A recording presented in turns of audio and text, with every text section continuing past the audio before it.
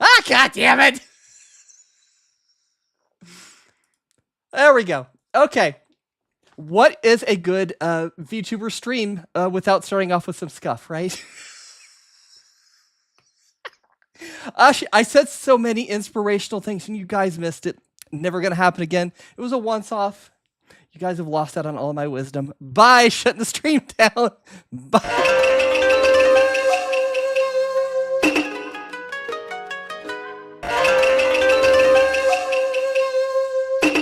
But honestly, I was just saying, try and break my follow. I dare you. I thought I had disabled it for this so we wouldn't have any visual stuff up, but try to break it. Go for it. Let's find out.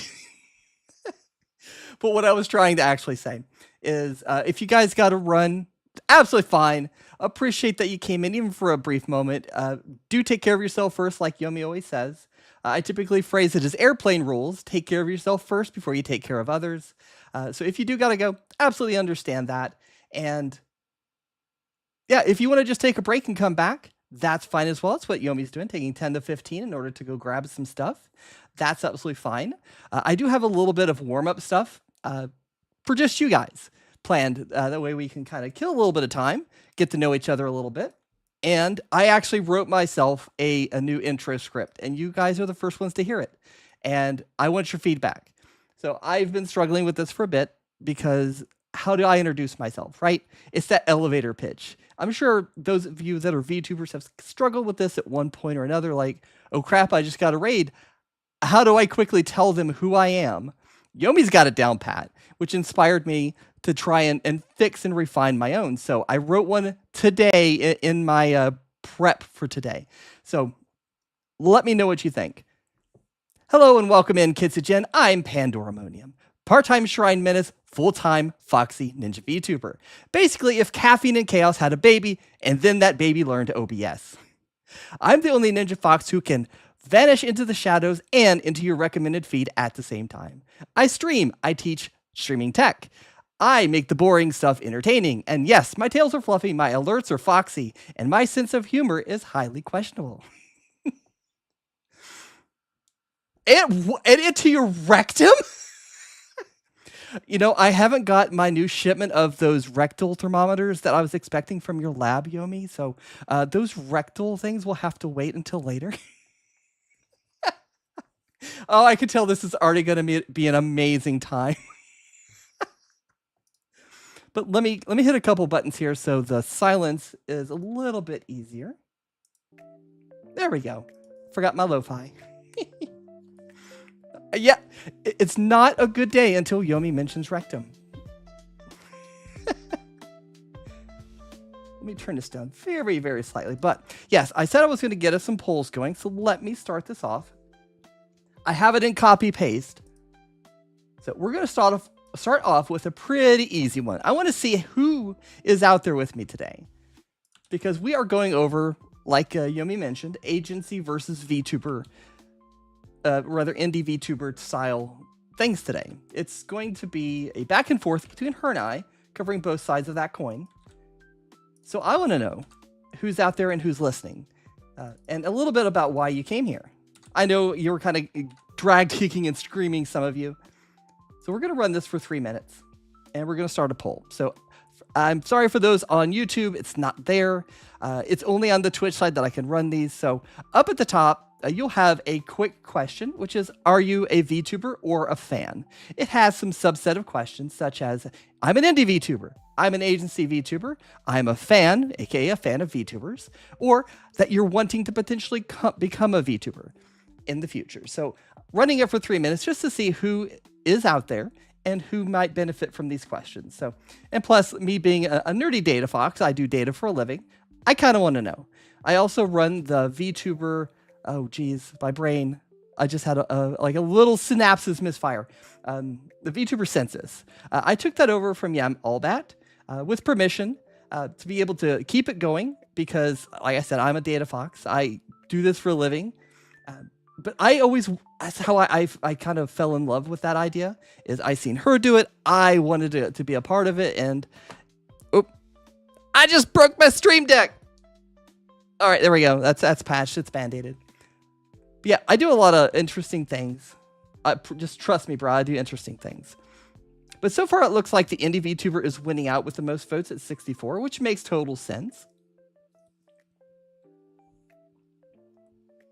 Oh, VTS. Yeah. I was going to wait until you signaled me to open that up. I had it sitting there.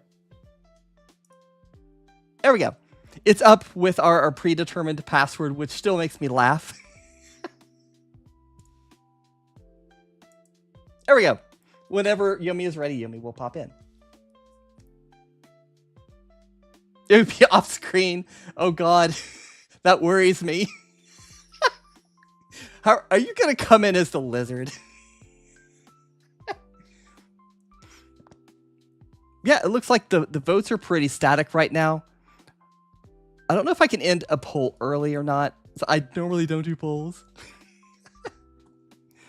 Let's see. Maybe I can run a poll on a poll. Nope.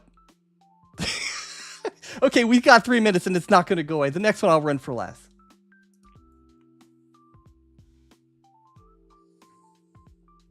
You can't vote. Are you old enough? Cole, are you old enough?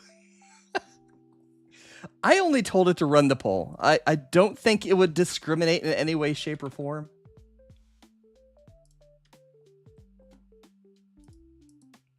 Well, tell me. Verbally tell me. I will manually count it in. Skelly, that works perfect. Thank you, Skelly. So where would you fall, Skelly? And I will manually, in my brain of brains, add your number on there. Thank you for the follow. And tonight, if I don't get around to saying thank you to everybody, it's probably because I'm engaged in conversation. Oh, you might become a VTuber. Well, hopefully, all of the stuff that we're going over today kind of helps make that decision a bit more easy for you. I think that like knowing some of the things that I've crafted for questions for the both of us tonight would have helped me, the early on VTuber, to make some better decisions. Not that all of mine were bad. No, not at all. Nah. I always make the absolute best decisions. But to be able to help make that journey a bit easier and to get you to where you want to go a little faster. I like how it starts out, rather how it ends, for now. I decided to follow you on Twitch for now. Okay, so I have to earn the right to keep that follow. Understood. Thank you, everybody. I greatly appreciate all the follows. I primarily make YouTube content, but I do stream once a week. What that is typically varies. I did stream for like weeks upon weeks how to rebuild my stream, and I did it from the ground up.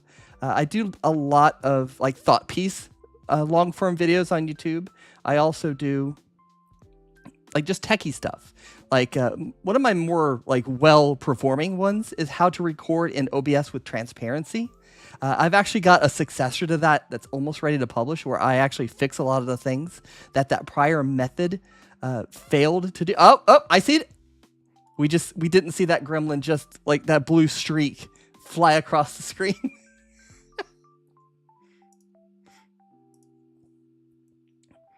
Oh, you may go back to VTubing tomorrow. Oh, okay. Well, that's not too bad. Tomorrow is just a slight day away. One thing you guys should know about me, I lose the train of thought very easily. So if I get like squirrel, I will absolutely just lose my train of thought. And I might have to ask you, what did I say last? My normal chatters are quite used to that. I think they have little pieces of paper to where they occasionally write down, yep, she was talking about that. She was talking about that. And then a couple minutes later, they'll be like, oh, yeah, that's what you were talking about. I actually had to read that off my paper. Oh, yep. I actually cover that as one of the questions tonight as far as the scheduling. Like, what does your entire week look like? I asked Yomi to put in her day-to-day info of like how much time is spent with this, how much time is spent with that. I did the same thing. We did it for 7 days, and then I took all of that and used percentages. I know that's nerdy, and I promise it's fun later, but it shows the difference between what an indie might expect to have their time be like versus if you make that switch over to an agency, what differences you might notice in how your week goes. So that might actually help you guys. So that way you know how to... Oh, thank you, Lexi. I am actually my own artist. I drew myself, I designed myself, I did a little bit of the rigging, but there's been 3 hands in my rigging. The original creator of the rigging, it's a Chinese name. It's like it translates to like spoiled milk, if I remember right. Lovely work, did amazing work. And we paid a little bit extra to get the file for it because me, again, being a techie VTuber, I want to know how to do it. So I'm like, I need to learn. And so we paid a bit extra to get that file. So I can go in and I can make tweaks, which I've done. And my wifey's also done. So like the boba that you see bouncing around was fixed by wifey. So if you like the motion in my lower ocean, that's hers to get credit for. And typically that's what I get when I stream on TikTok is like, I'm staring at 2 things right now. Yeah, that's one of the good things about being a VTuber is that you can redesign yourself however many times you like. Who's going to tell you no? There's like no VTuber police that's just like over there smacking the back of hands going, no, like coming at you with like a nun with a ruler. Oh, I designed my prior one too. I was a PNG tuber before.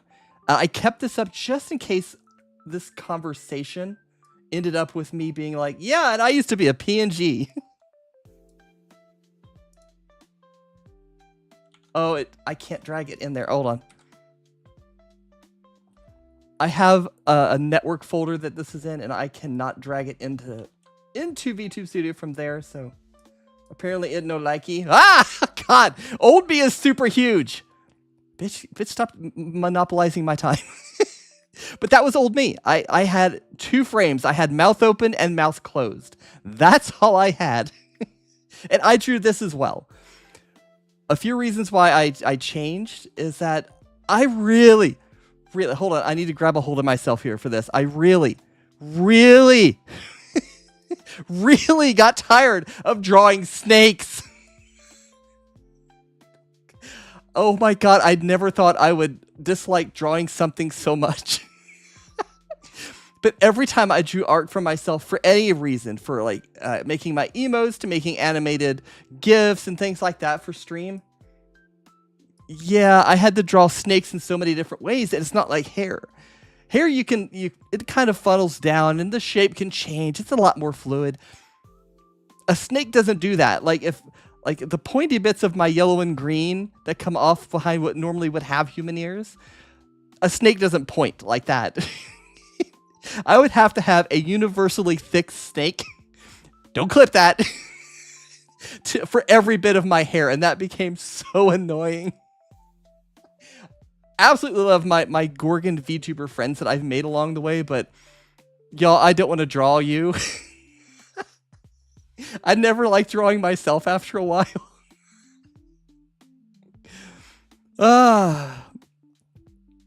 I've had 3 years of this, guys, so there's a lot of stuff that I've gone through. Given your name means all demons, yeah, it could make it kind of monsters. Yeah, I've had this name in various ways way before I was even what you see before you. So it's kind of stuck with me. I was lazy, aka I also loved the name so much I kept it. Or a portmanteau. Yeah, exactly. That's literally what it is. I took 2 words, Pandora, like Pandora's box, and Pandoramonium, like all hell's breaking loose, and I put them together. So it is a portmanteau. And I thought I was so clever that it would not be on other platforms. Like, this is totally original. Nobody else in the world has this. Yeah, I had to add 42 to the end of some of my socials. Because somebody got there before me. Some little kid on Xbox has my actual name, and I'm furious they don't even play.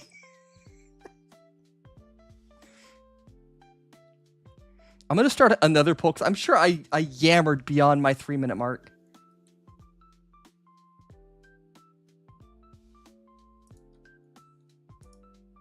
All right, we're going to start another quick poll here. Oh no, Yomi's coming. All right, I'll kill the poll. Let me find my Discord.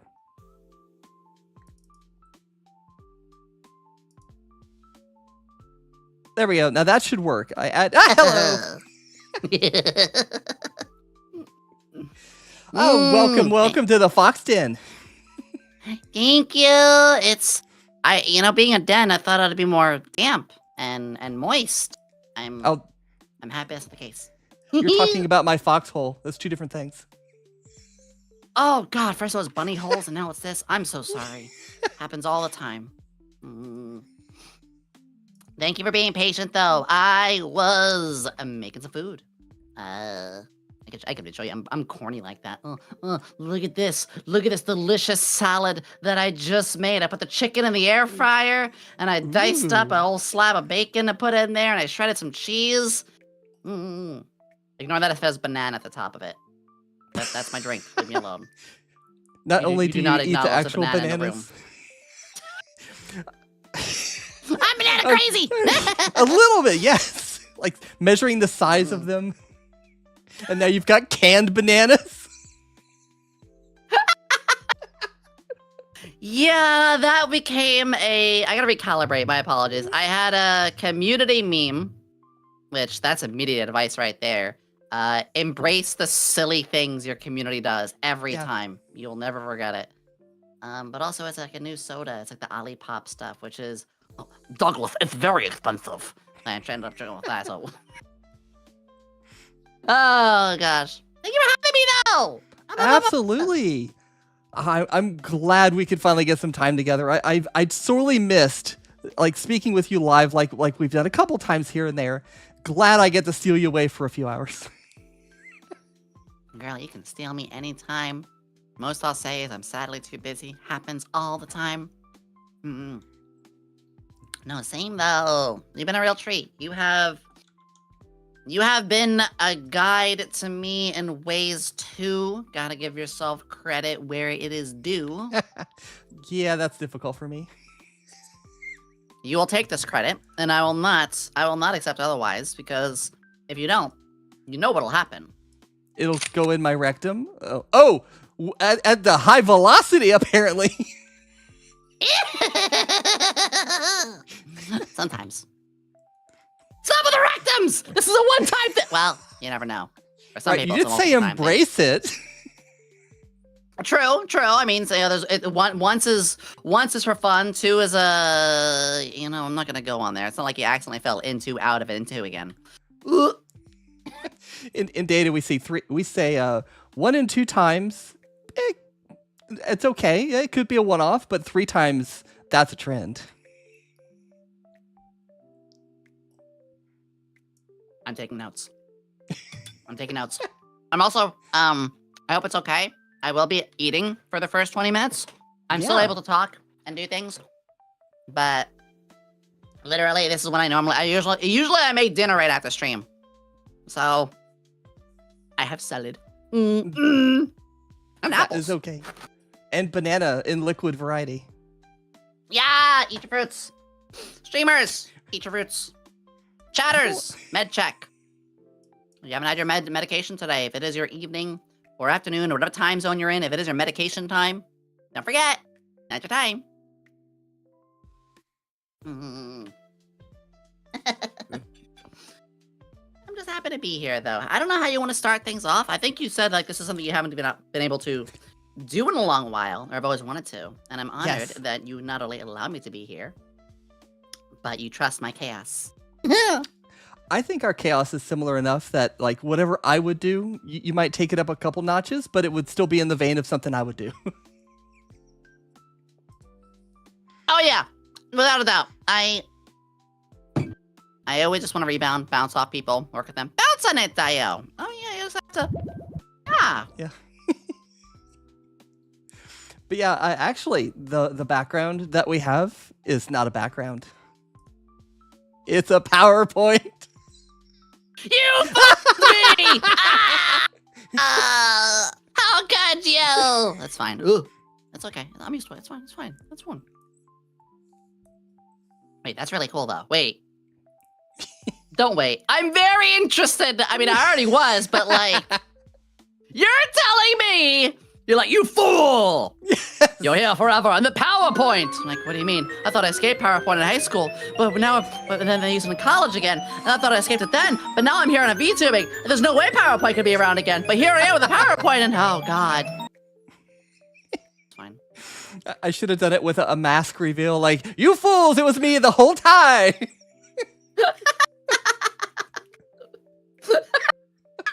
Great idea! Yeah! I don't use that enough. It's true, yeah, I love it! But I have a mask too, but it's only the mask that I use to rob banks. So I try not to wear it around too much. Yeah, you don't want to get Toby in trouble. He's already got enough crap to deal with. Toby helps me hold my friendships together, at least. If things are ever pulling us apart, Toby is always there to keep me and my friend closer. I love that, Toby. It's very well at containing other things as well. What are those other things? Do I need to tell you? But yours are bigger. Actually, I think they might be. It's okay. Any bigger, I'd have problems. Anyway! Like eye strain problems, figuring out where to look. Time to have eye tracker. Oh. Streamer watches other VTubers streams for 4 hours with an eye tracker and then seeing how say-so they are. Oh, I like that. That sounds like an awesome collab. Just like watching, seeing who looks where and how often. Wait, did I just have like a random stupid out of the spur moment good idea?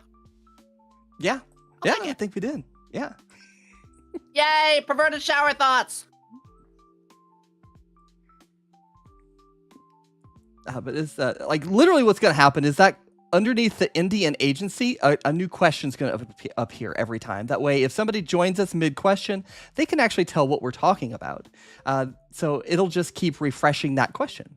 So I know you've said this on your stream, but you're in the dojo territory now, or the shrine territory. I haven't quite decided. So why did you become a VTuber? I'll have the guest start. Thank you. And I hope everybody here has a good time as we do. Goodness. So this is always such a good question because when you become a VTuber, there's a lot of variations. You can do it for fun as a hobby. I mean, you should always do it for fun. But you can do it because you want to help other people. You could do it because you're passionate. You could do it for... Yes, you could do it for work too. And honestly, if it turns into that, that's great. But that should never be the only reason. If your idea is, I'm going to make money by being an anime girl on the internet, well, you should be thinking, I'm going to have fun by being an anime girl or whatever on the internet. And maybe I'll turn it into. That's the first thing. So it was along that reason of, I think this is what I can be successful and fun while having fun with. I was at a dead end. I'm okay talking about this. I've mentioned before, I was really at the end of my rope. We are talking, game end of my rope kind of mentality. And I really sat and evaluated, and I thought to myself, what do I like? What am I good at? What do people say what do some people say I should or shouldn't do? And I stopped listening to people who said what I shouldn't do. And I realized, I love anime. I really enjoy voice acting and playing in character, thanks to, tabletop, Dungeons & Dragons kind of stuff. I have all these OCs and characters, like Yomi, and I pieced things together. I thought, wait, I love this VTubing thing. I've been watching it for ages. In fact, while I'm doing my current job, which was DoorDash and Uber, not exactly the cream of the crop there, I was watching VTubers left and right. I was like, this is fun. This is great. This is keeping me entertained. And wait a second. Half these people who are doing this that entertain me, I think I can do this. Like some of these people, I think I can do, I says politely, in a way better than, or provide my own unique side to. Like I could do that, but in this way. And so I essentially pulled the trigger and said, I'm going to do something for me.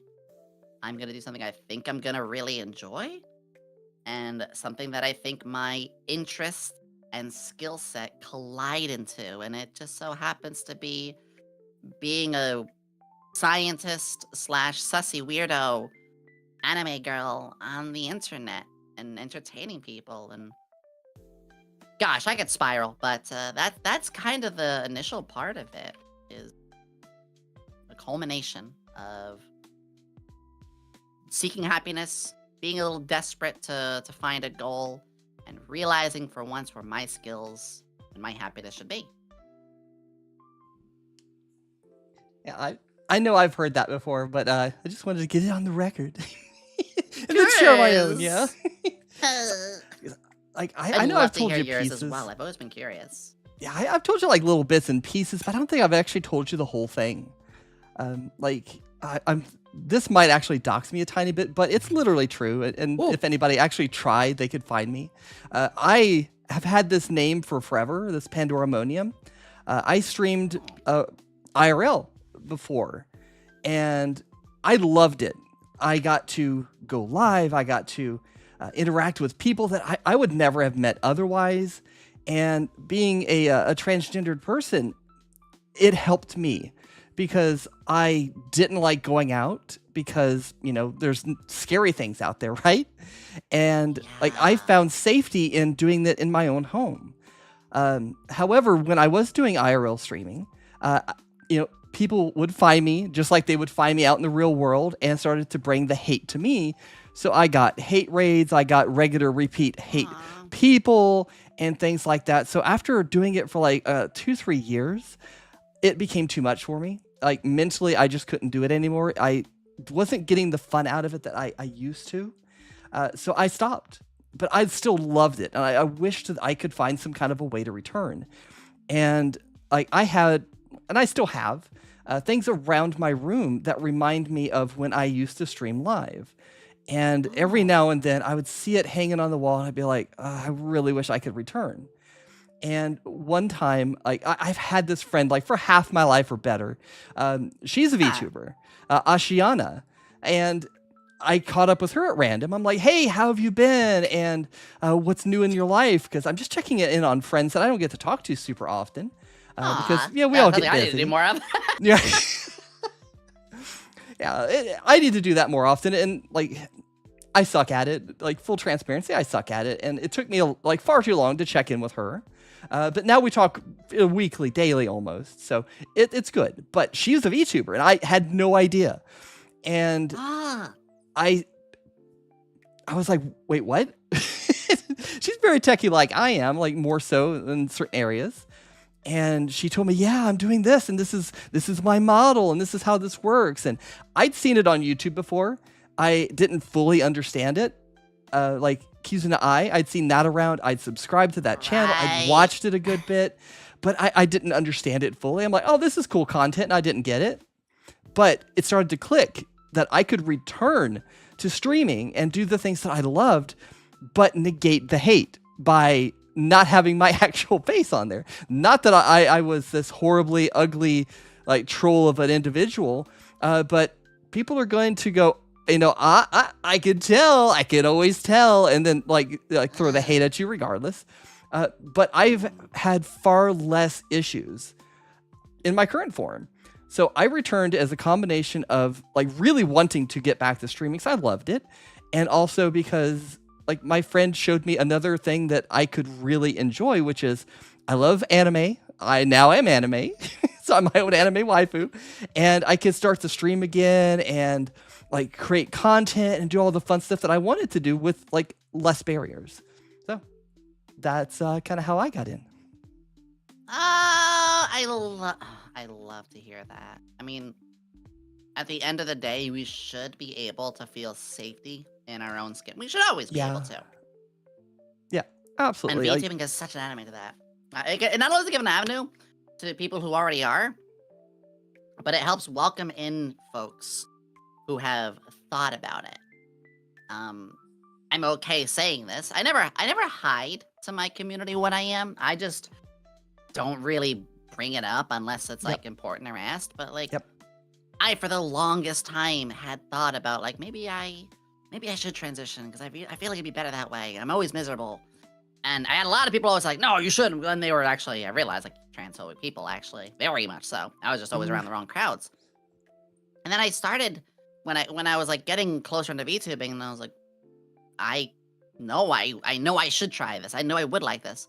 It was my first like step into doing so. And now I'm fully ingrained into knowing who I am and what I want to do. And I actually had my first time wearing very cute stuff and dresses and things. I was like, oh my god, I'm actually excited about clothes. Oh my god, I love what I'm wearing. And you might have that's seen such a that. I great was at feeling. Off-Kai and stuff. Yeah. So I love the hell out of that. Hi, Bolts.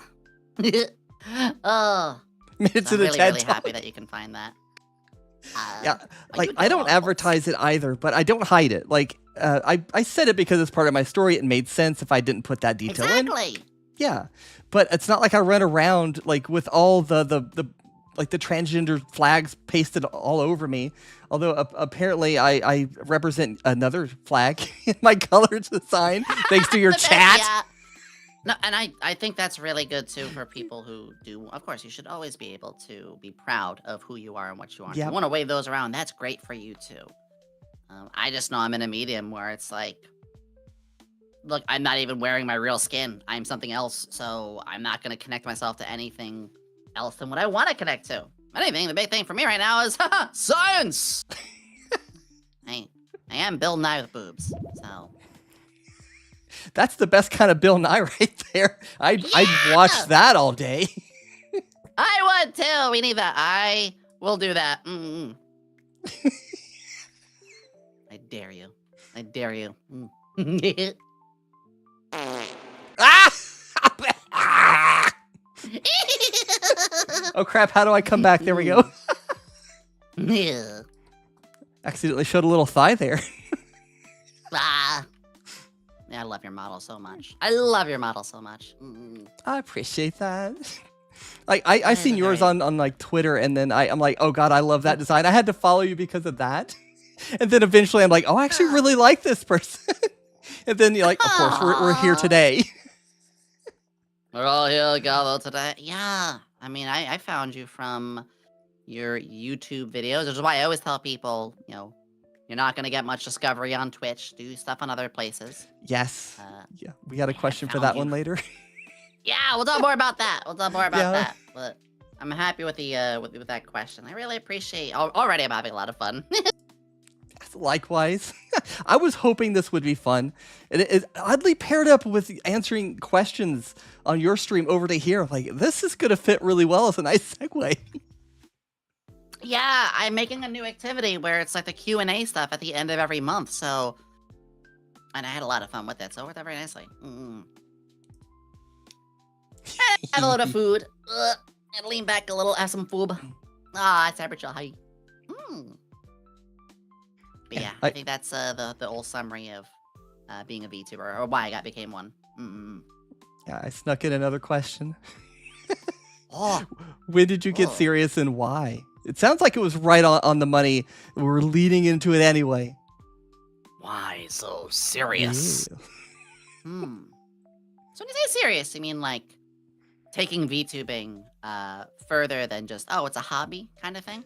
Yeah, exactly. Like, I went from just playing games for fun, like in my IRL days when I had a webcam, to when I became a VTuber and then decided, you know what, I'm actually going to take this seriously. I'm going to try, versus I'm just having fun. Right. I think it happened for me pretty early on, because when I started, I did a lot of studying before I started too, which was already kind of you're taking this kind of seriously. I didn't just jump in going live, even though I tell people, I know it's a little hypocritical, but I do tell people, and I mean it when I say you should start casually, you should just go live.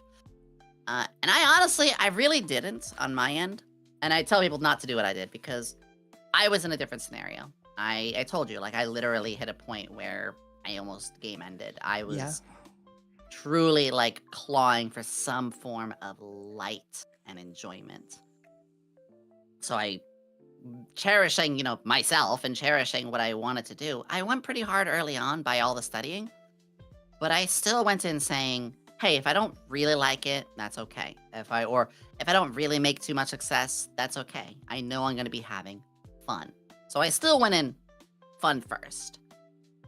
But with all the studying and prep, like the 4 months, and yes, I did. I rewatched a bunch of HoloLive debuts. I watched YouTube tutorials and VTuber tutorials and OBS tutorials and all these stuff, mostly on YouTube tutorials. Stuff like what you even have on your YouTube. Like if I didn't start until this year, like your channel would have been some stuff I studied too. Stuff like that. By studying that, my first time going live, my very first stream, I had double-digit average CCV without even debuting. And I was like, pause. What just happened? I looked at the stream, and I knew. I went in very realistically. I went realistically, like, affiliate can take a month or two. Your first stream, you're only going to have a few people. And I paused, and I don't mind saying a number. The stream average was like 18 people. I was like, Nice. what? What? Huh? Maybe I have a knack for this. So I still prepped to debut, because my first stream was a testing stream after a couple months on Twitter and stuff. And the debut was going to be 2 weeks later. But in the remaining 2 weeks, I was like, ooh, maybe let me go plus ultra and like really try to make this debut slap even more. So I did. I had a lot of sleepless nights afterwards. So and on debut, it was obviously even more. I just was gradually growing pretty quickly. And I think it was after the 4th or 5th month. It was after Hat in Time. I know a specific game because a lot of my community to this day came from that game. A lot of my core, like, original members. It was after the Hat in Time streams, because that was also my first, like, long series game.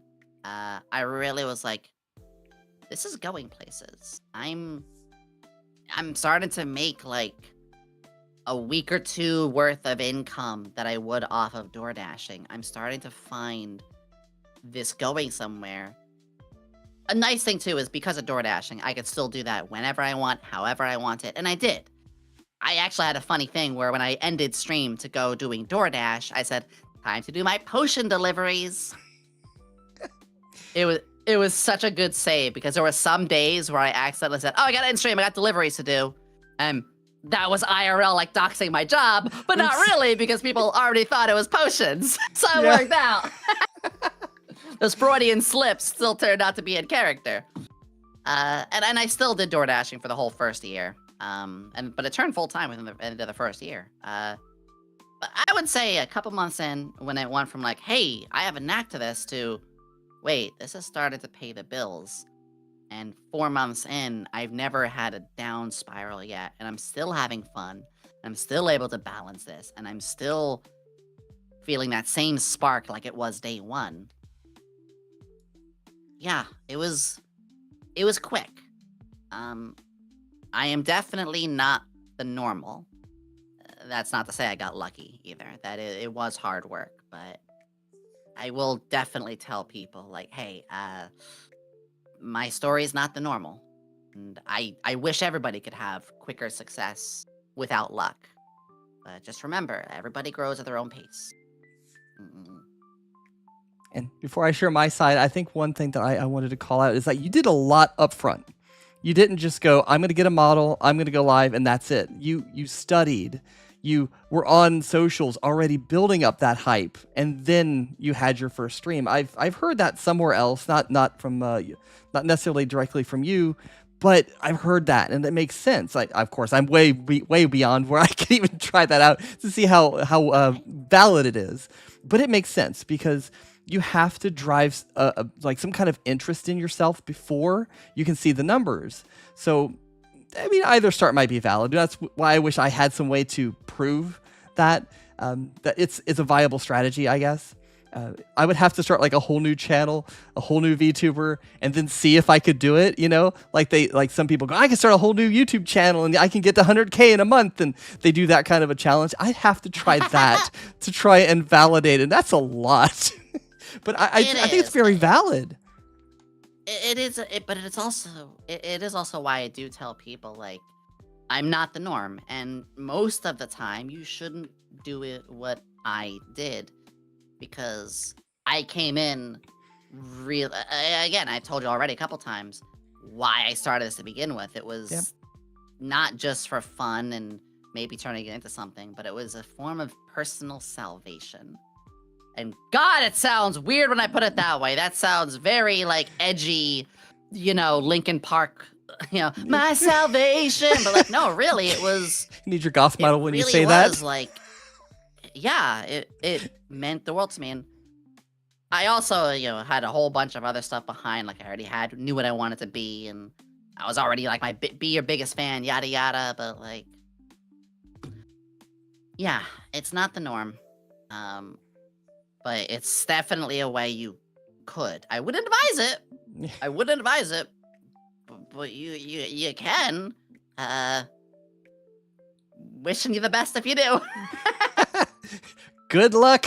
It's like turning your blinker on across 5 lanes of highway with like bumper to bumper. Everybody's whizzing. Like, put on your blinker. Good luck, everybody. Just go for the exit. That's a great analogy. But like on my side, here's about yourself too, though. Yeah, I appreciate that. Like on my side, I'm going to touch a little bit more on some of this bits later. So I'll give a bit of a teaser, and then more of the details will come out in a bit. And that tail keeps wiggling right in my ear. But I put up my old model. I've showed you my old model, the Gorgon that I used to be. Yeah! I threw that up before you hopped in, and like I thought I was serious, and like the watchers might think they're serious, and maybe you are. I'm just speaking to my own personal experience of like I thought I was serious. I was streaming on a certain schedule. I was doing like 3 days a week, something like that, when I was a PNG tuber, and I thought, this is what I need. This is what I need, and it was only during my rebrand that I realized, like, I personally, like, my own attempts, my own, thoughts and feelings and such, I thought I was being serious, but was I really? And I was not, because, again, and more to come on some of the later questions, but I was banging my head against a wall trying to succeed when I thought I had a plan and I didn't. So during my rebrand, and there's more on that as well, but I had an epiphany. Like, what am I doing? Why? What is my approach? What the heck? Where's my plan? I didn't necessarily have a plan, and that was holding me back. So I made all these decisions at the same time I was rebranding and drawing the fox that you see here. And that's when I got serious. I'm like, streaming's not doing it for me. And to a point you said earlier is that having like some type of a content strategy is ideal, because like you can stream and stream and stream and stream, and you might get found, you might get successful. But if you have a plan, a strategic plan, and you stick to it, it's going to work better for you. Will it be the end all be all, and as soon as you have a plan, you rocket to the sky and you become famous? No. But that's the moment when I became serious. I was like, you know what? I'm approaching this all wrong. Let's rethink this, and then make an actual plan.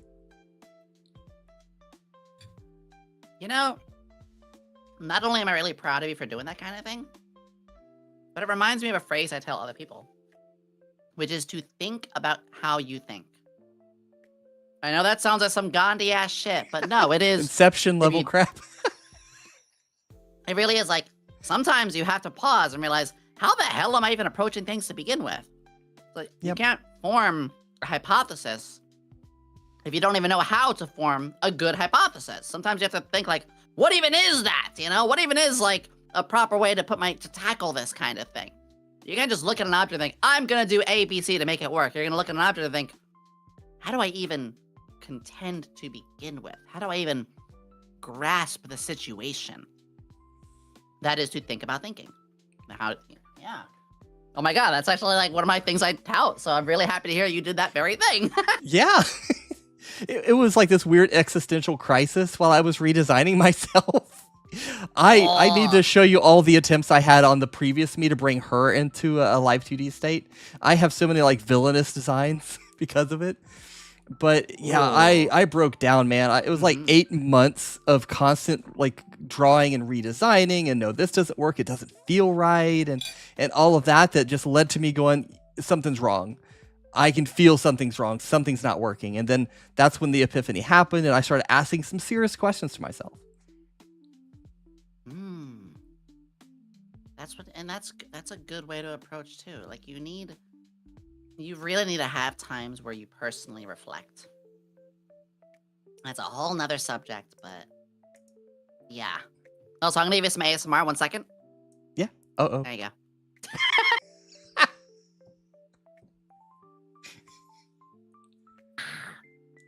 Hold on, I'll turbo speed it. Ready? Not kidding. Here comes the liquid banana. Yeah. I have the reel and I have the soundboard. Oh shit.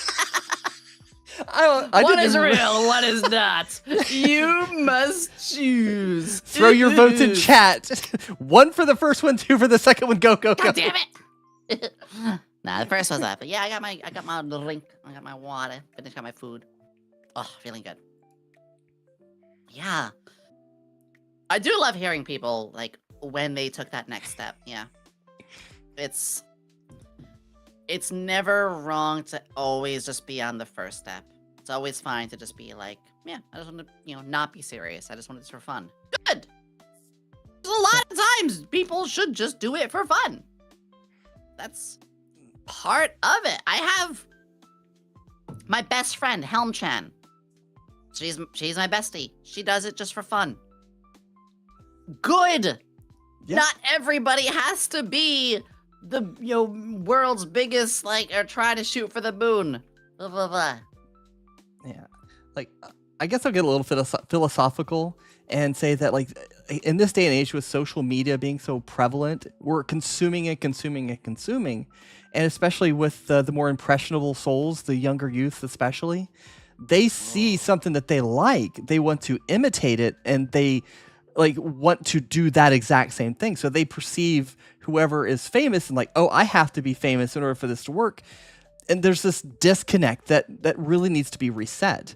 And that's kind of what I approach in different ways on my YouTube channel, is how to really explain what this is. This is not what you think it is. This is your journey to be famous. You don't have to do that. You don't have to do this. You don't have to. There's a few other questions along this line later, but I break that myth. Every time I see one start to crop up, I want to make a video and break it again, because it just keeps resurfacing. People just don't understand that this should be first and foremost fun for you. You need to enjoy it, because especially for your own health, your own mental well-being. But if you plan to do this long term, if you plan to make this your living, there's a few different ways to break it down. One is that people can tell if you're having fun, and they're more likely to watch you. And longevity, if you're not having fun, let's say I was doing things to make the algorithm happy. I was doing things that would bring me in the most followers against my own best interests and health. I might reach that goal, maybe faster than I am right now, right? But am I being true to myself? No. Am I doing it just for the likes and the follows? Yes. Will I be happy? Probably not. And that's the heavy trade-off if you go down a wrong kind of route.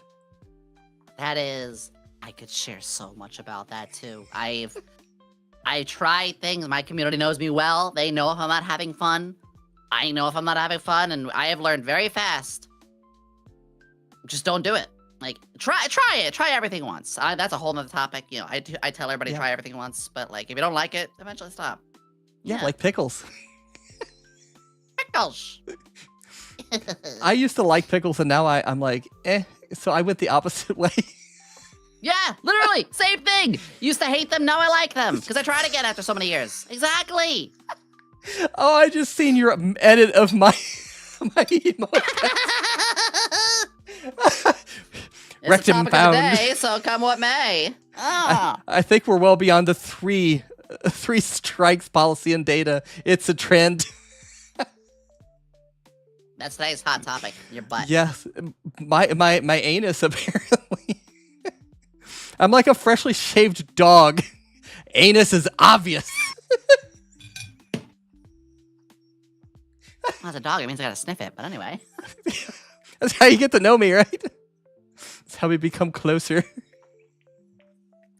It was choked. I'm technically Anyways, Fox is yeah, in about the that. in the dog family. we're Oh, cousins, that's sort true. of. Hmm.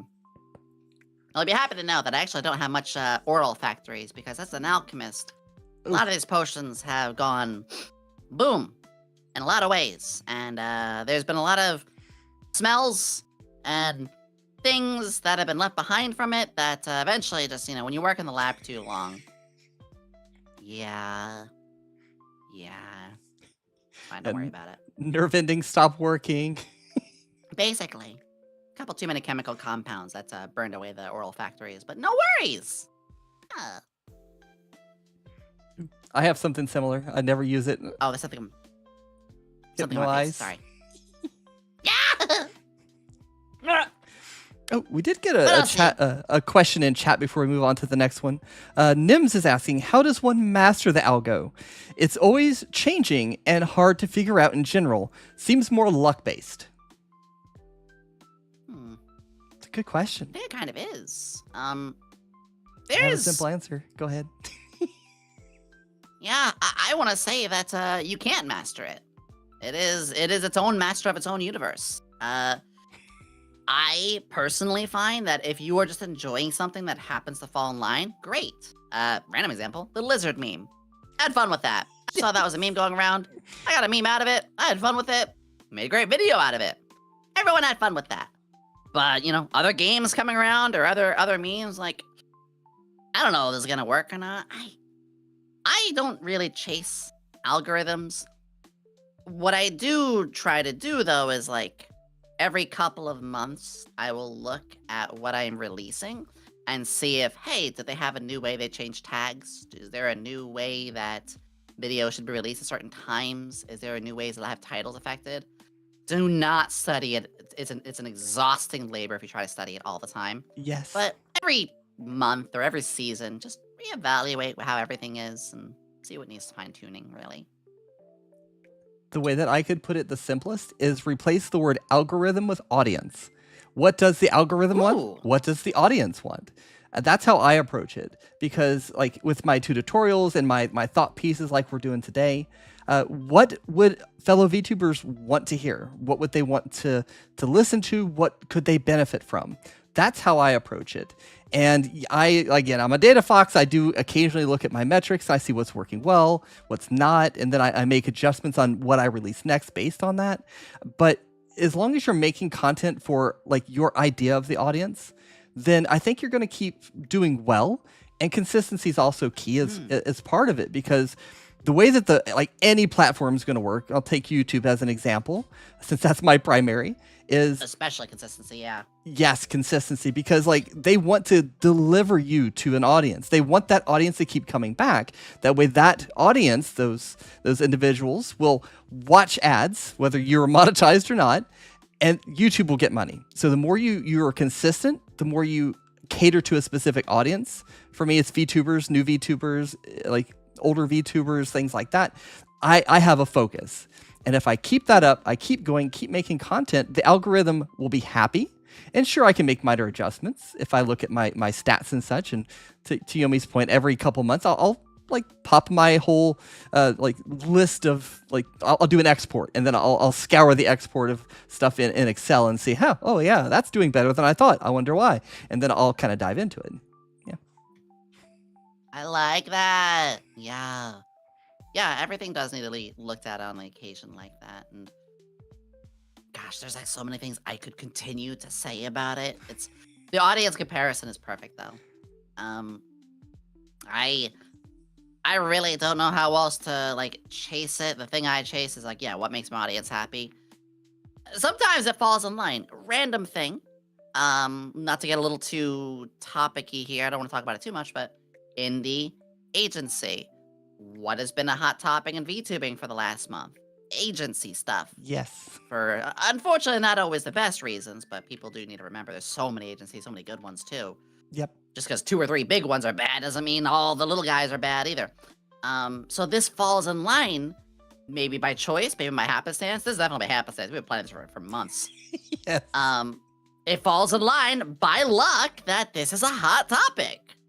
So yeah, I don't know how to that, but I say that while we're an hour in and only 2 questions in, so probably I'm probably gonna halt myself.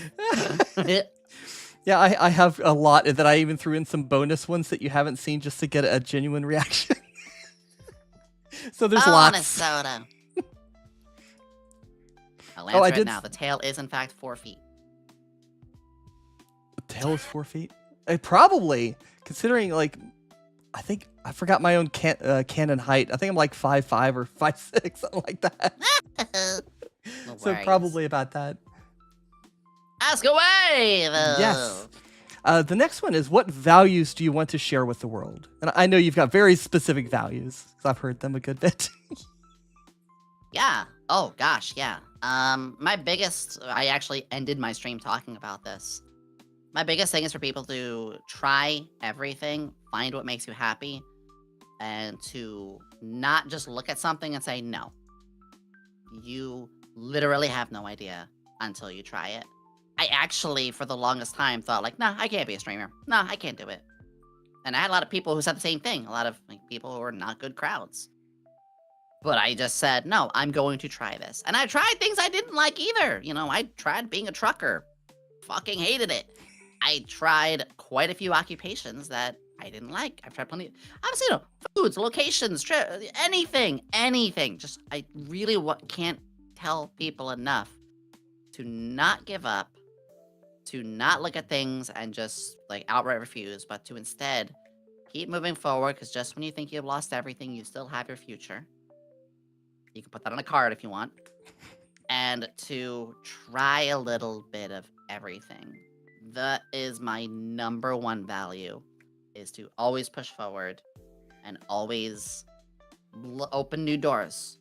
Stop walking down hallways full of closed doors and judging that it's on the outside. No, open each one of those doors. Could be a gold mine in there, you know? And there's other little things too, but if I had to choose one, that is absolutely my number one, especially as somebody who experienced that firsthand and is now, you know, happy and successful because I explored, because I opened 10 doors and those 10 I didn't like, but the 11th door I opened happened to be the one. That's how it should be. Otherwise, you're gonna be sitting there all day, like, regretting the same thing every day. I should try this. Nah, maybe not. 2 months later, I should still try the thing. Maybe not. 2 years later, same thing. It's like, just stop repeating that maybe, and instead, try it, make that decision, and that way it'll stop haunting you. The what ifs will go away. Don't live in what ifs. Live in what am I doing? What am I doing now? You know. Yeah, if I listed off all the things I've ever tried in my past, it would be a weird list. Like if I gave you my resume right now, you'd be like, "This is the most erratic thing I have ever seen." The hell was that you did over in Texas? Damn. Yeah. It's like some of the stuff is like, some of it was paid, some of it was volunteer, and like it's all over the place. And because of that, I've tried a good bit. And some things I found that I like that I never thought that I would or I'd be good at that I haven't. And I think some of those skills that I made doing those random things, and I can always fill in the blanks later for you via Discord if you want. But yeah, like little inside info. Yeah, I can dish. Ooh. But like, not to like to dox myself or anything, but I've been up on stage in front of thousands of people. I've been on live television. I've traveled for like conventions. And I've done so many like random things. Worked at a carnival. I've told carnival stories before. Like so many random freaking things. There's way more, and if I gave too much, people could line it up like a constellation and go, "Yep, that's the fox." That's her. Ew. Yeah, you have to be a little careful too. That's true. That's true. Yeah. Yep. But like, it's just kind of bolstering your point, because if I didn't do all of that, I probably wouldn't be here. If I did end up in this similar spot to where I am a VTuber, would I have those same skills? No. Could I talk to a bunch of people? Probably not. But literally being up on stage in front of like thousands of people and doing improv comedy, Yeah, you kind of build up a bit of a tolerance for a bunch of eyeballs on you. Hey, yeah, actually, right there, like with improv, like even if you didn't like it, you'll still get a skill set. Yeah. You'll still Yep. learn some stuff. I mentioned the trekking earlier, like, oh, that wasn't for me, but tell you what, when the zombie apocalypse happens and people are trying to weed out who should survive and who should get fed, I'm like, hey, it's got wheels, I'll drive it. Like, damn, that girl right there, we need that. We need a transporter. Yeah. Remember, use a zombie apocalypse analogy. My mind was going Mad Max. I was seeing this giant truck with all the spikes and blades and scoops in the front and like Yomi behind the wheel. That's a bit of a dangerous combo right there, yes. Oh, I would definitely be the one on the top with the flaming guitar to your Mad Max truck. This gives me ideas. Not legal ones, but ideas. But as far as like the values I want to throw out there, it's like there's too much drama, in my humble opinion, in the VTuber world, and we just absolutely eat that up, just in general. I kind of want to be the anti-drama, if that's even a thing, to be able to like bring us together, to say, hey, everybody has started somewhere similar to that. We all have similar things. We're all people behind these avatars. We have very similar thoughts, feelings, and experiences, and bring us together. And part of that is teaching. Like, it's a difficult thing to be a VTuber. It's very daunting to some. Like the technology is like, oh my God, how do I even set up OBS? How do I do this? How do I do that? What if I'm not good enough? And all these other thoughts that people have. I want to kind of squash the bad thoughts and elevate the good ones. It's kind of what I'm after. I love that. I really do, because I really so hard, it's not hardly. Oh, you're so hard. I gotcha. Rewording. I so firmly agree with that, because same thing. Yeah, I really just want to encourage people to be like, look, everybody's different. You know, everybody likes what they like. Don't need to yak their yum. Everybody's like the sort of person that they want to be. Don't try to act like you know everybody until you get all the facts. And honestly, if you make a mistake, just apologize. 9 times out of 10, the person who apologizes is always going to continue moving forward than the person who's been stubborn about it. Yep. Oh, I can count so many life experiences that's literally true. The person who was first to say, I'm sorry, I was wrong, they're the ones that grow. There's the ones that like have that forward momentum. And if you're stuck and you're like, nope, I was right, you're going to stay stuck in more ways than one. So. Yeah. Heck, this is a positive. There's a positive name drop, but would you be okay if I mention a name of somebody who did right like that? Yeah, go for it. So, not that long ago, Chibidoki, they released a figure, and a couple people were like, "Oh, well, you used to speak this way about folks who were, like into lolly and stuff like that. But your figure, the non-derpy one, is lolly." And she said, I'm not like that anyway, more. You know, I understand the communities, and I messed up for it back then. And I did bully people. And I'm sorry that I did. And I've apologized before, and I'll apologize again. And, everyone was like, good on you for that. And even further, for the people in comments who were like trying to, post old stuff of hers, you're like, look, that was many years ago. And yep, I'll apologize again. And I was so proud of her for that, because I'm into whatever I'm into. It don't fucking matter to me. What matters is somebody doing exactly what she did. She was just like, nope, I goofed. Doesn't matter. Well, not really, because I don't feel that way anymore. But if you still are worried about me feeling that way, my bad, I'm sorry. And everyone just like moved on. Everyone just moved on. They're like, no, you're good. We appreciate that. We should be applauding and happy when we see people grow. Yeah. Like, isn't that the best thing, Yeah. I can't think off the top of my head. I know I've had a few opinions that have changed over time, and people are happier for that, as it should be. It's just not easy, folks. It is. People overcomplicate it, but that's a full-on Jedi mind trick. Like, this is not the drama that you're looking for. Just this is not the by drama apology. that you're looking for.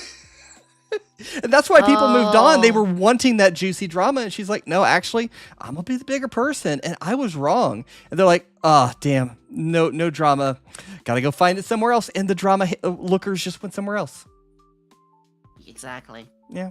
And again, I don't bring up any names for anything, negative of it. I follow and I love Chippy. I've been freaking proud of people are even like, oh, you're a little bit like her. I'm like, "Eh."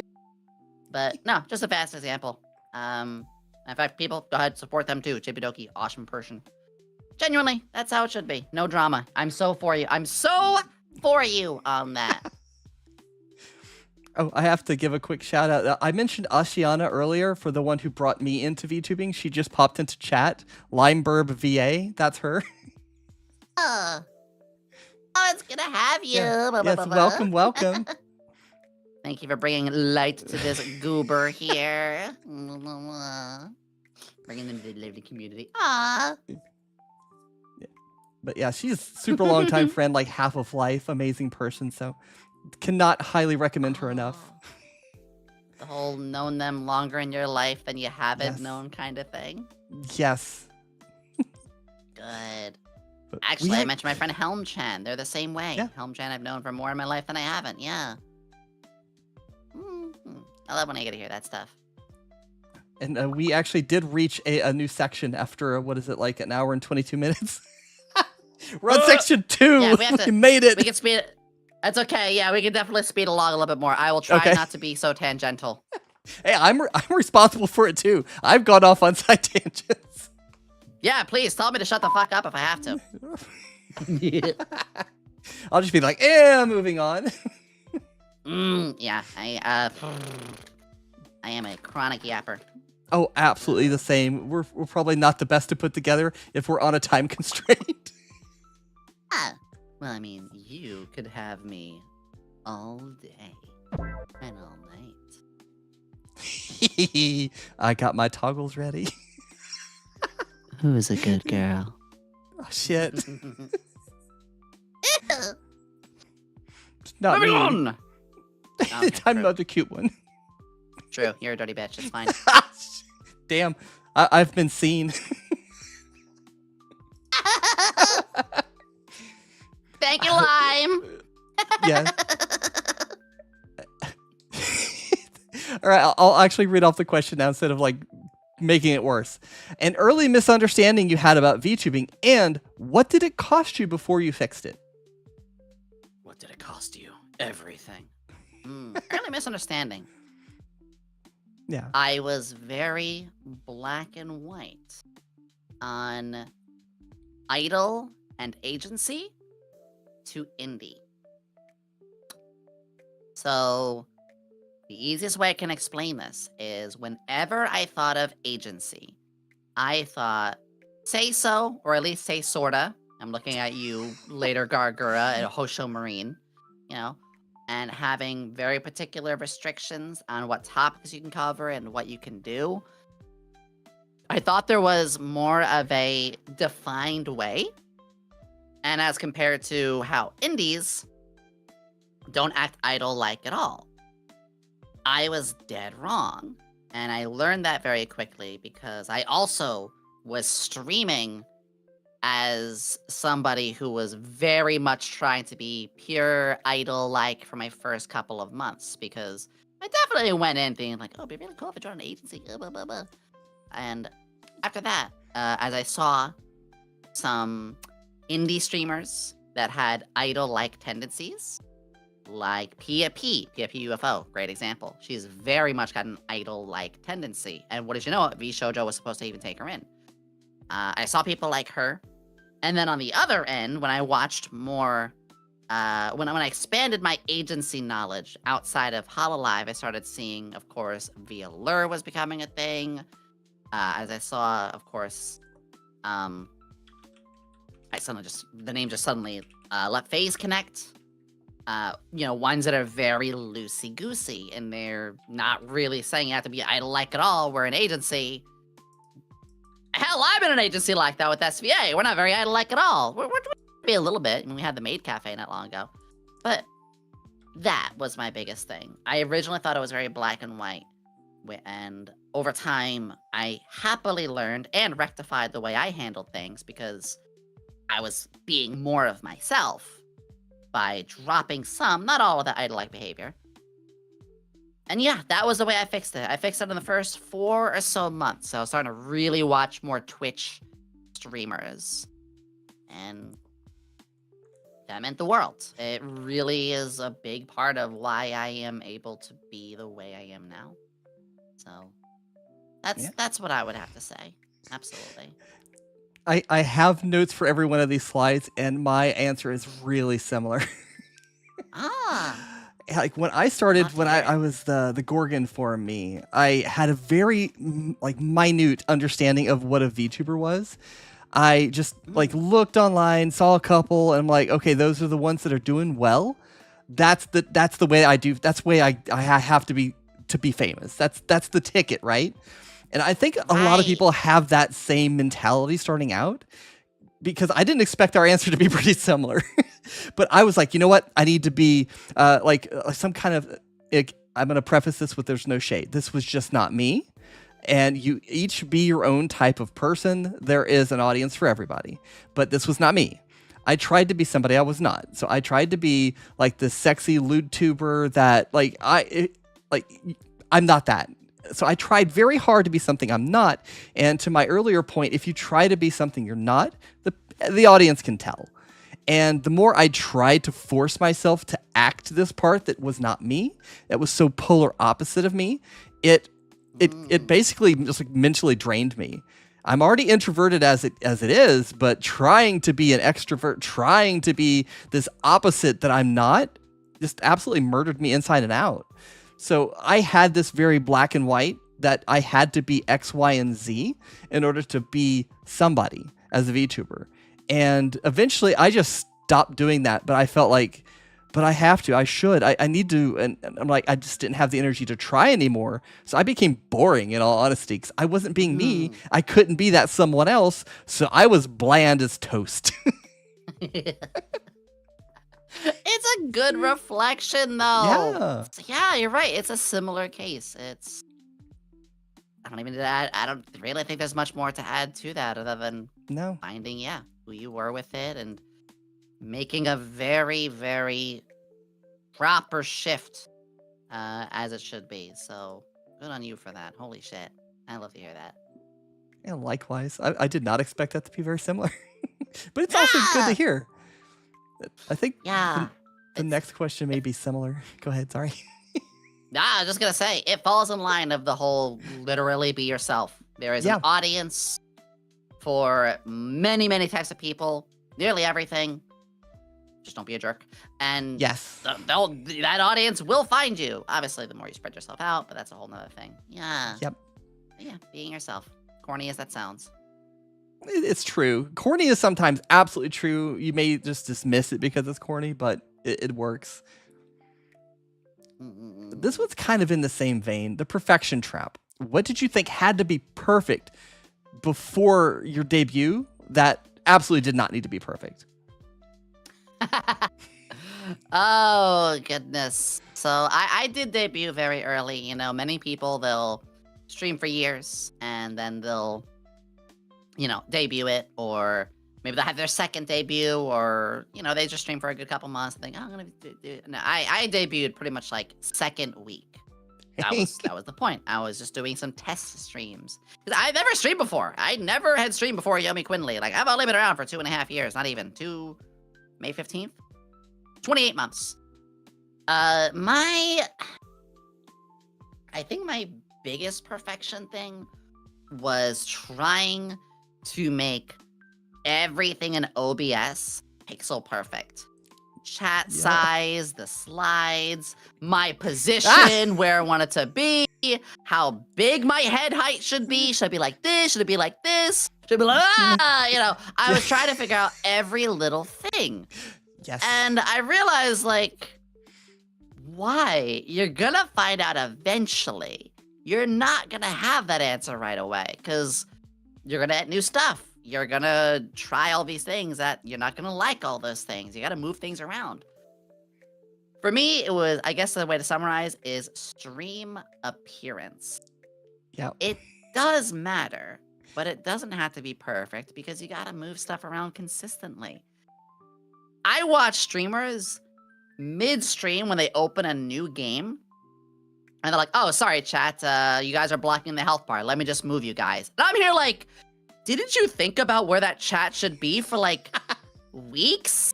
Isn't that exactly the pixel perfect spot? You're just willy-nilly going, "Yeah, I'm over here now." I'm like, what? Why? You're gonna forget where that was. And then it's like, oh, wait, they're right. It's not a fucking big deal. Okay. Yeah. Literally Like- today, when I'm doing the Q&A, I was trying to figure out where the question for me to answer should be. And half the time, I'd move them in different spots. Because now I don't care as much. But, yeah, your OBS. Yes. Have a good layout. Doesn't have to be amazing. Flex, play with it. It's Legos. Those Lego bricks aren't going anywhere. Turn it into a flower today. Turn it into a race car tomorrow. I don't care. In fact, you might have to, because one day you're playing a racing game, and another day you're playing a farming sim. So there you go. Yeah, change the head of that Lego cat into the Eye of Sauron. Just mess with it. Yeah. It's totally a TikTok video I seen earlier this week. I loved it. It was great. But Reminds me of the guy ironically, who built a bunch of Lego frogs. oh, I gotta see that now. Yeah. Oh, I have a Lego thing I should show you. I'll take a picture of it or a video and I'll send it to you. It's a Johnny 5 from what Oh is my it? God, Johnny 5 is alive. Yes, and he works. I can control him with my phone. I got that for my birthday and I freaking love it. Oh, I gotta see that later. I gotta see Yes. that later. I'll send it. But like, ironically, my answer is really similar, and I fell victim to it again because like I'm a perfectionist. I do graphic design, and I know like we're similar in that aspect as well because like graphics and character design and all that are shared interests. But like I need to have everything perfect before I even go stream. And I realized that once I built on this and this and this, I was slapping that and that. I wasn't doing it in such a way that I could easily find something. Like when I had a collab with some of my friends, I'm like, oh crap, where on earth did I put that the PNG tuber overlay that I now need to enable so my friends are showing up because we're not doing a VTube collab, and like stuff like that was out of place. So I had to fix my organization. But like prior, I had to make all of the graphics. I had to design where they were, where they're going to be, and how is this one going to interact with that, and is that going to be enough space if I'm there, and what am I covering, and like how big should I be, and in the bottom corner, like all those same things I went through as well. But then I fell back into it when I redesigned my stream to be more professional and to be more organized, so I can find things when I want to move them, to your point, because if it's an absolute chaotic mess, I couldn't find anything to move it. And I was adding stuff and then like, wait, now I've got 5 of those. So where's the one that's making noise? I don't know where it is. So like that you don't absolutely need. You can be streaming on a potato of a layout. You could just be full screen and you're in the corner and that's absolutely fine. So don't sweat those details. Yeah, I think that's a really important thing for people to remember. Lay the foundation down now, paint it perfect later. Yeah. It is nice over time when things look really, really good. And there's a lot of things in my stream I'm super happy with now. But there are some stuff. Oh, rapid example. My ASMR. Oh my God, my ASMR took months to get the audio where I wanted it to be. But you know what? Wouldn't have been able to if I didn't go live the first time with it. Yeah, and sometimes you don't know what you want anyway or what works well for you. So if you make it like all that time pixel perfect, like take 2 months to do it and then you go live and go, that's actually not going to work at all. Now you have to redo it. So Ooh, just like do it in stages. I had that happen recently with my Partner Plus 2 widget OBS thingy. I was trying to like really hype people up for the OBS for the Partner Plus Stage 2. And it just wasn't working. I tried everything. Not the community, but I mean like the widgets, the stuff. And I was like, you know what? Man, fuck this. Get this out of here. Anyway, I digress. I snuck another question up. Are you drunk? No, Hold on, I need I to don't match. drink. The only time I started drinking was when I joined the Sox VTuber agency. Those are not related, I swear. That was what, coconut wine or something like that? I don't remember. That'll be a story for later, yes.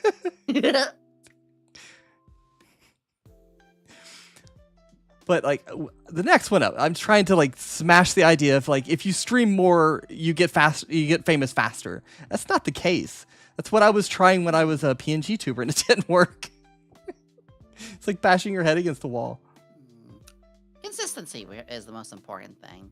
I had a few times where I did very long times. Subathons. I had a subathon back in May, earlier this year, which was a subathon to fund my move, which succeeded. It was capped to be May 31st. We reached May 31st. Funny enough, the remainder on the timer, I'm just gonna succeed into the next subathon, so we'll start with 18 hours next subathon, which is a cute idea. I love that. I got a good portion of more followers, but it didn't up my CCV, which wasn't the intention, of course. But yeah, I have some days I stream 4 hours, 4 days a week. But some games, like Cyberpunk, it's a long game, I'll stream that longer. A game that's like 50 or more hours, like in total to complete, I'll usually stream 5 or 6 hours. But no, I don't think so. I think that it's less about more and more about consistent. You should stream a minimum. If you only stream once a week, it's cool. You're not really going to rock the boat. You're not going to see as much success. But on the other hand, if you stream 7 days, 6 days a week, it's actually going to have the opposite effect too, because people can't watch all of those. I found the balance to be 4 days. Sometimes a little more, sometimes a little less, sometimes 5, sometimes 3. Hours, supposed to be 4, but sometimes 5, sometimes 3. And collabs too. Some days I have 4 days a week I'm streaming, but I have a collab on one of my off days. So I don't normally stream on Wednesday, but hey, I'm on so-and-so's this Wednesday, kind of thing. Yeah, like the thought that I'm thinking of with this is like my old self. I'm like, if I just stream 5 days, I'm gonna grow. There's no plan there other than to just go live 5 days. So if you think that it's not going to work, it might work. There's a small chance. Twitch's discoverability by itself is just nil. The way that I think about that is that like everybody is in a gymnasium, elbow to elbow. Everybody who's streaming is crammed in there. They're all screaming, "Watch me, watch me, watch me." It's kind of how Twitch works. And they're hoping for the claw to come down and pick them up and go, "Oh, you're the famous one now. And you're the next whoever." And you can't think about it like that. You have to have an actual plan. Like you said, like you have a strategy behind it. You found that sweet spot for yourself to where it's 4 days. Like you said, nobody can watch you every single day. It's going to tire you out. You won't have time to like make content or da-da-da-da-da. So you have to have something else in there, some strategy behind why you're streaming so many days, not just go live and hope for the best. Yeah. And it does change person to person. Yeah. Could be health issues, could be time zones. I'm not saying you have to do 4 days a week. Some people it does work. Zentrea streams almost every day. It works for her. Yep. She has surmised enough of an audience that I think, she's more than has every reason to be able to make that work. But also, you can change and vary and figure out though what what works, what doesn't, and do as much as possible. Anything not Twitch. As awesome as Twitch is, if you are doing daily on YouTube or daily on TikTok, that does work. Yep. Because those platforms incentivize that, which is unfortunately unhealthy.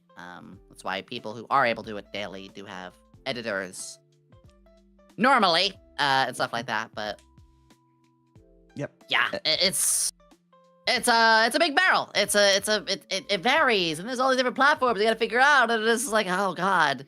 Yep. You have to know the game board to make any moves whatsoever. So if you just assume things, you may assume right, you may get lucky, but knowing what your discoverability is on Twitch, knowing what it is on YouTube, knowing what it is on TikTok and Instagram and all the other platforms, that's your strategy. Do it with purpose. Yeah. Don't just do it to do it. Do it with purpose. Yes.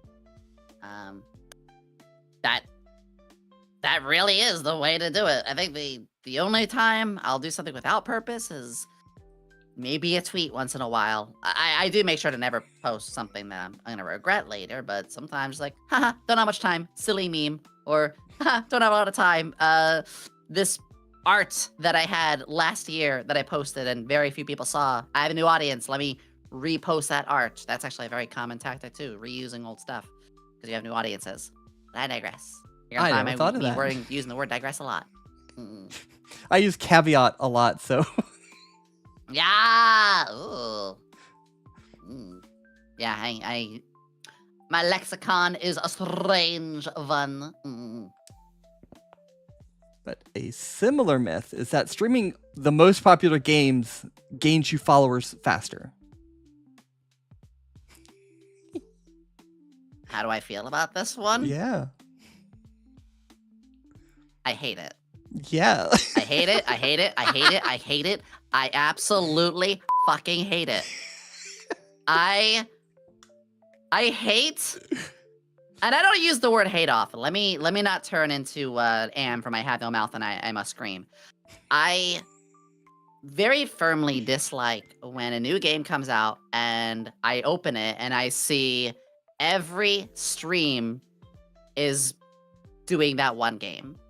You know, it's the whole, my friend Desync makes this joke is I'm part of the problem. Is I open up and Night Rain, Night Rain, Night Rain, Night Rain. Okay.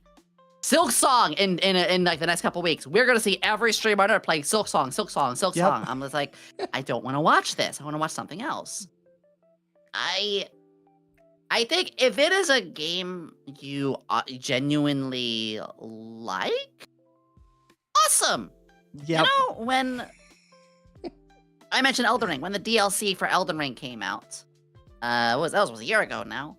I did stream that around release. I was part of the problem. But you know what? I didn't stream said popular game because it was popular game. I streamed it because it was fun. Hell, Silk Song, when it comes out, I'm gonna play it eventually. Not on release though, I'll play it later. I'm playing Cyberpunk right now. The game is 5 years old! I really think play what you like. It goes to what I said earlier. If you do something you don't like, your community knows you better than you. No, as good as you do at times. They know you better than most other people, though. That's something I want to bring up. You mind if I go on a tangent? Yeah, go on a tangent. Your community knows you better than most other people. What do I mean by this? Well, think of it this way. Figuratively, hope whoever's watching, I don't know, bring up a sibling, something like that. How often do you sit face to face with your sibling or mother or someone of a family?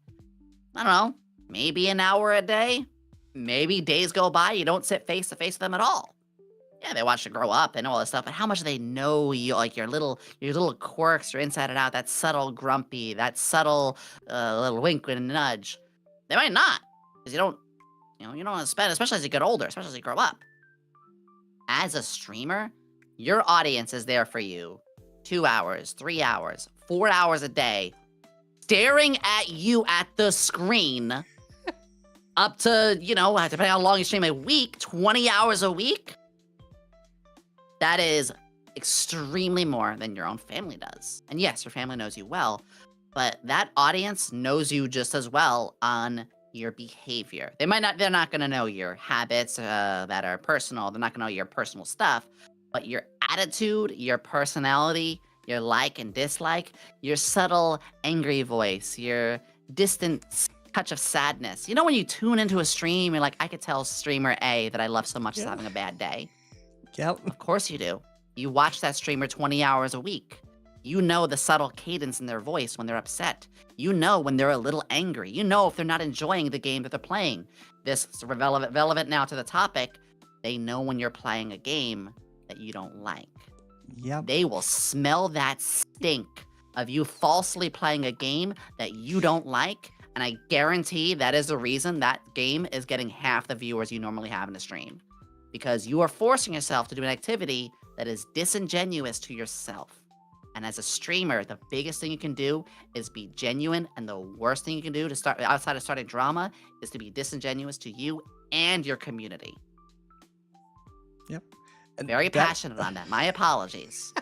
That actually is a perfect segue for my answer, ironically enough, because like, see, I don't put my foot down that hard normally. You know me. I don't speak in that kind of tone normally. I am not bringing up my old teacher vibe very often, but there it was for a second.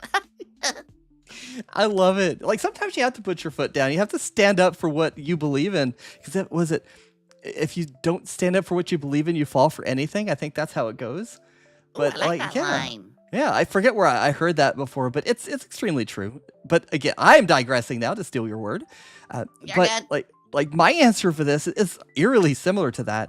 Is because like let's say that I am normally a cozy gamer, and I'm playing Stardew Valley and like other similar games, right?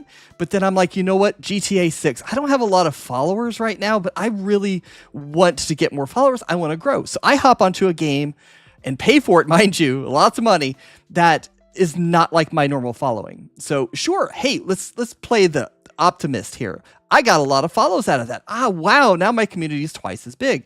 I go back to streaming Stardew Valley. Those people that love GTA 6, more than likely it's not the same audience. So you're going to lose a lot of those, or they're going to be kind of falsely inflated numbers. So did you really gain anything? Kinda, but not really, because your goal was to grow your community, but did you? Not really. Not the engaging ones. Falsely inflated numbers. That's another good line of saying it too. Yes. Yeah. You'll bring in audiences, but you're then gonna realize, why do I have more followers but the same viewer count I've always had? And it's because they only followed you for that one game. Yep. Now, Exactly. Of course, pause. Like it's okay if it was that one game you enjoyed. Kind of going on the side here, I mentioned Cyberpunk. That's not my normal genre of games, but I'm just having such a blast. Probably brought some followers in there that really only followed for that and never gonna watch me again. It's fine, but I'm not consistently following the trend and being somebody who is at that point. It's okay to go off your norm. It's a whole nother topic of finding your niche, if you even have one. Yeah, and I know there's probably somebody out there thinking, but this other person can do it. Why are those people there? It's for them. They've built a community. That community will watch them regardless. To Yomi's point, it's not her normal game, but her normal audience will watch her. They don't care about the game. They care about Yomi. So you're flipping that coin the wrong way in the thought process if you think that popular game is going to get you a community that stays with you. And you know what? I will briefly say what I was going to say, which is the niche. My niche isn't any sort of game. I'm not an ASM artist. I'm not a survival gamer. I'm not a shooter. I'm not any of those. One of the niches people don't realize is what you were just saying, personality streamer. Yeah. Where, they'll show up regardless. That's what most of Hollow Live is. Personality. I don't care what girl was, well, in my case, Ollie is my Kamiyoshi. I don't give a flying fudge what Ollie is playing. Yeah. I'll watch her regardless. And if it's something I really am not enjoying, I will still have her on for a lurk just to support. Yep. That's kind of what I'm going for. Your niche can be personality. Yeah. Sorry. No, that's okay. But that's kind of what I'm going for with myself is like, I want people to come to just watch me because I'm going to play random stuff. I will play GTA 5. I will play Stardew Valley. I will play everything in between. Yeah. I played Doom on my birthday stream and like I had lots of people going, oh my God, I love this game. And I should play it more, but I just had a random thought to play it. So I don't have any kind of genre of game. I just kind of want to be goofy, play whatever, and then hang out with my people. Yeah. And there's nothing wrong, too, if you do become, like, a specific niche. I have a friend who's a Pokemon streamer. Good for them. They do really good with it. But, yeah, no, that is completely it. You, over there, you have great personality. Use it. Yeah. I didn't use this answer in a previous question. It might be in a later question, but I'll say it now. Sure. Like, let's say I idolize Yomi as that famous streamer, right? I'm like, oh my goodness, I want to be like Yomi. And I just triggered.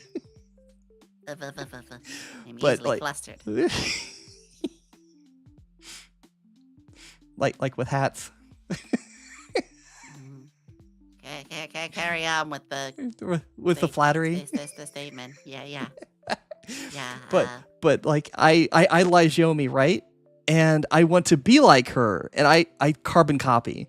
I'm like, she does this, I gotta do that. She does that, I gotta do that. And I'm trying to be a famous somebody else. There's already that famous somebody else. There's already a famous Yomi. I need to be the first famous me. So exactly. yeah, so that's how I've redesigned my thought process throughout everything that I've been through. It's like I thought I had to be X, Y, and Z to be famous. Nah, everybody can do whatever they want and have an absolute chance at an audience, but don't try to carbon copy somebody else. Exactly. And it's okay to give the yoink and twist, pull a little something and add your own. I personally grab a little bit from everybody too. I started using my soundboard more because of my friend D-Sync. I started doing more voices all over the place because of Pia P. I started to get like ultra sussy in some of the things I did because I was starting to just watch more streamers. I was talking about like, with Phase Connect and stuff like that. I started doing more hand cams because Dr. Nova. But did I carbon copy them? No. And yeah. Using the first example and the last example, Dr. Nova, hand cams, she doesn't really use soundboards. D-Sync, who does soundboards, doesn't really do hand cams. I do both of those but not as much as either of them. You just combine it all. You combine into the hodgepodge of what is you. Blah, blah, blah, blah, blah.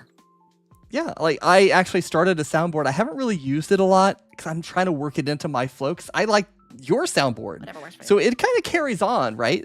So I've got a few things that I have access to, but I need to work it into my stuff. And maybe I never do. I thought it was cool. Maybe it doesn't work for me. You don't have to. And I just erase it. Who knows? Yeah, exactly. You don't have to. Yeah. There are a lot of things I tried. I was like, oh, inspired by so-and-so, and I tried it, and I was like, I don't really like this. Okay. Sure, like, you tried it. Just like going back to the very first thing I said. Try a little bit of everything. Yeah, I was about to do that callback if you didn't. Yeah. I think that this next one should be a short answer. You must be everywhere in all social platforms at once. I mean, to the best of your ability, if you want to turn this into, an occupation. I remind people all the time. I have folks who say, yeah, but it's not fun when I feel like I have to post here, and here. I say, okay, full stop. Don't fucking do it.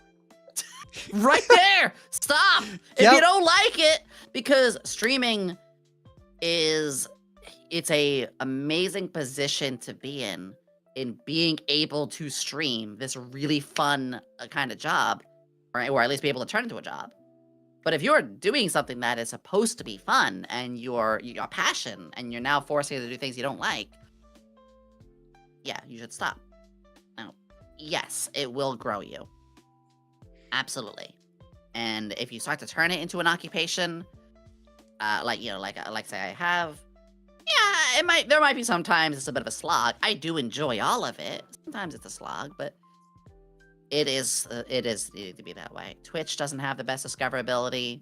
YouTube has its own kind of, narrative and how it works. You make a short, don't just post it on YouTube. Literally post the same exact thing on TikTok. Post the same exact thing on Instagram. Use, Twitch stories. I forgot those existed. I don't know, anywhere else you want it to. So do so, but please remember, do not sacrifice the love of it all if it really is that much of a pain in the butt. Keeping on theme, my answer is pretty close. Like what I have written down for mine is like cross-posting helps you. Like be as many places as you can be and manage. So if you can manage 3, wonderful, manage those 3. If you can manage more than that, absolutely fine. If you can manage 1, no shade, no foul, no nothing. You do you, and you got to be happy with what you do. So just like, don't just like post like Yomi said, that vertical content to one place and done. Every time I make a vertical piece of content, I post it all the places that will take a vertical piece of content. Horizontal is a bit different because YouTube's kind of the only place that I am at right now. But I could branch out. I could do more places like Billy and other platforms. So maybe after this, I go do that. But just like have a plan is really everything I say. It ends up as have a plan. So do it with your abilities and have that plan. Cross post as much as possible. Easy stuff on yourself as much as possible. Yeah. Yeah, I think one little thing you said there too, we're both adding is there's a lot of times you can literally copy paste. When I post something on Twitter, I post the same exact thing on Blue Sky.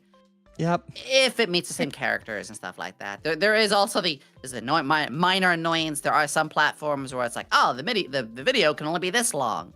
And you made it like a certain size and it works on 2, but not the 3rd. Yeah. Sometimes you have to sacrifice. There are videos and stuff I make where I can't put up on as many as I want, but yeah, shrug. It's okay. Mm-hmm. I kind of gave my answer away to this one for copy paste to be a VTuber star. I'm like, oh crap, I think it's a later question. We kind of covered this one as a result. I want to actually add a little bit to that too, like, copy paste be everywhere. It's okay to people think like, oh, if I'm retweeting or requoting or following a trend on socials, I'm losing integrity. It's like, no, that actually is a part of how you grow with it. There's, as long as it's something you enjoy. Great example, like right now, today, so the Sonic racing game is trending. I don't have much to add to that, ain't me. But if I did like that sort of stuff, I would have put in a retweet off the main thing of me inside a Sonic car or something like that. Or there's driving in my car. Yeah, it's okay to follow these things. And copy pasting, we say, or quote retweeting and adding your own twist. I did one the other day. I was like, we need a VTuber holiday for our model mamas and our model papas, our artists and our riggers. Let's make August 30th, like VTuber Artist Rigger Appreciation Day. Posted my video, had that, and people would retweet, making their own video, thinking their own. That's still original. You're following a trend, you're copy pasting, you're retweeting. I don't know, people have this funny notion about how retweeting equal bad, or following trends and memes is bad. It's bad if you're not genuine about it. Yes. But it's great if it hits your interest. Like the frog meme, not frog, lizard rather, that we mentioned earlier. Like you did a lot of stuff with it. I did a Foxy version of it that I shared with you and I also posted on TikTok and Shorts. I enjoyed that. It was hilarious. I just I can just see me doing it. So I actually made it. I sat there and drew it all up and animated it. So, and that's not me being disingenuous. I actually loved that. It just scratched an itch in my brain. So, it did. It really did. That was exactly it. It was wholesome. Little personal thing. I don't like memes that can be offensive to people. I love the goofy, harmless, silly ones. Dick Bug is one of my all-time favorites. Most harmless, silly meme out there. That's what Lizard was. It's like, wait, who's gonna be mad at this? Who's gonna be mad at this? I only saw one VTuber get mad at it. Just have fun. I don't understand how you can get mad at a lizard hitting a button that says lizard. I cannot fathom this. People be people. People be people. Yeah, people be people. I love sociology and psychology growing up, but sometimes I just don't understand people. I'm somewhat trained. Yeah. Oh, there we go. I finally found mine. Ooh. Oh, no, it's not working. It's because it's on a odd location. I'll put it on my downloads and do it. There we go. You're good. Oh, God, it's huge. There we go. That's the one that I made, and it just animates. I need to make it a model in VTube Studio so I can just like have it say something. Creature! Smash. Creature! Yeah, I think like, an overarching like thing to say is like be yourself, be genuine. And it kind of hits a lot of our questions tonight so far. It's like just don't do stuff to do stuff. Have a plan, be you. Yeah. Yeah. Because people will expect as well for you to like follow up, or why did you like this one but not the other one that's a very similar thing 3 weeks later or something like that. If you follow a trend on Pokemon, are you a Pokemon fan? Then people are gonna expect more. People are gonna expect more. Like yeah. Yeah, it's like the popular game thing. If you're just hitting everything, you're really hitting nothing because you're not following a theme. God, you're just following what's popular. It's like, oh, that's popular. That's popular. Same with the popular games. Bingo.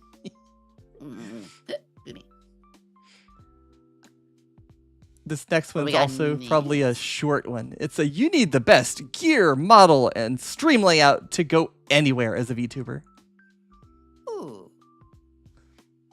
So there's two sides of this. The finale is it's great to add more of this, but the beginning of it all to go anywhere is no. I had a very budget model, which I would even tell people don't use a budget model, use a PNG or a free or like very cheap like pay but put together, like a pre-made model. Yep.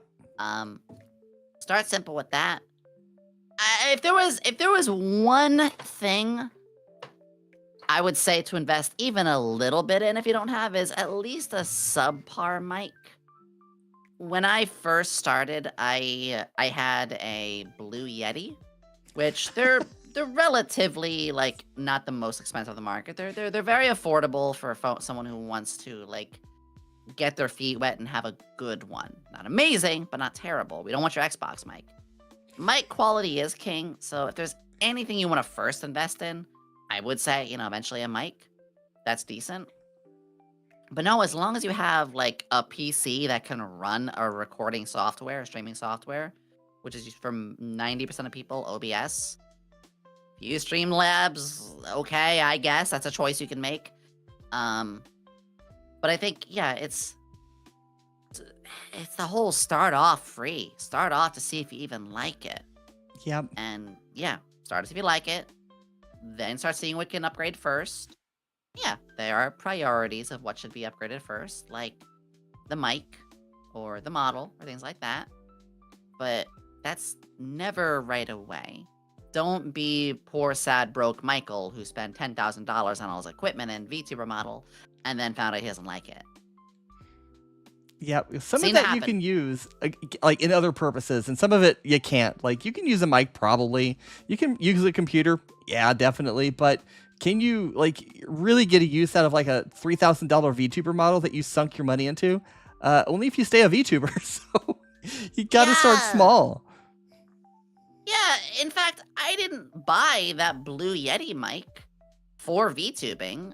I bought the Blue Yeti mic because I just wanted better mic quality. And that was like, wow, this one's one of the best ones you can find there while still being within budget. So I happen to have already had one when I started VTubing because I invested that at that time. Mm-hmm. There's a lot of like, ironically, that I have to say is I started out with a Blue Yeti. I still have it. I recently upgraded less than a year ago to a Shure brand microphone because as I was doing my content more and more, I'm like, you know what? I need to up my microphone game because the Blue Yeti, it took a lot of finagling and post-processing this and post-processing that to get it to sound decent. But this one, I really don't have to do a lot to. Just a gain level here and there, and I'm good. So the mic makes a difference, but you don't even necessarily need anything amazing. Just to start. You can just start with whatever you have. And then when you get that like next paycheck and you have a little extra, get that like a little bit better microphone.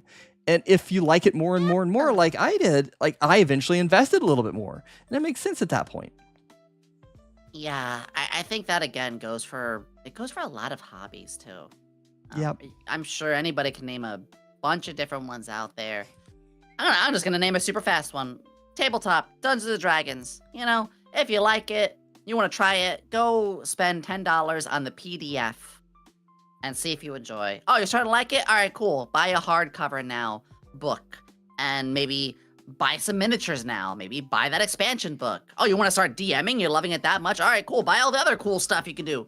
Yep. But yeah, start like that. And yeah, you'll find ways of upgrading. If you get to a really cool point where you have a pretty supportive community, they'll just want to see that better stuff over time anyway.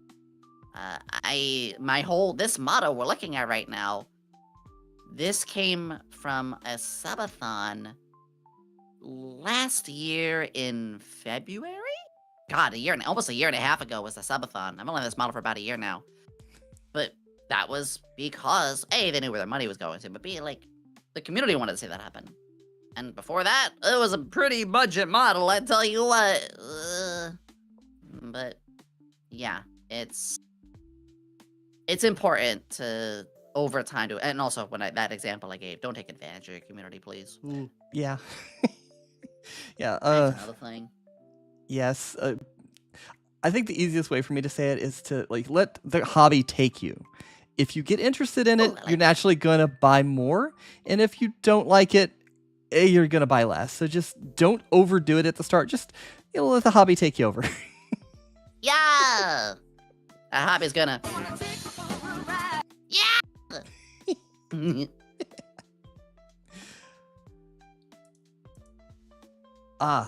This one's kind of relevant for right now. All collabs equal growth. So you should collab to grow, basically. That's how you grow in the VTuber community. Yeah, I'm sorry. I'm actually going to quit this one right now because you're actually tanking my numbers. God.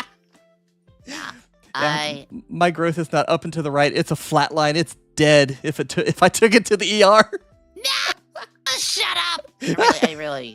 I genuinely think you deserve, and you work very hard, like you deserve to be not only growing, but more eyes upon you. It's not just like, oh, we're collabing right after my stream, but like I wanted to raid you for ages anyway. Like I want more people to see you. I And, appreciate after that. this stream too, if you want to pick my brain for anything, the noggin is open. I make no promises that it's.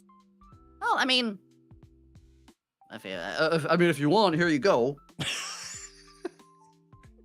There's nothing left to pick. I don't even have to bring out a kunai. Yeah. But this is a very, this one's actually more complex. Yeah. Short question, complex answer. It can. It can hurt you. It can help you. I think the most important thing, first, is never collab specifically for that reason. Exactly. I love collab people of all sizes. People have asked me before, like, oh, why? It's interesting. Like, you're around with this person. It's like, yeah, I don't give a fuck about their numbers.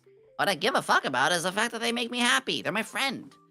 I'll do that in a heartbeat. In fact, I say this as delicately as I can, but most of my friends who I love to hang out with, they are in size of, their communities smaller than my own. Does that matter to me? No. If anything, I want to help them succeed as well. I think that a collab can do it. It can do a little bit. But again, people will know, like we said before, if you are disingenuous. And the growth should never be the main goal. And it should never be gambled as being something that happens. There are tools that have helped a little bit. I think the biggest one is the Stream Together tool, where there's notifications, shared chat. I think those can assist a little bit. I think some people can, if they ever have their first time collabing, the audience has never seen that person before, they might get a mass, amount there. But if there's somebody who's been, like, shouted out by that person, over and over or so like that, community's already found them or already decided. And that's probably why for me, I don't see a lot of growth for my collabs, because using you as an example, I've talked about you in my streams plenty of times already. I've had you as a guest. I've told people to follow you, and the people who, wanted to already have. So it's why if you have a person you've only heard about that raids you, suddenly you get 20 follows.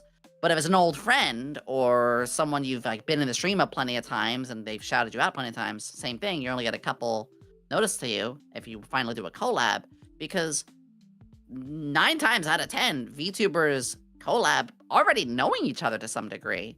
Not like, oh, I've known you before I started, but like knowing you, like, I met you around through VTubing this and that. And yeah, I guess to wrap this one up is possible, not as likely, but I think it's a really good way to embolden communities or re-strengthen. Some of the people who have followed you from my community, now that we've actually hung out together like this, they're probably like, oh yeah, this person really is as cool as Yomi says. Freaking let's go! Right. Yeah! I would hope so. I'd have to check to see if I lost followers after this. I'm like, nah, shit, she's not living up to the hype. Abandoned ship. Oh, my bad. I need to show more feet. I'm sorry. I'm sorry. Here you go. I got it. I'll join in. Okay. Ooh. Those grippers? Grippers! Yes! Yeah! Shut Yeah, I've said my piece. As I'm falling to pieces. Yeah, I said my piece with that. I just wanted to say too, I have plenty of time. But in a little bit, would love like a little potty break or like just a little like 3 minutes or something like that. I was trying to figure out how to gently ask that, and that works out perfect. Just to blunt force ask. So you let me know. It's like, hey, after this, go ahead. Yeah, just be like, when you got to piss, girl. I'm fine. Oh, right. How did I not remember that you're the piss tuber?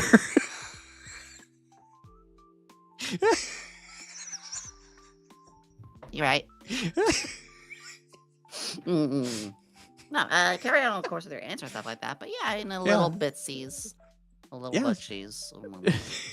Just say, hey, time to piss, girl, and I'll switch to a hold screen. Okay, now we're just talking ideas here that I'm gonna stop. I'm revealing to everybody just how absolute freaky my freak is. Spoiler, it's a lot. Even me being doing math as a profession probably couldn't count that high. True. But like, as far as collabs go, my thought is like, when I was PNG tuber and didn't understand things as I do now, I thought that was exactly it. I thought collabs, I have to do them to find my new audience, to pull people in, and when I get those people, I can do it again and get more people. And like, again, going back to the Doki Bird apology thing, I kind of had to apologize to myself in a way, because I'm like, that was wrong. That's not the right way to think about it.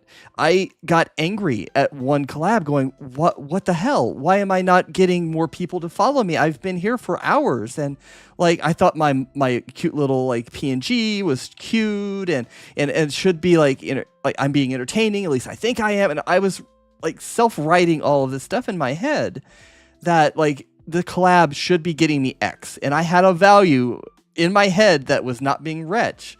And I was upset at that. So I had to, throughout my whole rebranding, rewire my brain and go, yeah, but like, that's not quite right. Like it kind of ties in with the popular game thing again, because if I am the cozy streamer and I collab with somebody who plays like shoot 'em ups, just a high velocity adrenaline kind of games, it's probably not, even if they follow me, they're probably not going to stay. So the idea that I've got on collabs now is that I'm not just going to collab with anybody. Somebody could come up and ask, and I'll be like, hey, like very similar to like the approach that you have with me is like, hold on, let's see how we vibe first.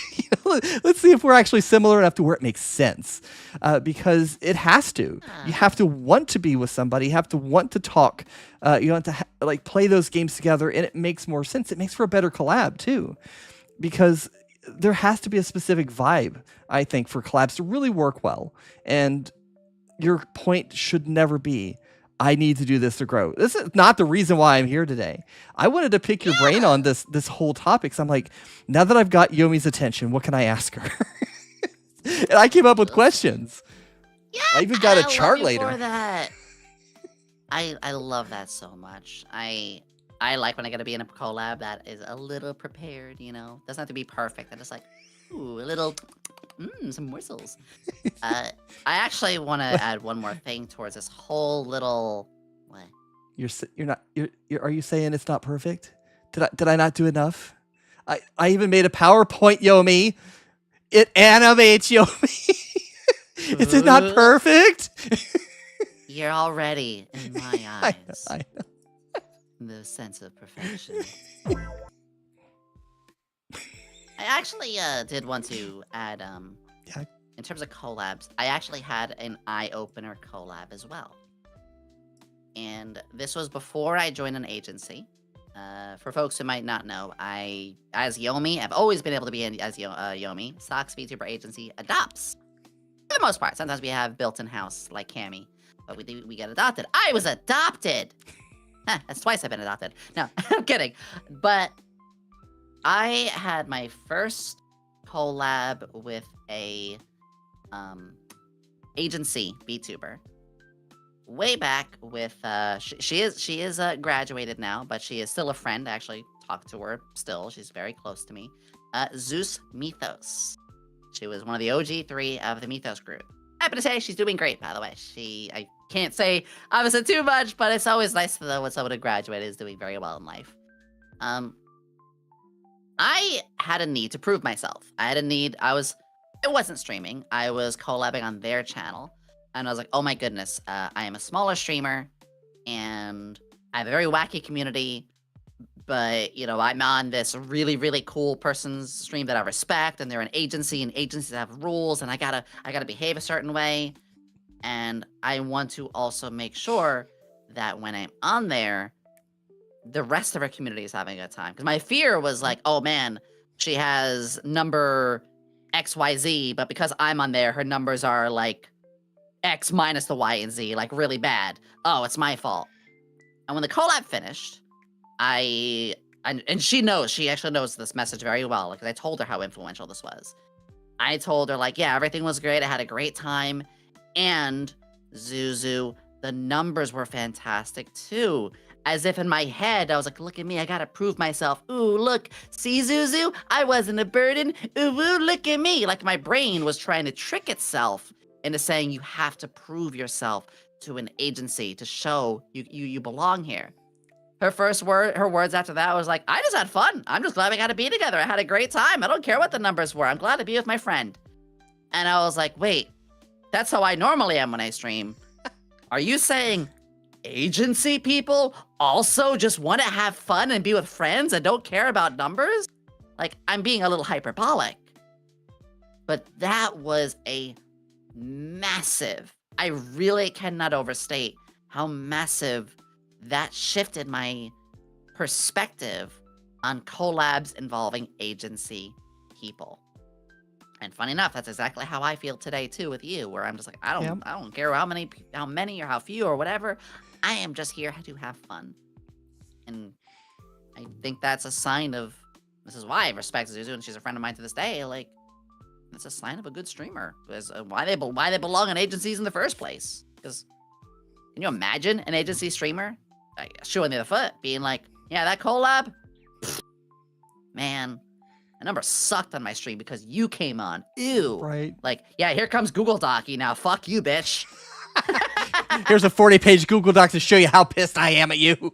Yeah, it's like, it really was me realizing, wow, that was really stupid of me to think that they would give that much of a duty about like numbers because they brought a friend on. And yeah, I just really wanted to bring that up because that was a very another pivotal moment for my perspective shifting. It was a little farther in. It wasn't an early one. It was a good like year in or so because first year I didn't really collab with agency people yet. Ooh. Yeah, I'm 3 years plus in, and this is my first agency collab.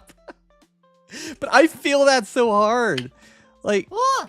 yeah, because like you brought me onto your stream for like 10, 15 minutes, something like that. And I was like a deer in headlights. Oh God, I watched that after the fact. I'm like, oh my God, I was so cringe. You were hilarious. I had fun. I want you to be cringe. I want you to be silly. I just want to be with my friends. And that's it right now. Is like, you're my friend. Hey, I happen to be in an agency, but you're my friend. It's like, it really is. Maybe a small part of it is because the SVA, my agency, is in a positive way, very loose. Not super, super loose, but like we have a lot more talent freedom. That's a whole nother topic. But like, I hope you don't see me any differently because I'm in, an agency like that or anything like that. Mm. I did it first because, that, oh my God, I'm meeting a star kind of thing. It took a little bit to wear off. I'm sure you remember how nervous I was the first time we talked on Discord versus now. Like you can't really tell. Like I was a little nervous. I actually fell asleep on accident before the stream. I went to de-stress for the first time with it. Yep. But I've got a lot better because it's about framing. Everything I swear, I keep saying this is about mental framing, because like you said, 2 friends streaming. Like I could throw my job title from my work and, ooh, I got a job title. Does that mean I'm any different? No. We're still friends hanging out doing whatever. That's all it really has to be. And yeah, that's it. I'm glad that you feel that way. And I guess that final thing I'll add too is, like you said, you were nervous at first. Yeah. All of us, we should anyway. All of us in agencies, like we do understand that too, which is why we just try to, just give that little ease of comfort because we are people in a position of, responsibility. Well, great power comes. I'm gonna stop, but right. To bring Toby in for that one. It's very important that we do acknowledge that, like, yeah, people might act a little funny or get a little nervous at first, but what we want is for that person who is completely understandably like a little shy or a little nervous or whatever emotion they're feeling, just give them a little bit of time to settle in and warm up. Rapid one for me, Ollie, I mentioned she's my Kamiyoshi, but like we're friends. Like I've talked with them and hung out on Discord a little bit, and my first so many messages, I was like, oh God, but then over time I was like, why the hell am I so nervous? Like she's responding to me because she wants to be my friend. Like, shrug. Yeah. Oh, I definitely feel that because I was like, I typed it. No, but that might be mistaken. Like if I said, maybe it could be misunderstood as this. Let me rewrite it. There was times like that at the very beginning where I was like recrafting my messages to you a few times going, I don't want her to think I'm like this. I don't want her to think I'm like that. And like, it was like a little paranoia, but eventually I'm just like, the words are spelled right. Hit enter. Yeah. I literally started coming on your stream by calling out rectum. Of course they're going to be weird. Oh, I have to.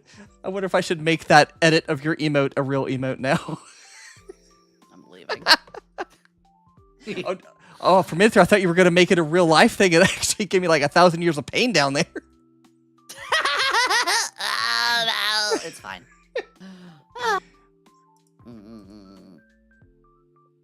I popped another one up. Yeah. Sorry. If you needed to add on, go ahead and add on. I just snuck it in there. Oh, no, you're good. I was gonna say, after this question, may I go to the bathroom? Jimmy's mom, can I go to the bathroom? I can't do their voice, but yeah. If you want, we can always take that break right now and then come back and handle the question. I need to give you like a hall pass, but more. Yeah. I can do one more. Okay. One more than potty. Yeah. All right. So this one before potty break is agencies handle everything. You just have to stream. Gosh, name me one, please. No, so every agency is different. Yeah. I want to first say that there is an exorbitant amount of difference between how many are out there. And there are some that are out there that also mismanage things to quite a degree. And we've seen what happens. I will not, I'm not going to go on all the examples, but we have seen agencies, fumble and collapse. And that's not quite the topic, but it is an example of why they're all different. And also an example why just because one's bad doesn't mean others are bad. Agencies can start off in a variety of ways. They can start very small and very slow and steady. Some can start and they have a bunch of stuff already there because the person behind it is gas. But the point of an agency is to provide you with resources, opportunities to build their brand and yours, and all of this cohesively create something. The support they give does vary, and you're still obviously going to be working. Here's the thing: you're going to be working as hard as you already were, if not more. I have some things a little more off my plate thanks to being in an agency, but I have things I never had before on my plate. It's like I went to a buffet and they don't have some things anymore, but they have three whole other aisles to go down now, and I'm expected to take some of those things. That's a fun analogy, and I'm sticking with it. For me, I'm also very happy my agency is very transparent. But for me, yes, obviously, I still stream, but I make my thumbnails. I still make my own thumbnails. We do have an artist that we recently got in who is able to do a couple of yours. I get a couple a month. That just happened a year after this agency's been around because we didn't want to take on a million things at once. We're slow and steady. And that's what I'm very proud of with the agency. We're very slow and steady. We're not taking on $1 billion of debts and this problem. We're like, hey, we may not have everything in the world right away, but that's because we're pacing ourselves. We are the tortoise and the hare, and we are slow and steady, but we are getting there. And I love that. I don't think I could take too much more on my plate. I have a talent manager. I have a manager who I meet with, and with all the new stuff that I get on my plate, they help me manage it, such as meet and greets. I never had meet and greets before. And that's another job I have to do. On my vacation, I still did meet and greets, but they're there to remind me, help set up. I have funding for some things, but because I have funding for those things, now I gotta do those things. I have funding for better hand cam stuff. Well, I gotta do more hand cams now. I have merchandise stuff, but guess what? I still have to give ideas of what I want for the merch. I still help find the artist. I still have to put in my approval on what I do want, what I don't want, and sometimes I'll even literally edit the artwork and send it to the maker themselves and be like, "This is kind of more of what I meant," and then they'll do that edit properly themselves. That's a lot of work. That's a lot more work than it sounds like. You talk for hours with artists. Yeah. This is just a microscopic amount. We're not even talking about things like working with your editors, working with anything for music, working with technical stuff, all the stuff you gotta set up on your stream. There's no, but it's not like they're gonna hey, send me an OBS with everything downloaded and everything made. No, I still have to set up my whole OBS. I have a tech person now if OBS is broken. Something I kind of learned already myself, so I don't utilize that as much. But I'm glad it's there if it really is down to the worst. I could go on with more examples. Do you want me to? Or have I gotten the point drilled? I mean, it depends. How bad you gotta pee? Oh, I'm fine. I got kidneys of steel. Like my take from the outsider perspective, I've worked in some similar industries before. Not, of course, VTuber agencies or anything, but yeah, your talent is expected to continue to be the talent. It's not like you work a bunch and you get in and then you can let your foot off the gas. To your point, in some ways, yes, but other ways you have to push it harder because there's other new avenues that you have to do content for, or meet and greets, or go to conventions that you never did before. So there's a lot there. but I like in my travels into 3-something years that I've been a VTuber, it seems to be a kind of like a misunderstanding, a myth that that's all you have to do is work hard enough to get in and then it's easy street. That's not it. You're not there to collect the paycheck and just stream and walk off. It's like from my like at any day job, right? Anything other than entry level, like going and working in fast food, this doesn't count. But if I went to college, I trained for something, and then I go to a job interview for something, they're going to go, okay, show us your experience. How can you serve this purpose for this role and our company? Oh, you can? Here's a bunch of examples that you've given us. Wonderful. You're hired. At that point, do I sit back and do minimal work? No, they have an expectation of me. I have to do those things that I've shown that I can do. And not just anybody. I'll use my day job, data analyst. Like, you couldn't just pick somebody off the street and go, you're my new data analyst, and then expect them to do it. You have to have a certain skill set and ability beforehand. And you're expected to do your job. Your job is still your job. Like, as I become part of a big company, I'll get other people who can support me. I can get people who are better at putting PowerPoints together, which is definitely me on the team. As you can tell, I'm the PowerPoint person. I love it. Yeah, I but love that's this like any example job. that I love where you're going. It's, yeah, I mean, adding like a final notch in that, when the VTubers have their auditions, it's right there in the word audition. Yep. They are making sure you are disciplined to do these tasks, that you are disciplined to know how to fix an issue live on stream if it happens, that you know how to, obviously do the streaming part, but also, hey, how do you perform on socials? How is your talent in, A, B, and C? Say talent B is really good at singing. So now you are going to be expected, because that's what they want you, that's part of what they want you for, which they'll tell you. They'll say, like, hey, we really want to, focus on that. They are going to expect you, of course, to have have connection with, a voice coach, and maybe do some stuff with that, to know how to put your videos out onto YouTube, therefore studying YouTube, to obviously do the singing part and everything like that, too, which is big work. But not every agency, but a lot of agencies do particularly look for, what talents of yours shine, and you're gonna work harder on that. There's some stuff of mine that the agency is like, ooh, maybe we'll do more with that of. Good. I can't quite say, I don't think, but if you watch enough of my streams, people will know. But it's already a lot of stuff you have. They help you make it better, and it could be a little easier, but I guarantee you're not going to be having less work. You're still going to be expected to do all the things, just with more resources, help, and also a lot of the good agencies do support the stress levels too. So, I had a vacation last week. In fact, the vacation I had last week, agency was even like, you should go take another day. You work very hard. I was like, Yeah, I was so I'm proud really of you. bad at taking a break. So they literally, there's a massive meme right now. You might have seen it.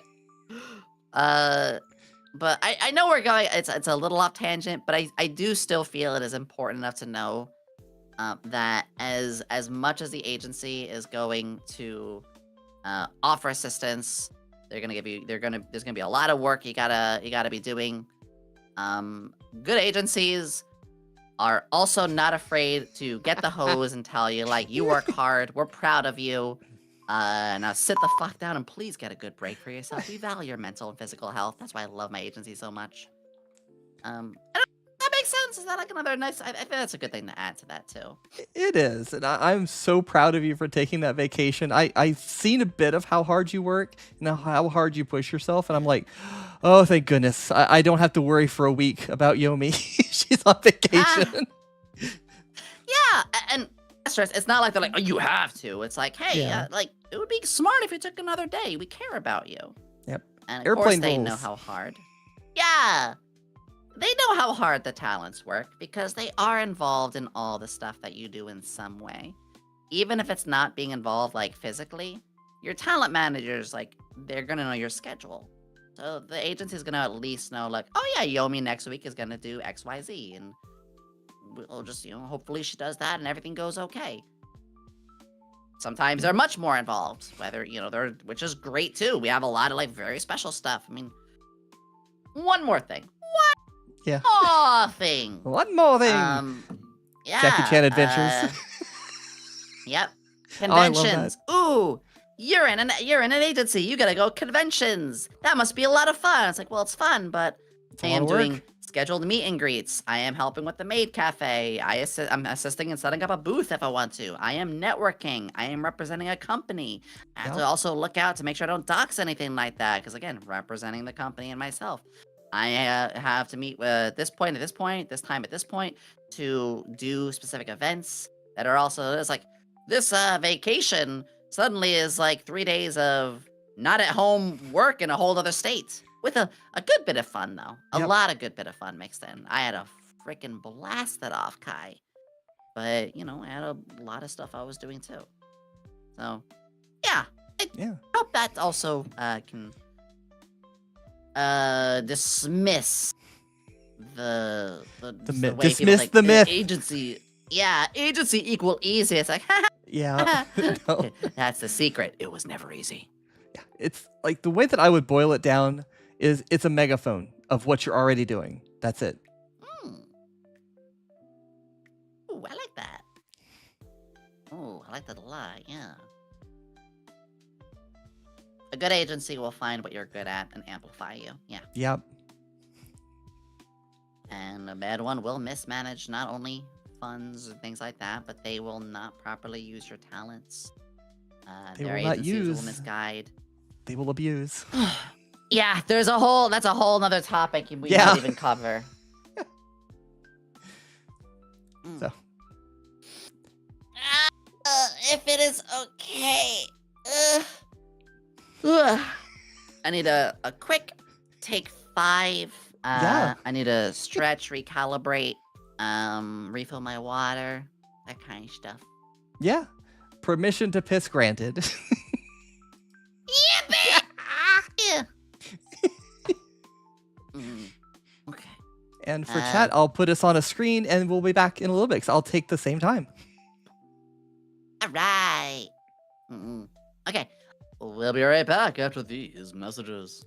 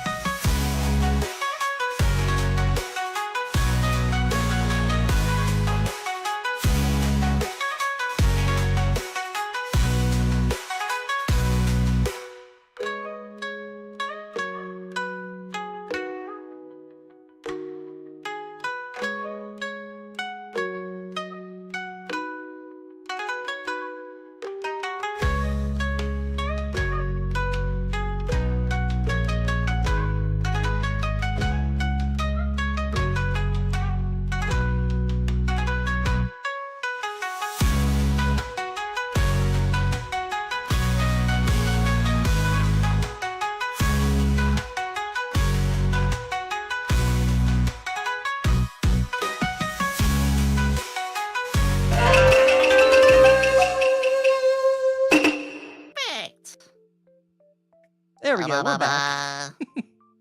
Hi. I'm all refreshed. Yeah. I also got myself a little treat. Oh, what'd you get? More bananas? I made some hot cocoa. Ah, that's better. I'm jelly now. Yeah, around this time of the day, I have a little dessert. Maybe it's tea and a little bit of a chocolate and salty snack. But today it is a nice cup of cocoa to soothe my throat and also have my sweet treat. Yeah, raspberry hot cocoa. Mm.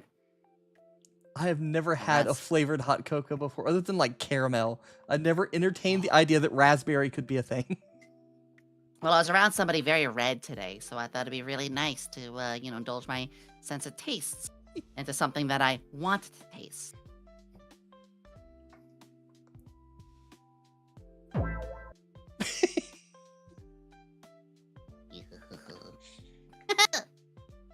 Yeah, I'm all good now.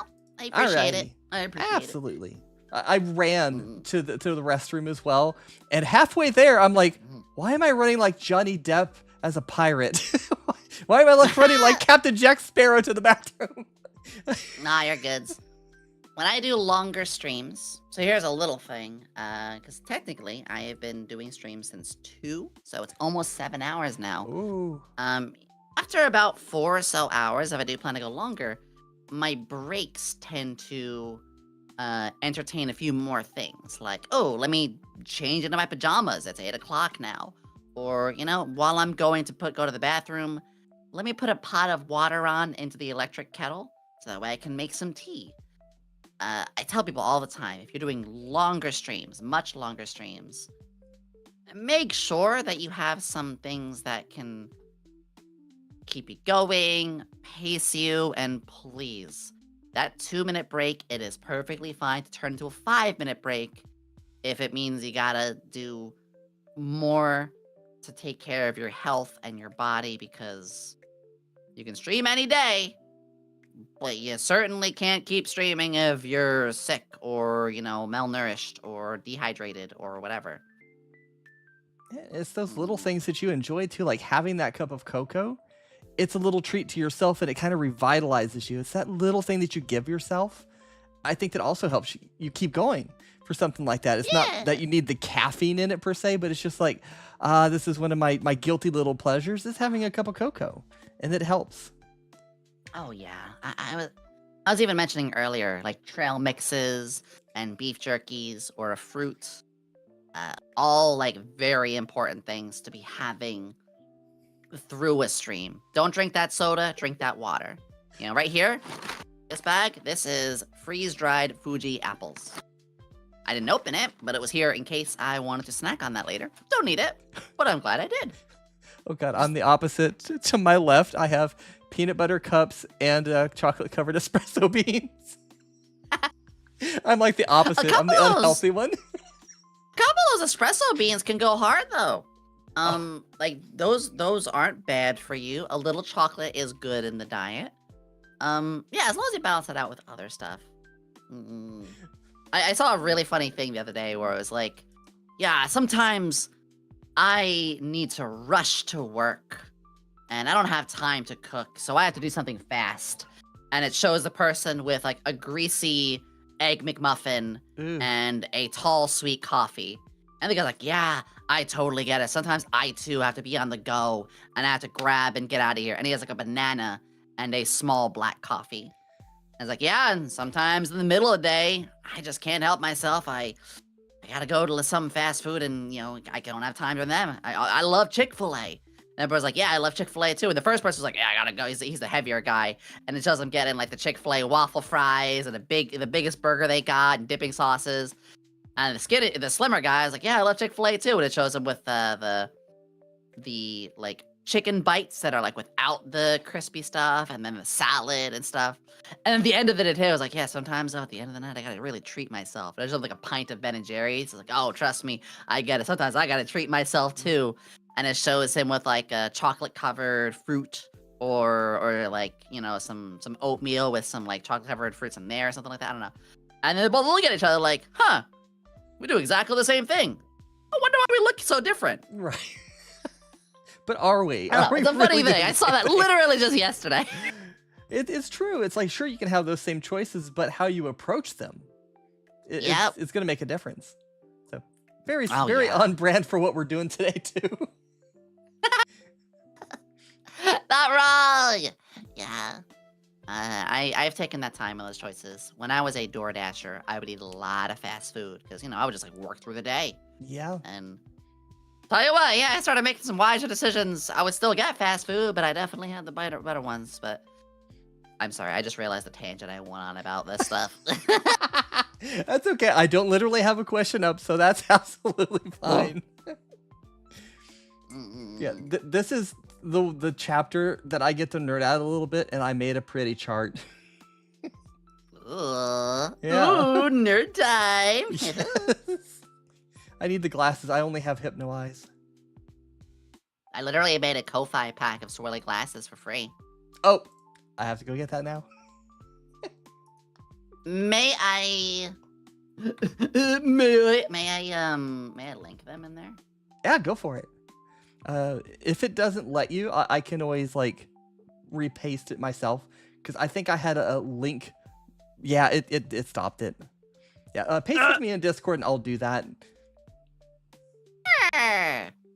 I love swirly glasses, so I made like this full pack. Had fun in Photoshop. I was like, "Hi everybody, here you go. Be a nerd," because nerd is the word. And the good reason for me posting it is it'll go to YouTube and to Twitch at the same time. So yay! There we go. Maybe It's to out. start doing some better YouTube integration stuff. Yeah. I digress. Yeah. You're welcome. I will snag that now that it's in Discord. I won't forget it. Hey, yeah, it's completely free. That's the thing. I love putting stuff on Ko-Fi, and those have been used from like a lot of big agencies. I've seen them used by like V4. I've seen them Really? used by HoloLive. I was like, oh, that's me. That's me. Nice. Yeah. I started a Ko-Fi and like self-plugging as well, of course, as I made like, because hold on, my brain's farting. You showed me how like okay. you could actually mark your streams up to where like, hey, this cool thing happened then, let me hit a marker.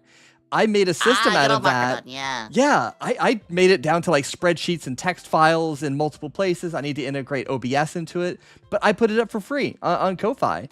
So it's for the previous generation of StreamerBot and the new generation of StreamerBot, and it's completely free. So yeah, I started one too. Perfect. Yeah, as you should. It's always important to find ways to put stuff out there for folks, especially if it's just free things they can use.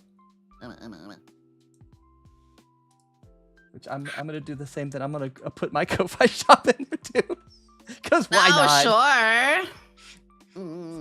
Yeah, this Sure is just thing, me sweetie. following Some trends. Yippee! Yippee! Oh, check these later. Yep. Follow. Oh, you've already got your whole system set up. I think mine would probably conflict with yours, but just I'll just take a peek. I love to see what people are up to. I'm Yeah, gonna you learn. can tear it and have apart. places to recommend. yeah. The next question for us is, what is your biggest time sink right now? Like, where is the bulk of your time going? So, I mean, the stream is the stream.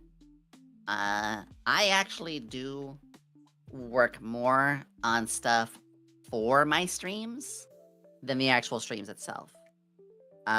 There's a myriad of things, but if I had to choose, the number one thing I do the most is creating stuff for my next stream. Or next stream week. So, I have the Cyberpunk stream. So, I spend 8 hours recoloring my model to be looking like Rebecca from Cyberpunk. And then another 12 hours making redeems and themes and images and backgrounds. Or, today I had the Q&A. So I spent a little bit of time setting stuff up to make the Q&A easier, but also finding mistakes that I had and needing to fix those later.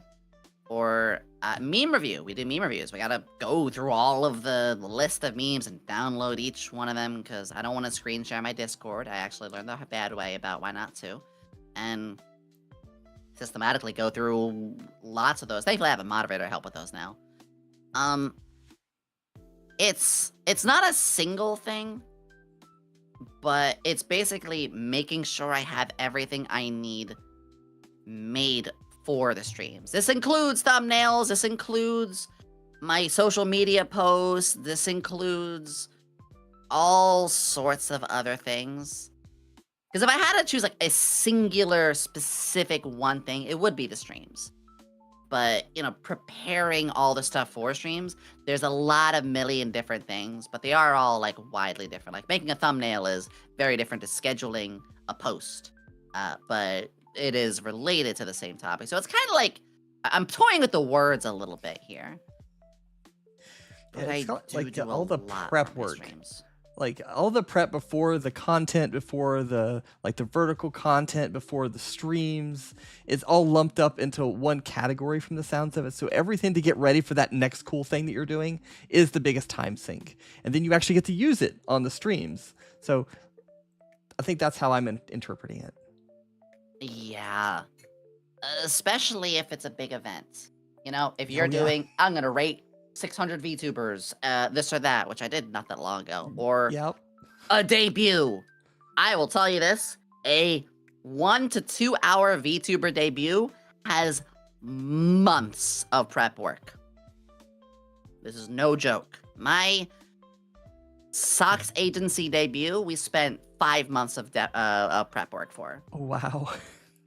It was a 1.5 hour stream, but it was, I mean, actually it was 2 hours, but it was chocked full of so many different things. I wish I could even, I mean, obviously it's 2 hours, I can't show it all, but like, it's one of my best streams of all time, one of my favorite streams I ever made. Also, the most consistent in numbers, and I actually didn't get like a ton of raids. It wasn't a watch-along one. It's a culmination over time that adds up. And it's a lot of little things, but yeah, it does follow that blanket term of like stream prepping. And there's always fun to be had in it. Like I said, don't force yourself on things that aren't fun, but there will be some things that are less fun. And thankfully, as now I'm in an agency, the stuff that I may not have fun with at all, I do have people that can take care of things for. Like for me, it like recent times, like prepping for this was a time sink for me, not a bad thing. Like, let's clear that off. It's not a bad thing to have a time sink, but I spent quite a bit of time like making the questions, revising the questions, making the charts, processing the data that I collected from both myself and Yomi, which is about to be shown. But like I did a lot up front before this. And if I looked at the stream time, whenever it actually does end, right, we're going on for almost 3 hours now, versus the prep work, it's going to greatly outweigh the amount of time it got streamed versus the prep work that I did for it. I made the thumbnails, I made the background, I made the PowerPoint last minute earlier today before we streamed. So I'm like, you know what? I need to actually show the questions. And then I did that last minute. So some of this stuff is like you plan for it and you get it done. Other stuff is like, well, you know what? I should do that. And then you add it onto your ever-growing list. So it's very similar. But like normal me, outside of prepping for something this big, like an event, is like content creation. Like I am thinking of what can I do next? What's doing well right now? What other topics have I not covered? Or like, what's that little thing in my brain that's itching right now that I want to go figure out? And one of those is like that top performing video, the one that you found me on, Yomi, the transparent background. I figured out a way to make it better. I've actually got it figured out. I'm recording right now with it on a separate instance of OBS to test it. So it's actually compressed now. I figured out a way to compress it, keep the quality and the transparency as well. It has, again, my favorite word, caveats. It has a few caveats, of course, but I'm making a video after this is done about that. So it hopefully is going to perform even better because I've solved some of the things that came from the comments of the video. So for me, it's like that next video, the prep work, the gathering of the information, the scripting of the information, and then like since I'm my own everything. Like I'm my artist, I'm my a little bit my rigger. I script my own videos, I do my own research, I do my own editing and my own graphics. I do everything from beginning to end. That's my time sink, is actually creating something. Yeah, I completely agree with this notion. Again, even though I'm in an agency, I still do all of those things. And I think as well, you mentioned like, you know, the thumbnails, for instance, or all that, like all of those. Yeah, all those other things. I have my Monday. My Monday is hell day. I think we're going to talk about like particular days later. I don't know. But like, if let me know now, because otherwise I'm gonna spill into to that day. Well, I will go to the next one then. So this is the chart. I didn't go daily. So I figured daily was too confusing and too much to look at. I put it all into a week, and then I did percentages. So we're a little bit in our own way here. I'm gonna back off. And I'll go small. But this is what I did with the daily information is I took it and I color coded it and I categorized it. That way, like, you actually get more sleep than me. How? With everything you do, that's my biggest question to you. How do you get more sleep than I do? I do. I think this goes along with what I was saying earlier, how like I try to eat healthy with like even during stream. Is I do try to make sure I sleep. I still don't even get the recommended amount of sleep. So danger to you. But then again, also like I know some people, they function fine with like 6 hours of sleep. More or less, anything like that. I don't know. No, I can tell you what it is. There is like once a week where I'm just like, I'm gonna catch up on sleep and sleep for 10 hours. While I've had 6 and 7 and 6 and 7. Mini comas. Nah, this day is gonna be 8 and 9, or 9 and 9, or 8 and 10. I will try to do that. Yeah. Also, VTubing is my full-time job, and I don't stream first thing in the morning. So once in a while, I might catch myself sleeping till, oh no, I slept till 9. How dare I? Oh no. Yeah. So sometimes I can get away with like, a little bit, just a little bit more later sleeps. Yeah, I kind of do that same borrowing and stealing from time. It's like sometimes I'm like, oh, I had to stream, not had to, mind you, but I did stream up until like 11:30 my time, and I have work early in the morning, so I might like shave a little sleep there, but then that work day may not be super crazy. I might be able to knock off a little bit early, and maybe I take a nap partway through the day. So I'm borrowing and stealing my own little sleep time here and there to make it work. And if I need the sleep, I take the sleep. So I'm not like, these are averages and these are guesses for our numbers. So it's just to give you an idea. It's not like exactly everything we do every single day or every single week. So, but yeah. Yeah, exactly. It is flexible. I might have a week where I get a little bit more sleep. I might have a week where my Discord isn't as, like, I don't have as many messages to go through, or the VTuber work. God, you can see the VTuber work right there. Oh, yeah. If I, random example, last week, my VTuber work was definitely a lot less because I also was not having to stream. I was on vacation. So obviously, I still had VTuber work. I still had to make a schedule, and I still had to make, thumbnails for the 2 streams I was gonna do, and I still had to address socials, but I definitely was able to take it easier on some stuff. Yeah. And one thing that I noticed that I want to call out is if, because like VTubing is your job, it's your occupation full time. I have a job, like, data and such, but if I added up my VTuber work and my job, it's going to be close to your actual VTuber work. So it actually is, yeah. It's spot on directly with it, yeah. Yeah, and I clocked my job at 8 hours just to keep the, the average of what an expected workday is. I borrow and steal the time from there too. So if I work extra, I work less, blah, blah, blah. But it equals out to be roughly the same. So I think that's a good call out because sometimes I think people think once I become a VTuber or a popular streamer, my workload goes down. It does not. And here's some factual information to kind of back that up, because if we combine mine, it's pretty much the same. And I swear I don't have that much free time. It's eaten up by other things, but I couldn't classify it as anything else. But yeah, it is a full-time job, literally. If you want to do the VTubing stuff, yeah, expect a career. Yeah, it's I think I even broke down some of what goes in just the VTubing work. I don't know if I sent that to you. You did. I grouped it because I'm like, well, I can't like compare one to one with some of that. Like you do some other VTuber stuff that I don't do, but it's still VTuber work. So to kind of like, as an example, all those days had little slices of this, and this, and this, and this, and that. And trying to prepare that and show that to everybody would have been visually difficult to track. So I combined it. I kind of reclassified some of the things. Yeah. So just make it simpler to look at. Yeah, and you know what? I'll summarize. I'll entail, because people are like, well, what kind of work is it? Right. You know, what could possibly be a third of your life in this job when other people could just, go live and have fun? And we could see streaming is 7% for me. Like, what is that 33? Well, I'm glad you asked, John Cena.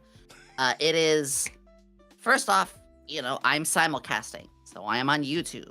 I make thumbnails. I have to go into my Photoshop program. I gotta, screenshot certain specific poses. I gotta go around and search on whatever free to use assets of art from Adobe or whatever license that I'm working with. And then maybe I even have to go into the video game and get the perfect screenshot if I'm gonna do that. And then I can do editing. That's just making the thumbnails. And yes, you do want to use those thumbnails for Twitch as well. Then, at the end of every week, sometimes twice a week, I go over my VODs. I have numerous checkpoints per stream. I go through them. They could be as small as, oh, marker button. I want to make a quick command. To marker button. Oh no, why is this shit not working? Oh god. Then there is, stuff with the agency. Stuff that, we have our meetings, or we have our talks, or just things I gotta do in our agency places, yada yada. Then there's uploading videos. I at least upload 3 shorts. Oh, uploading's not that hard. No, there's more to it. You gotta, of course, do all the hashtags, you gotta do the descriptions, you gotta find the right thumbnail, you gotta schedule them all out, and then you gotta do the same thing 3 more times on all the other websites. And then the annoying beginning part is, oh, well, just upload it on YouTube through your desktop. I'm like, no, you have to upload it on your phone because you can't choose the thumbnail for the short on desktop. You can only do that through your phone, but also typing in your phone is slow as shit. So I have to, and I kid you not, I get my video, I send it to myself on Discord so I can download it from my phone, because it's actually shorter to do that than it is to download directly from my Google Drive off my phone. Then from my phone, upload it onto YouTube, then find the thumbnail and all that, then go back on those same videos on YouTube on my desktop so I can type the description and the hashtags multiple times per video. By the way, this is just the video part of the 33% of VTuber work. Then that's just uploading the videos. There's fixing tech. You're always gonna have tech issues. Yep. Especially for me, I have a ton of stuff happening tech-wise. I have a lot of bells and whistles, and I love it. I love my bells and my whistles. Don't you dare rob me of my bells and my whistles. I've got to do my schedule graphic. It's like, well, that sounds not too hard. Well, no, you also have to figure out your schedule, and those schedules change all the time. My schedule for next week has changed 3 times already. Because another collab got thrown in, a new meet and greet kind of thing happened. Oh, this shared agency kind of thing is going to be happening. Or, oh, so-and-so can't make it. This entire Discord group that we make, one person just fell out. And now the person wants to host the entire event, doesn't want to host it. It's like, oh! So the schedule, that's a whole other thing. Any planning, any talks, any research. Any, research about what's working. We talked about this before. What's trending. My emails. Oh my god, I get so many emails. Anything to do with project billing or talking to artists. Talking to artists is more than you think. Oh, so just, oh, I want this. Like, no, I got to painstakingly go through each piece of art and point out, because a lot of artists are what we call, you know, verbal blind. It's a joke. It's not meant to be mean, but it can be like, oh, this is great art, but my braids are limp. And the art, look at my braid. They are vertical. And the artist doesn't know what I mean by that. So I literally have to like Photoshop. And then, you know, here I am. I have to open up Photoshop, grab a proper reference or multiple to get the point across. Trust me, artist blindness is normal.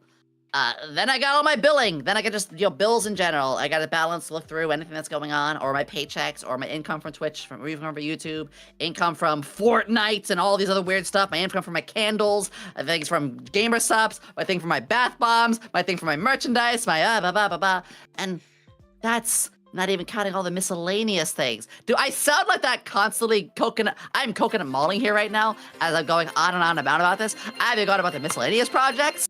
Like, it's a lot. That is that's Monday. I've seen what Monday looks like on paper. That's true. Monday is the hell day. VTuber work. It's a passion project. But you know what? Everything I just said, it's fun. It's chaotic. It's consistently adapting, always shifting gears, always doing new things. But it is fun. I thrive. You do need to be able to thrive and adapt in the chaos. Because social media is already a wicked beast. Yeah. Streaming and being an influencer is a wild ride. You need to be able to adapt. You know, that whole crossing 5 lanes with the turn signal thing going. Like, you gotta, sometimes you have to do it. Yep. Sometimes you gotta roll the dice. Yeah. Apologies for the tangent. No, But not it really. actually. Hashtag sorry, not sorry. Understood. Exactly. I think it's necessary sometimes because it is a general bucket. And if I gave each one of those a slice, it would be murderous on the eyes to look at. But it's literally all in there. And for me, it's a lot more simplified because I'm not at that stage yet to where it is that complex. It's more complex than it looks here on my little 11% slice, which I swear is more. It's probably eating into my free time more than I realize because I swear I don't even have free time. But for me, it's like figuring out what I'm going to stream next and making all my assets and what emotes do I want to draw next because I don't buy anything. I make all my own stuff. So my biggest time sink is my own growth. I guess that should have been my answer for that question, but it's where all of my my love and my passion goes because some of this is sitting down and redoing something on stream that I don't like. It's like, oh, you know what? I don't like how the follow appears. I want to change that graphic. I thought it was cool originally. It's not that great. I want to change it. And then you go back and change it. So that's, you know, so many hours to fix that because you have to figure it out, actually create it, make it animate, et cetera, et cetera. So even the smallest of decisions to make a change can cost you several hours. Not a bad thing, mind you. It's a conscious decision that you make, but you also have to, like, I'm telling myself this, I'm not telling you guys that. Make sure that you're making the decision that's the best for you in the moment, not the one that your brain is like, ooh, shiny, and go do that. Because I've spent more time that I should have on redoing my stream layout lately beyond what I should have. I got it working. I got it functional. All the heavy bits are done. Do I keep tinkering with it? I absolutely do. More than I should? Absolutely yes.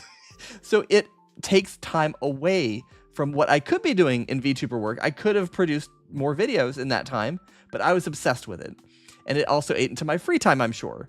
So it's a lot of stuff and it will never stop. You have to have the tenacity to be able to say, I want to keep doing this. Sure, it's me offline doing something purely for this like brief moment that it shows on screen. Like in my example, the alerts, I made a graphic, the follow pops up, it goes away. Maybe people enjoy it for a second, but how many hours did I spend toiling over the design and then animating it in OBS and then figuring out the layer system to make sure the picture is showing up of each person who does follow me? It's a time sink, but I wanted to do it. I like that sort of thing. I like techie stuff. I like figuring new things out, animating this, moving that, bringing this aspect in. So you have to love what you do. That's a very good way to put it. There's a lot of things we will work on that will barely change anything with our audience, but it will make us happier for having it Yes. there, and eventually they add up. Well, you might do is like, oh, I got this new alert, or I changed a few things in my Twitch description about panel. I was like, no, barely anybody notices that. But you know what they do notice? The culmination of it all. When they see one after another of, ooh, this is cohesive. Ooh, this is nice. Ooh, this is well thought out. Eventually it does add up. And yeah, it is also passion. It is something to just always enjoy working on. But yeah, I wanted to put that out there too. Because I've seen some people who are like poo-pooing on like the littlest things that you do. And it's like, well, yeah, if you get obsessed over it a bit, that's a bit much. But it's not a bit much when you've obsessed over the 30 different sides of it and added this one and then this one and then this one. And it gets then to that much of a point where it does add up. It really, Yeah. every bit of it adds up like that. So trust me, Heck, it's I get it. I get the tech side thing. Yeah. Oh, I know you Yeah, do. Mm. Because I've kind of got some ideas of stuff that I wanted to do from yours. I'm like, you know what? I've been wanting to redo my stream for so much time, so many months, year, whatever. And I got ideas. I'm like, you know what? It's time to do it. Because to your point, I needed to have something to build on that I could do those little changes and have them all add up into something that I wanted. So, but I needed a clean start for that to actually take place. So sure, it was a time sink. I did stream it as a working stream. It did well at the start, not so much at the end, but was it beneficial? Absolutely. I feel so much better with my stream layout and the little dorky animations that I've put in. Yeah. I only want to add, just keep adding. I even got like other things on a list of paper to add in that I want to do eventually too. So, Oh, I won't stop. absolutely. And this is all without even talking about other stuff, like, of course, Yeah. like editing or... Yeah. God, VTuber editing is a whole other thing. But the one that surprises me the most as I look is the personal one, Yeah. and then my messages, DMs, and socials. I fully am aware that, like, I don't do as much personal work as I want to. This means, like, grocery shopping or cleaning the house and stuff like that. It's not that I don't take care of myself. Again, I eat right and stuff like that. But I kind of... I live in a small rental bedroom. Like, there's not much for me to clean. There's just my little room and, you know, the once in a month I have to clean, like, the bathroom and stuff like that. That is just, like... It's gonna go a lot more. I'm gonna need more of that time once I get to be on my own, where I'm gonna be fully happy.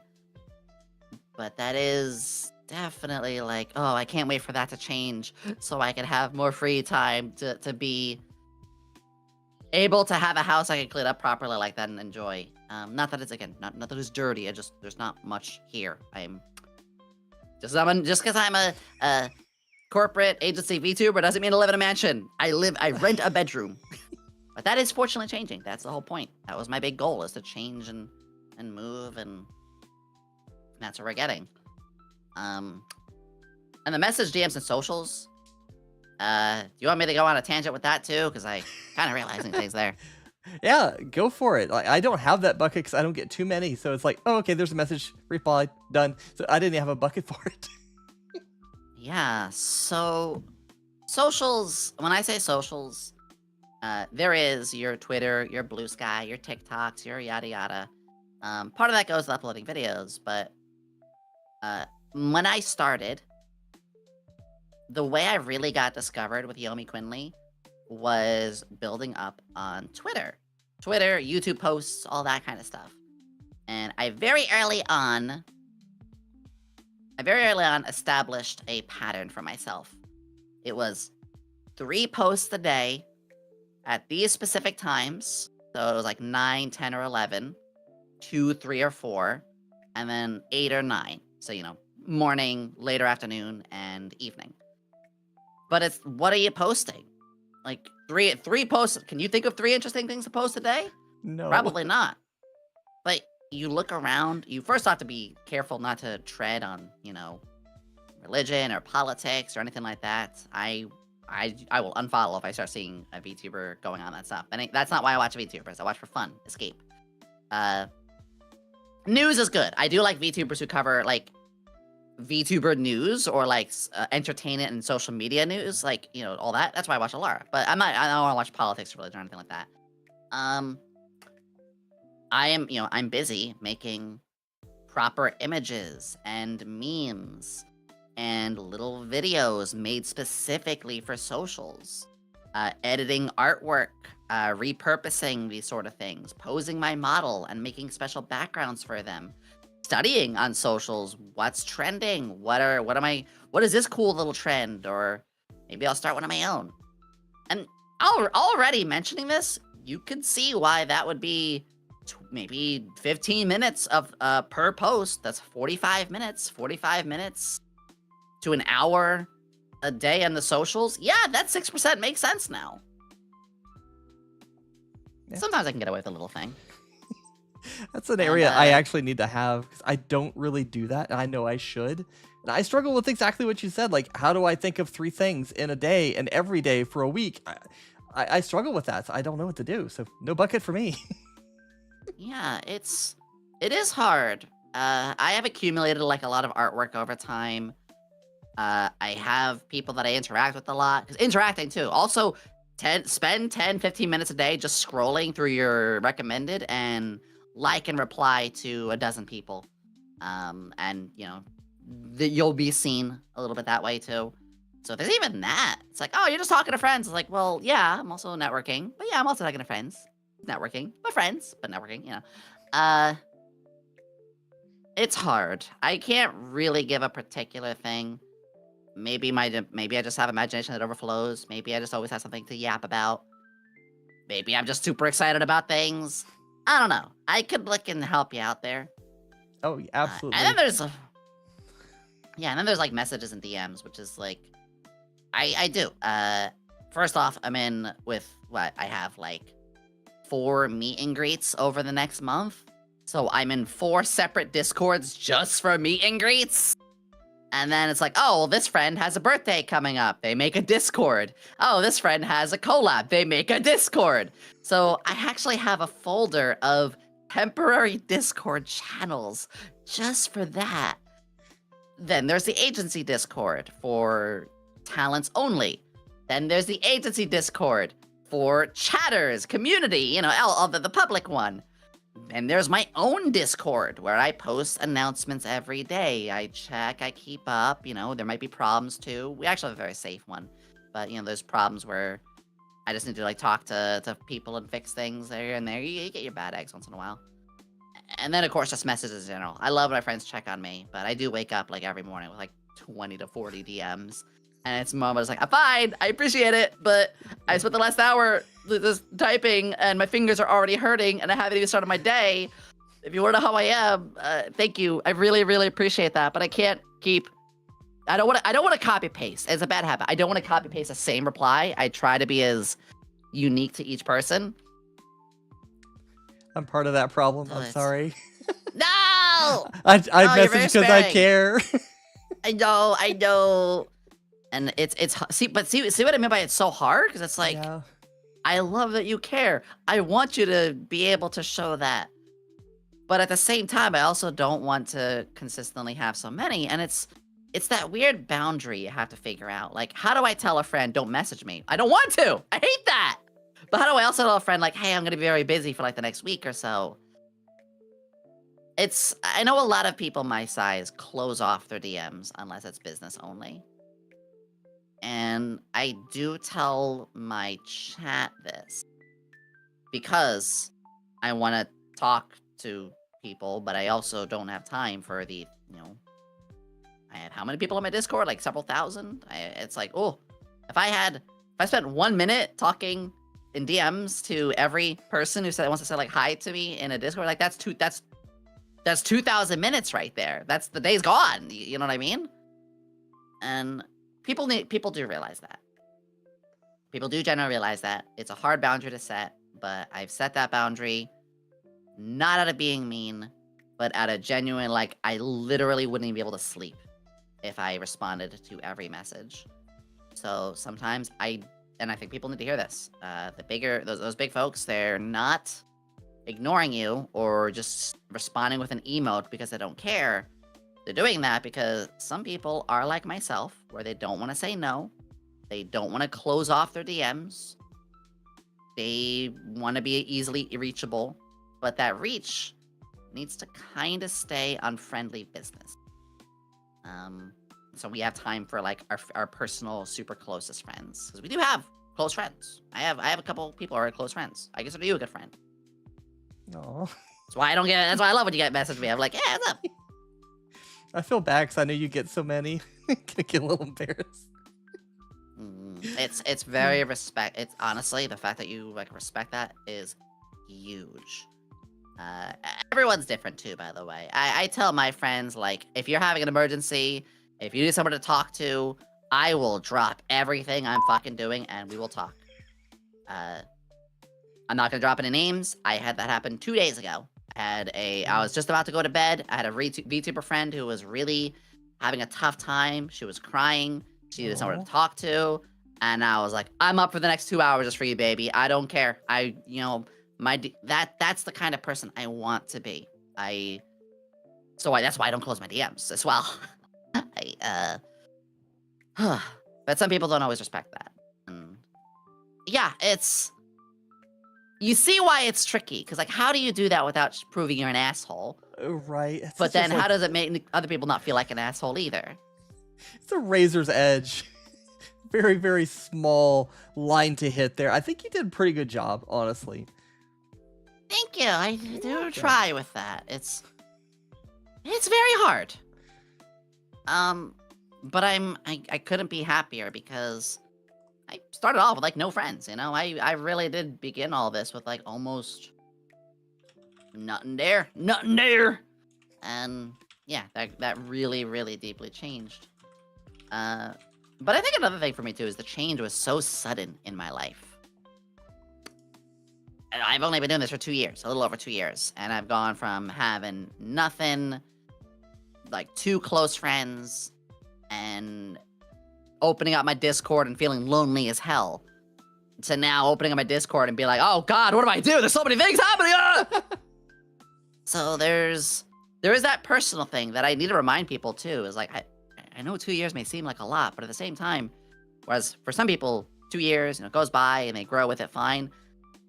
It's a big leap for me, who was like literally homeless and never had like streamed or any of these things before. So, Chotamate, come on inside, please be patient with me. I am still learning a lot of social things, and sorry, I've rambled with this for like 15 minutes. But you can see how like it's who's very counting? True. Yeah.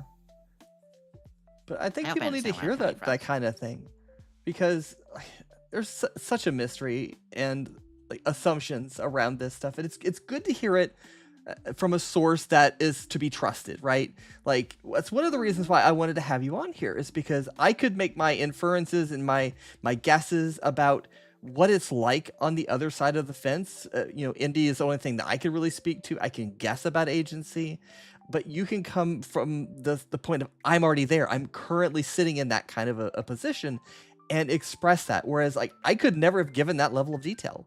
So I appreciate the fact that you're giving all of this, because people need to hear it, and I could never deliver it. I'm glad. That actually really means a lot.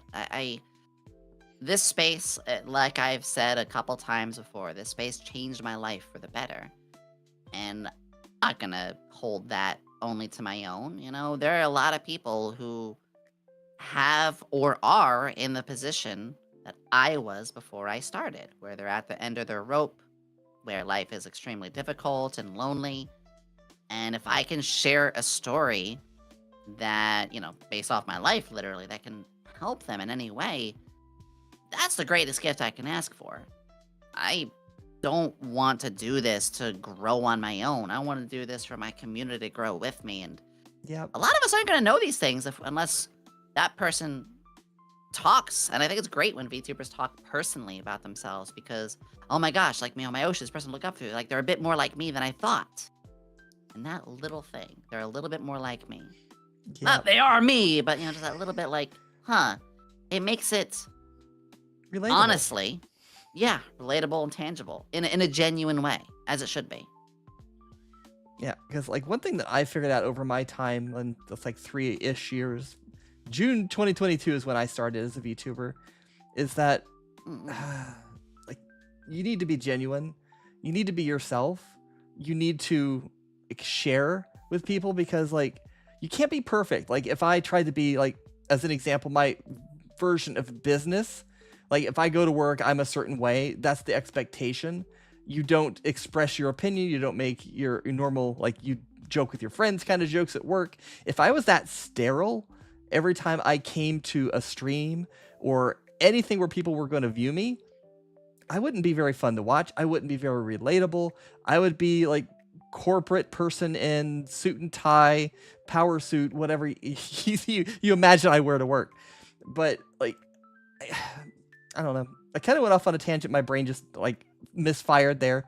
But you need to be yourself. Otherwise, people are not going to relate to you. Don't try to be something else. Don't. I think the easiest way that I could phrase it is something I heard recently, and I'm probably not going to get it verbatim, is that you need to have an opinion. You need to have something that defines who you are. Because I'm guilty of this. I spent so many years in a corporate environment. I'm pretty sterile as far as personality goes. And I have to give myself permission in times like this to be able to go, you know what, I can cuss. I can do whatever I want. This is my space. I own this. This is me. I don't have to fit a certain mold. And I don't have to be for everybody. And it's a content strategy. Yeah. My content is not going to be for everybody. My opinions are not going to be for everybody, but I can still do that in a respectful way. And that's the balance that I'm striving for, is to bring out more of myself, be less sterile in my own wording, and actually share my opinions that I've been afraid to share for quite some time. Yes. I say this about games. I say this to streams. A thing for everyone is a thing for nobody. I say Yes. this mostly about games. Like a game for everybody is a game for nobody. That goes for streams too. Yes. God, I'm so happy you said that. My first couple months, I was that way too. I was like, oh, I gotta say everything right. Oh, maybe Yep. someone could scout me one day, blah, blah, blah. But now I'm like, I don't give a fuck about what you fucking think with this bitch ass motherfucker. I just do it. But Yeah. today, look, listen, I had a Q&A today, and part of the Q&A, I talked about fetishes. Just out there in the open. I talked about fetishes to answer one of the questions, and I literally told everybody my based as hell fetish. Just out in the open, cheeks spread, vulnerable as hell. And you know what happened? I told you, like-minded viewers follow the streamer. Most of my community was like the ones who were like in the chat. They were like, because you have plenty of lurkers. Thank you, lurkers. But the people who are like vocal in chat were like, yeah, we get it. Like, we don't find that weird. And yeah, be a little bit like that. I think the only thing that you should like try to stay away from opinions on, we already know. We already know, your politics, your religions, your yada, yada, yada. I mean, my streams are LGBTQIA+. Like, I literally don't care who you are, where you're from, what skin you have, whatever like that. I just want you to be you. Be unapologetically yourself. Yeah, fuck the planet. Be you. Yeah, there's the only one person who's good at being you is you. Yep.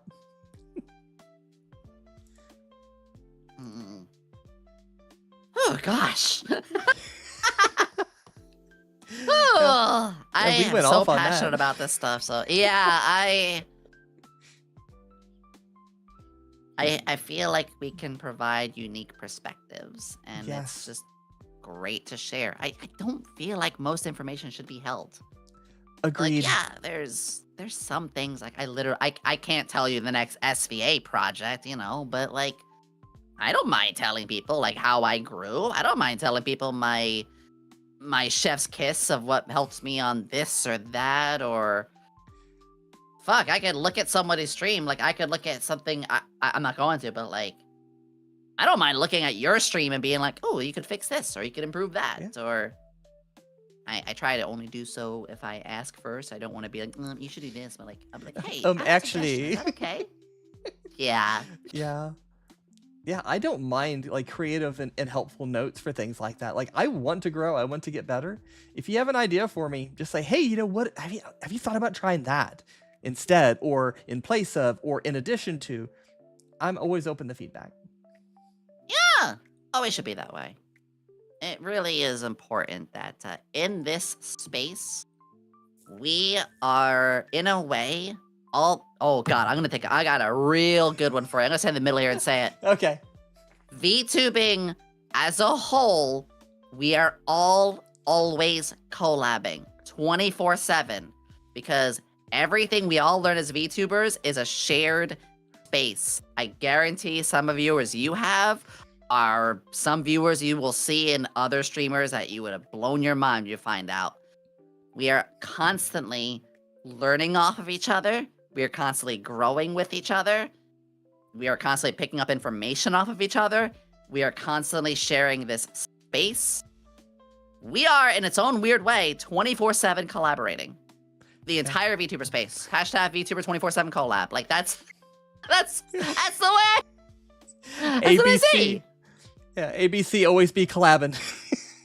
Yeah, I don't know how much sense that makes, but like, yeah, that's a weird me acting on a notion right now. Sure, we're going with that. I feel right. I feel right about that. It's like if we put all the VTubers on a Venn diagram, there'd be a lot of overlap. We share so many things in common. Why would we gatekeep that? Like help each other out. That's kind of what I want to build for my community, is one that like supports each other, shares knowledge with each other. We're weird, we're wonderful, and we look out for each other.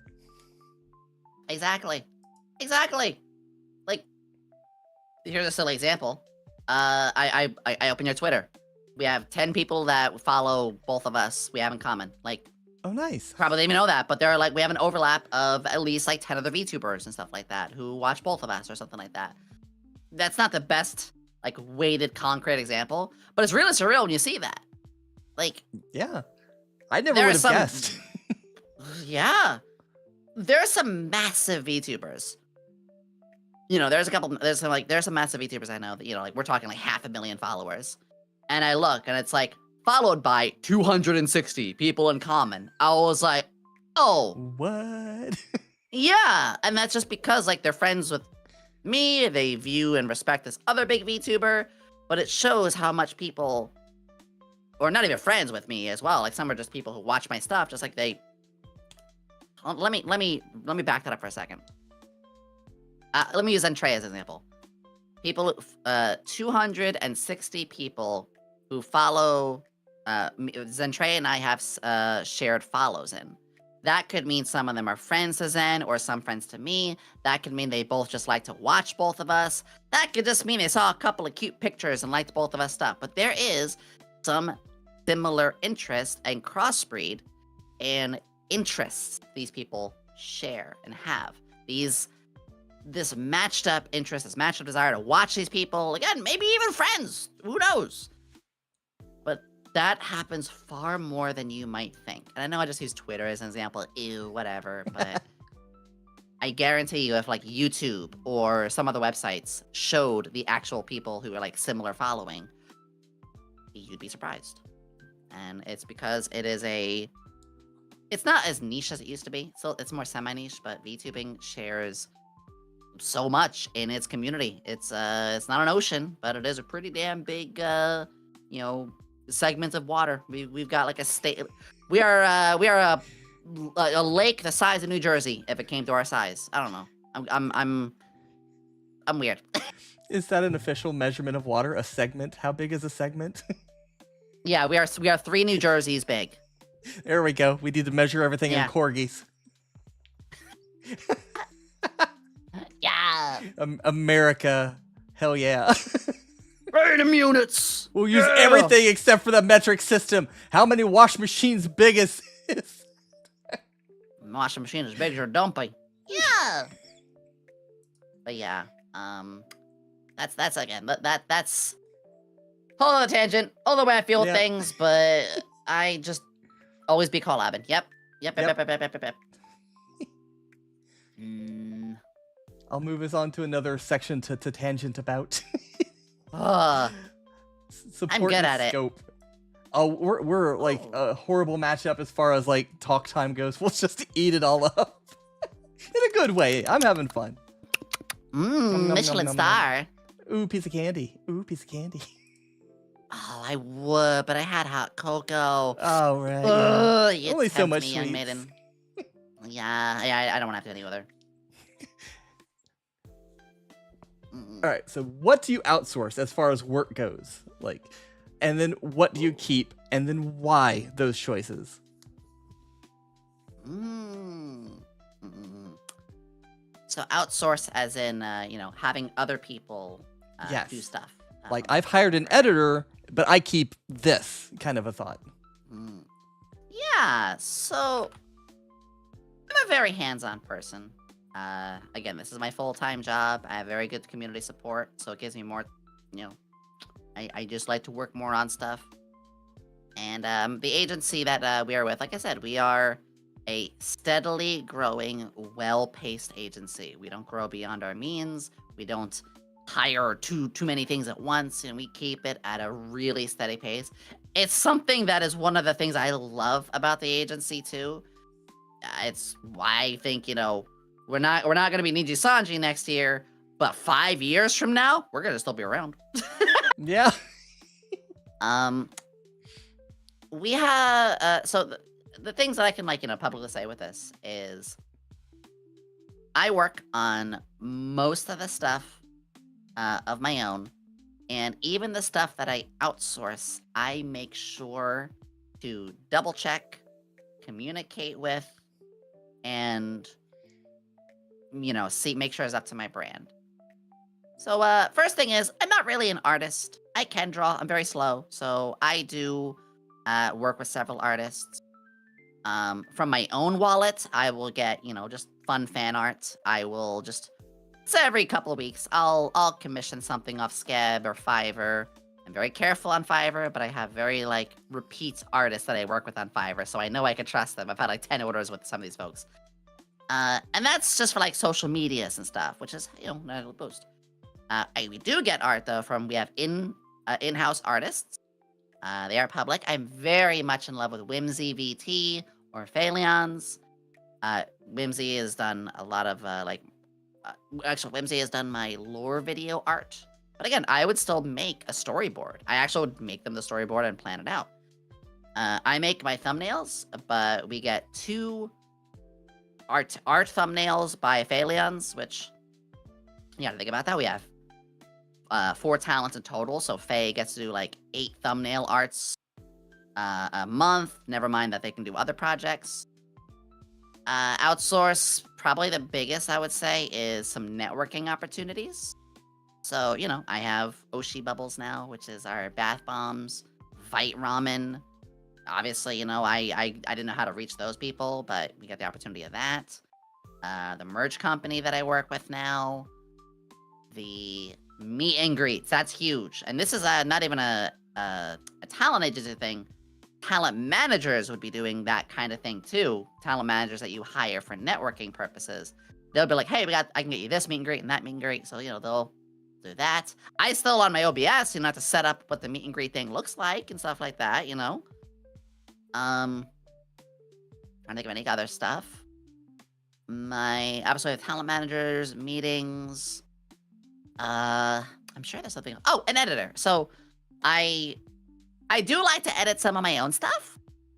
I don't get a lot of time, but I do have an editor who makes 12 shorts a month. And this is actually probably the easier part. I really am in sync with my editor, Toomsy. That's T0MB. Toomsy and I were very in sync, so all I normally have to do is go through my VODs, roughly where I have marker buttons, because I was aware something funny happened, or look for where, community clipped, and download that clip. But I don't just download it. I go through the original VOD, like the MP4 that's saved on my computer. And then I hunt the timestamp on there because I separate my VOD audio tracks. If there is music in the background and I'm talking, those are on 2 separate tracks. So Yep. the editor can mute the music or mute my voice without muting the other. And that does require a little bit of extra work, like isolating a part of an MP4 and still keeping it separate. That's actually like you need specific programs for. And then give it to the editor, drop it in a folder. I double check them. In fact, I'm okay saying this. They sent me a DM today, be like, "Hey, I got 3 more done for you for this week," because I do 12 a month. That's 3 a week. So I'm gonna check those in a bit. If there's any problems, I let them know. And again, they know my humor. We work in sync very well. I love them to death. And occasionally, I might like pay extra to do like a VOD summary. That's roughly the main outsource stuff. There's some little things I'm sure I'm missing. But you can see how much is still like up to me, There's outsource help. I guess this is kind of a thing, is outsource help. Like, we have an emergency tech person. Or, maybe we have these artists that do things, but maybe we have a special project. They're like, "Oh, can you make this as well? Pay extra," or something like that. And there's also outsource for big projects. Stuff that we have less hands-on on the main part, but we add to. I got a really fun example of that one. We had the Maid Cafe. This is the same Maid Cafe that like VShojo had like the other year. So I know they're no longer with us, but that's still a massive praise when they were like the apple and eye of VTubing, the gold star. We had the Maid Cafe like 2 months ago, and obviously having the Maid Cafe, like that wasn't just like, oh, I don't know, like obviously boss man, all of the agency worked with that, and we had our own stuff to do, like we had an artist make our maid outfits for like full-size standees, but we had to do like recordings, intros, greetings, poses, screenshots. We had to do our own like talent stuff, but the outsourcing of setting all that up is a lot of the con stuff, convention stuff. Like that's all on the agency's end, and we just have to provide our voice, image, recordings, whatever. So that's probably, but it's still work. Still. It sounds like that answers that. Oh, it does, and it sounds like the parts that you outsource aren't truly let go of. It's more like, I'm outsourcing the work, but I'm still going to manage that project. So you still have a very like hands-on approach to it, and it's not truly let go of. Maybe some more so than the others, but you keep it close enough to make sure, number one, it's done the way that you want, because you want it to stay on brand. But eventually, once you've used those individuals to a certain degree, you're like, they get me. So I only need to give them maybe a light touch of direction, and then they'll get what I mean. And that sounds like about how it runs. Yeah, and that's what I like. I am very specific about my brand, and I have leeway, obviously. And I love when sometimes, like, oh, here's this cool idea. I'm like, oh, I love that. Go for it. I don't have a say on. There's some stuff I don't need to have a say on. And it's just great. But I will say, like, knowing some stuff with some other agencies, like, there are some people who join who have zero say on the model they're going to adopt. I'm not saying it's a bad thing, but, there is a very specifically laid out plan. And while that works for some, and that is great, that doesn't work so much for me. Which is why no agency is equal on that end. It's not to devalue them. This is simply, some people want sweet and sour sauce, some people want barbecue, What about my Szechuan? I'm sorry, that is now gone. No. The V Szechuan is gone. We know what happened. Oh, it was that one video. They ruin it for everybody. But like for me, I don't quite have that much like detail and nuance because I'm the end all be all of everything that I do. I need Yeah. to hire an editor. I want to hire an editor, but it kind of goes back to some of the stuff we said before. Is like you let the hobby take you. I am at a point where I'm like, I probably could really use an editor.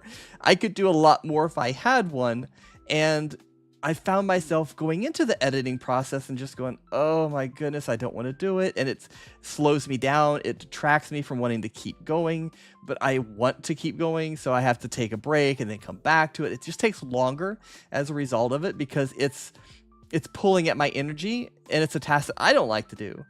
I can do it. Absolutely, I can do it. I mean, I've got the videos to show that I can do it. But do I want to? Not necessarily. I would rather focus on creating the content and then giving it to somebody that after, a few times of working with them, like to your point, that I know that they get what I'm after. They might have even improved what I started upon. Like, oh yeah, actually, I never thought about that, but that's perfect for what I am after, what my brand wants to be. And they have a good creative say in it. But me being me, it's hard to let go of stuff. And like, how do I find somebody that's going to be that good editor, that's going to get me, that's going to say, have you tried this? What if I do that? Are you up for that? And really try to push me and grow me at the same time versus just like, okay, you want me to do that? Okay, there you go, bye. And then just like they do the work, but are not a collaborative person. I guess what I'm looking for is somebody who's going to go, hey, try this. Hey, try that. I've been editing for a while. You get the job done, but how about this? And they bring their expertise to the table as well. That's what I could really use right now. I get what you're saying.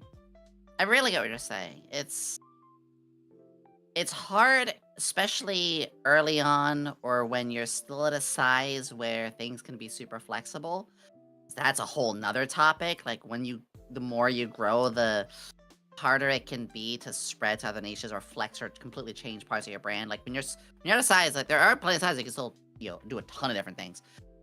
You get more and more particular with your brand. Yeah.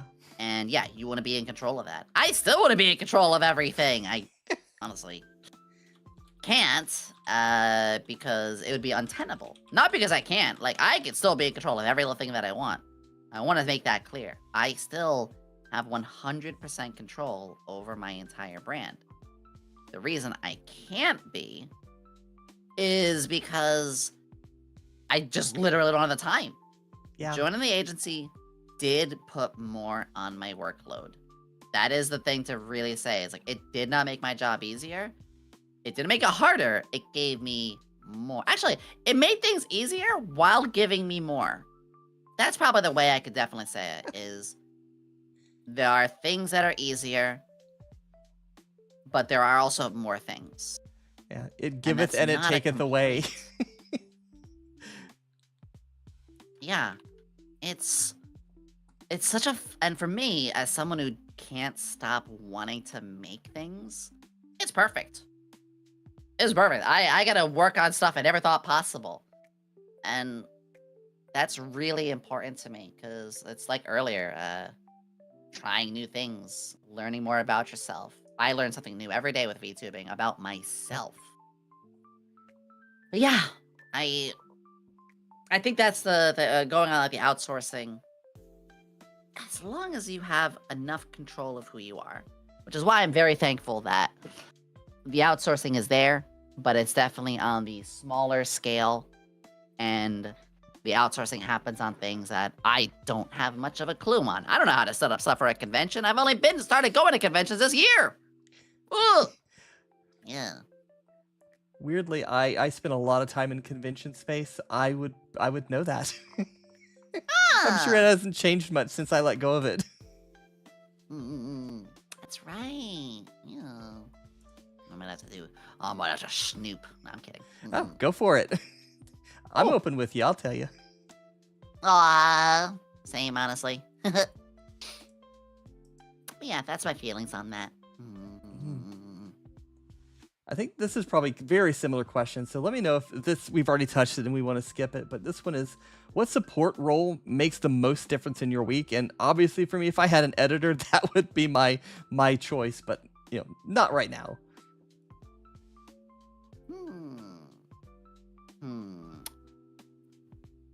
Yeah. I would definitely say my main editor for videos. I can edit and make videos. Hell, I dropped one. It was a very, very tiny one based on like floor cup cows. I made one like very quick yesterday, or I made a silly short at the beginning of last week. As I just have an idea and I just want to say, fuck it, I just want to make this right now. And that's great. But to actually have somebody who can go through my split audios and add effects and, make it the right dimensions and silliness and have my brand of humor and all that, like the bread and butter videos, the shorts, because, yeah, shorts are my bread and butter right now. I plan to do some tautology stuff later, though. Absolutely that. And that's per week. If it was per month, I would say my talent manager. I meet with my talent manager usually like once a month, but sometimes it could be more if we need it. I mean, gladly can be more if we need it. If I'm having an emergency, my talent manager will drop what they're doing and help out, which is amazing.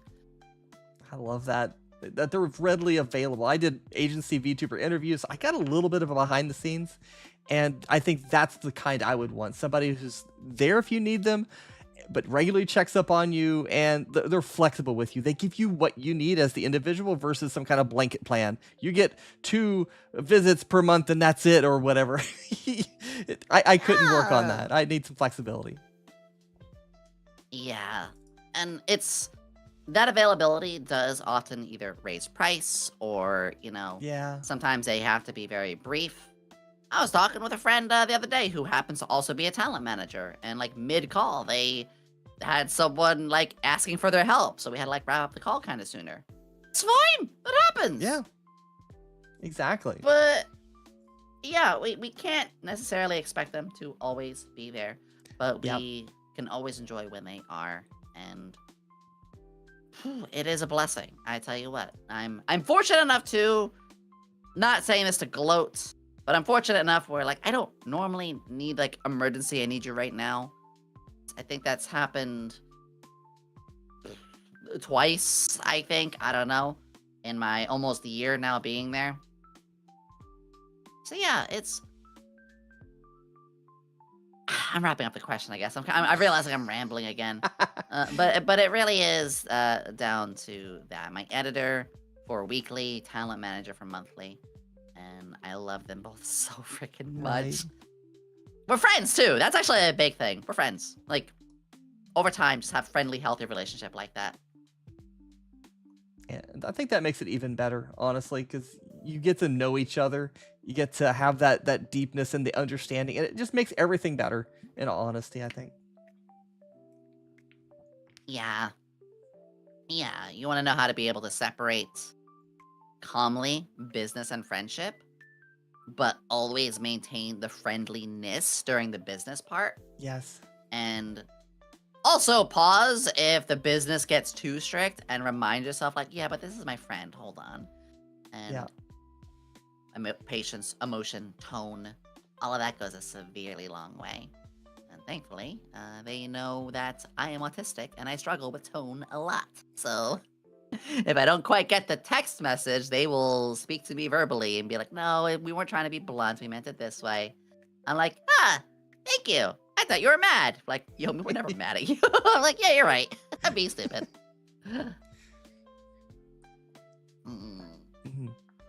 I did cut a few of these because we were covering so many as we ramble too, so I cut a few. That happens to me all the time. I tangent. I go on a tangent on like another thing into another thing, and then like a question comes up. I was like, oh, I answered that in my prior. I ended up doing that in my last similar collab. Is Ashiana and I talked about like VTuber applications for a while, and we had a similar list of questions. And at one point, where I'm just like, okay, we covered that one. We covered that one. Where are we at now? And I thankfully learned from that to be able to, like, on the fly go, yeah, we covered that, hide that slide, and just keep going. Yeah. Yeah. We don't have as many questions for these next few sections. I know it's almost 4 hours now, and then, like you said, you can add it since 2. Yeah. time flies when you're having fun and when you're with friends. Yeah. That's a double dip there. Mm. But what metrics mislead and what metrics cannot be ignored?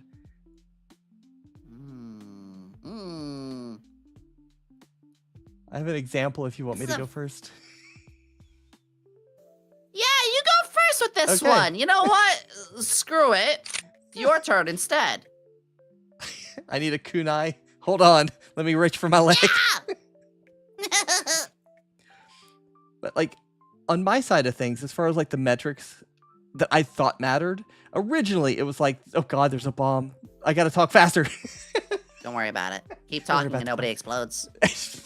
That's fair. I think I can meet that requirement. But like on the YouTube side of things, I'm chasing the goal of monetization right now. But when I started, it was Twitch only. So it was subscribers. I thought, you know, the more of those I had, like the more followers rather, the better. And that's what made me, you know, more popular. That's what made me more famous. Not necessarily, because people could come into your stream and go, oh, that's a pretty cool person. Follow, leave, never come back. And that number just sits there unless they actively go through and unfollow you. So it's not a good measurement of, am I doing well? Where you could see that would be like going back to my YouTube journey. I thought as I got used to it, subscriptions, like people who subscribed to me on YouTube was the number. But if you go into your dashboard on monetization, like right now, what I'm facing is 500 subscribers, which I have. I'm over that. 3 uploads in a rolling 90 days. I have that. Streams count for that. 3,000 hours of watch time. Don't have that. I'm at under 1,000 right now. And if I did shorts, it's one or the other for the long form or the shorts. They're not tied together. I remember that. It's 3 million views on shorts. It's kind of crazy. And Yeah. They expect you to just get viral ones. Yep. And like the bad thing is the watch hours roll off. It's a rolling 365 days. So what somebody watched this time last year doesn't count anymore. So it's not a cumulative, it's a rolling. So you always have to be making new content, keeping people on the video. And my subscription count, it works for one thing, but not all the boxes. So right now, the chasing I'm doing is going after the watch hours, which is difficult. It's not as easy as getting the subs. Yeah, and I think about that because I was able to get there eventually. My brain is immediately going to like, oh, I want to give you advice so bad. Oh, I want to give you advice. Oh, I want to do this thing for you, but time and a place, of course. Yes. But you are doing the right thing by simulcasting. That was mostly how I got mine because I didn't really upload made for YouTube content. I uploaded shorts. And then I uploaded YouTube stuff. But that was able to be supplemented by the traction I had on other platforms. And then I could be like, hey guys, like, I'm on both these platforms. And during my Twitch streams, I primarily am on Twitch. I usually either once an hour, or if I'm addressing somebody in my YouTube chat, I'm like, hey guys, Twitch, just so you know, like, we are on YouTube as well. You know, just casually bringing that up. Don't be afraid to shill. Shill's not the right word. Don't be afraid to mention, like, other things that you just happen to be doing. Like, you know, hey, Yomi, what are you drinking? Oh, I'm drinking water, and I got some gamer subs. Don't forget, by the way, you can use my code, blah, blah, blah, blah, blah. I'm not going to promote on your stream, but, you know, I will. Fine. I will drop that kind of stuff organically. Yeah. And I've gotten better about not worrying about that, because we all are like, oh, I don't want to do this or that. I feel like I'm a show. So no, people are proud that you have that. Your community is proud of you. So your community on Twitch is proud of you that you are simulcasting on YouTube. Promote that shit, Mother Hubber. It works for my watch hours too. I found that out through, I'm in a Discord for fellow VTubers who are YouTube creators. And I learned that from them, that like actually streaming on YouTube counts for the watch hours. So I've started to do that purely for that reason. And to your point, it helps. I've even added TikTok. I'm not on TikTok right now because doing vertical for this is going to be absolutely impossible. So I'm not on Shorts right now. I'm not on TikTok. But some platforms have got wise to that cross promotion. Like I'm on TikTok to try and grow my YouTube. And at least I've heard this, I haven't tested it, that if you say YouTube or you say Twitch, they will catch it I guess through AI or what have you, and then they'll push your live stream down the feed and not surface it as often. So the workaround is to say red platform, purple platform. So, Yeah, like, it's sneaky yeah, like that. yeah. I mean, it makes sense from a business standpoint, but also stinky for like our intents and needs. Yeah. Mm. Um, yeah, no, I'm glad you mentioned with that. I'm gonna have flipping the question towards me with the metrics mislead. This is actually something a lot of people don't think about. For me, the metrics mislead is, and let me say the whole thing, your viewer count, dramatic pause, within the last week. Yes, over time, as you go up and down and you look at your metric, the people who are there are obviously important. But things fluctuate so much.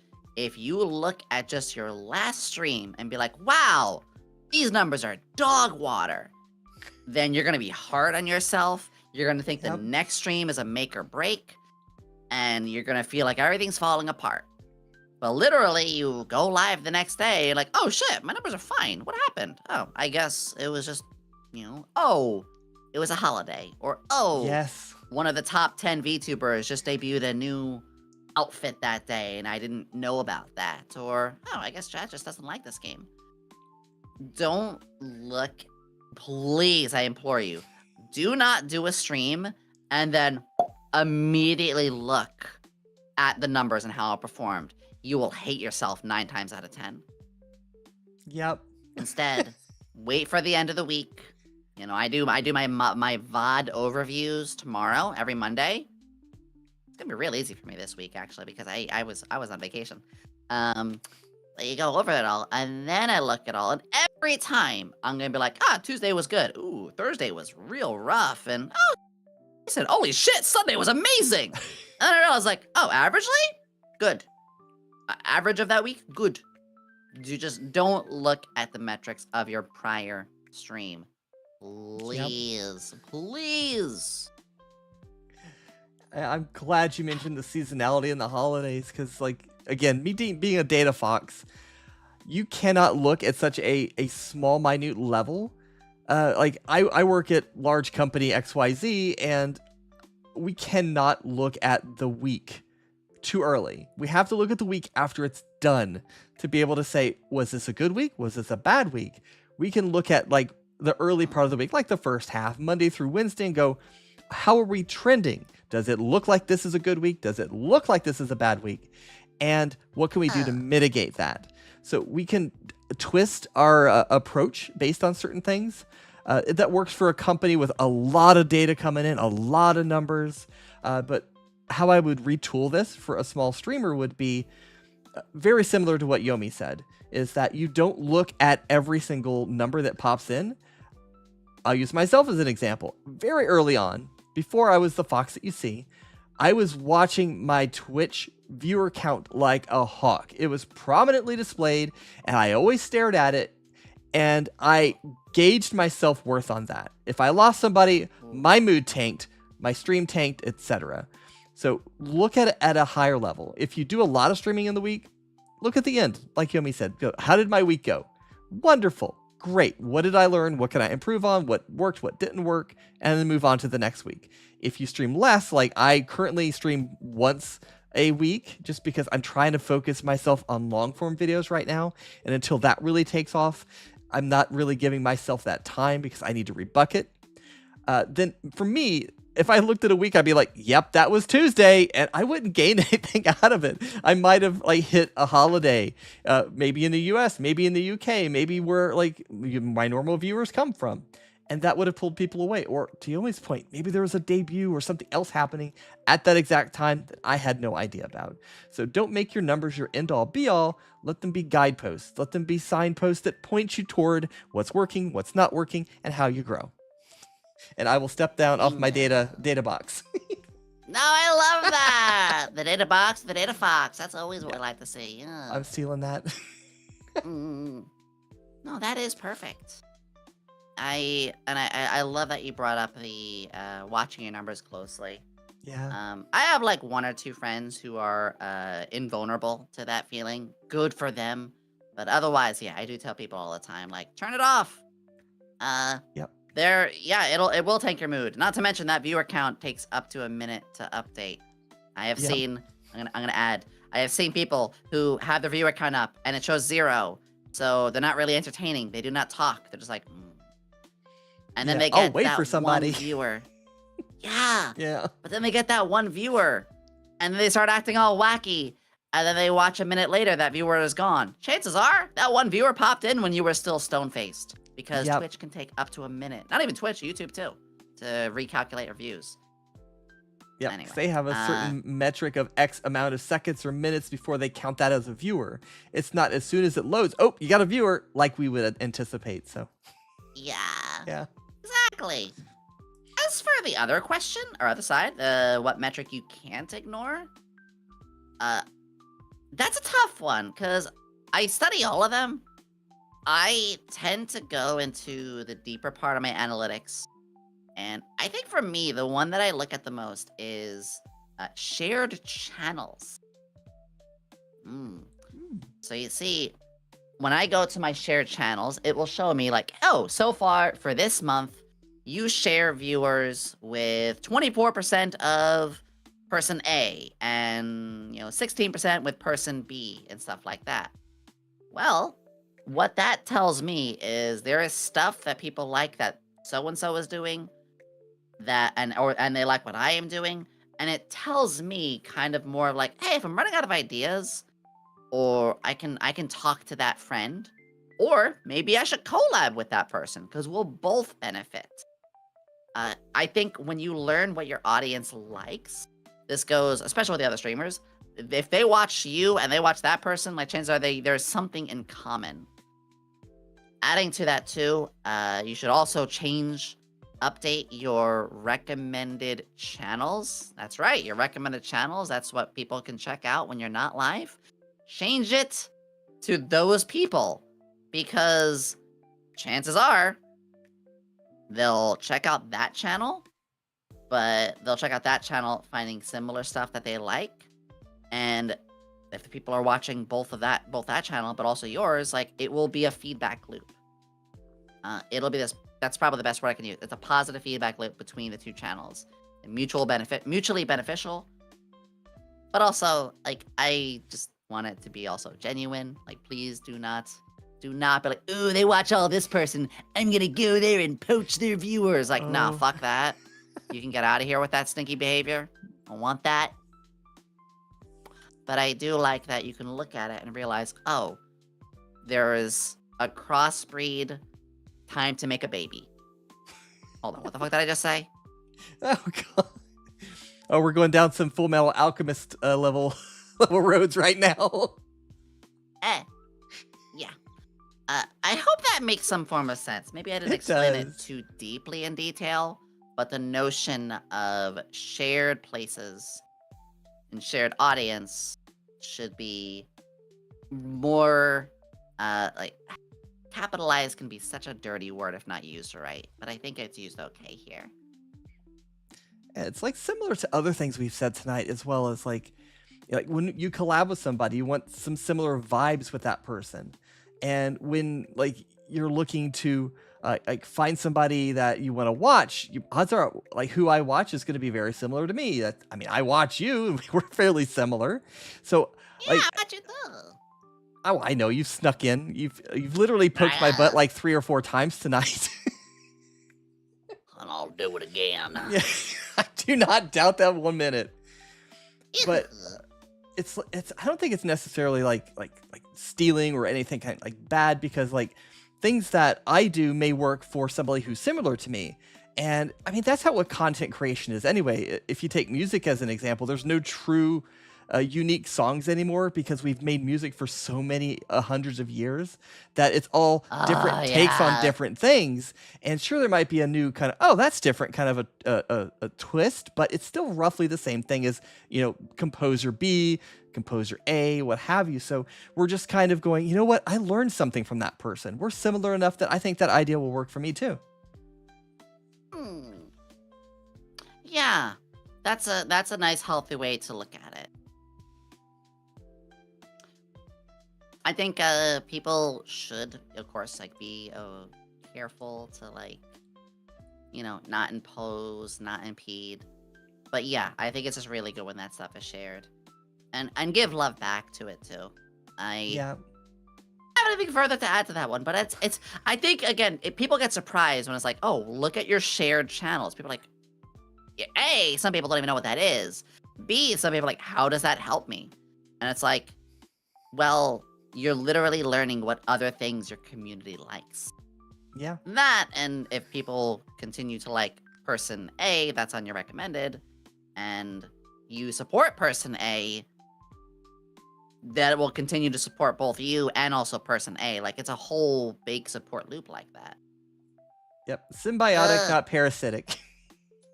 Bingo! Thank you. Yeah. That's the right word. I think I'm getting a little eepy, so that's the perfect way to put it. Oh, I'm getting the same. So I think we'll kind of speed through some of the other questions. Nyum. Maybe not that one. Let's see. The money Yeah, one. I Should we will make pass sure the I'm a money little one? more. Oh, you're good with whatever. No, you're good with whatever. I'll try to wrap these. I'll try to be a little more particular. I'll try to be a little more wordy or less wordy. Less wordy. I will try my best as well. No guarantees, but I will try. This one, I Ah, tried my best to anonymize it as much as you can with money. Because I don't want an sure. exact dollar sign like, oh, I spent X amount on this and X amount on that. But like taking your like monthly income as an example, let's say, I'm just going to use a round number for my example. Let's say that I bring in $3,000. And like out of that 3,000, what percentage goes to this? What percentage goes to that? Like, how do I basically spend my money? Right. Yeah. Yeah. So I'm fortunate enough where I don't have to spend too much more into the VTubing side. So like out of a percentage, 40% of what I make goes into living expenses. Sometimes 50%. That's not bad living. That's just the housing market's so bad. It used to be that a third of what you make should go into the cost of living, and the rest should be like, not in 2025. In this economy? Yeah. So roughly half to slightly below half goes into my, free living. Tech stuff, I gotta rebuy or redo stuff. Used to be about 10%. Now it's almost zero because my agency does pay for some of that stuff.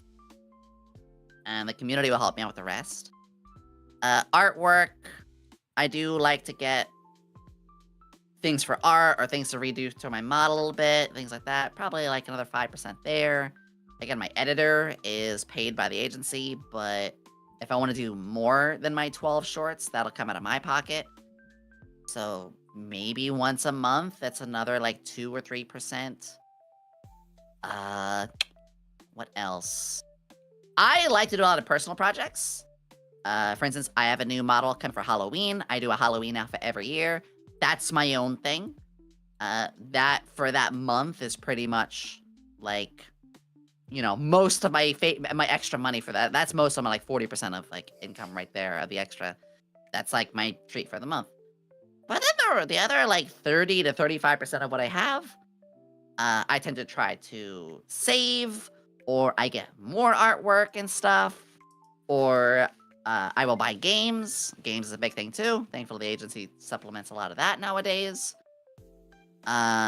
Streamer assisting stuff like, well, I gotta get some food, but I don't have any food in the house. I gotta get something delivered. It's a rare that happens. Or a thing breaks and I gotta get a new one really quickly.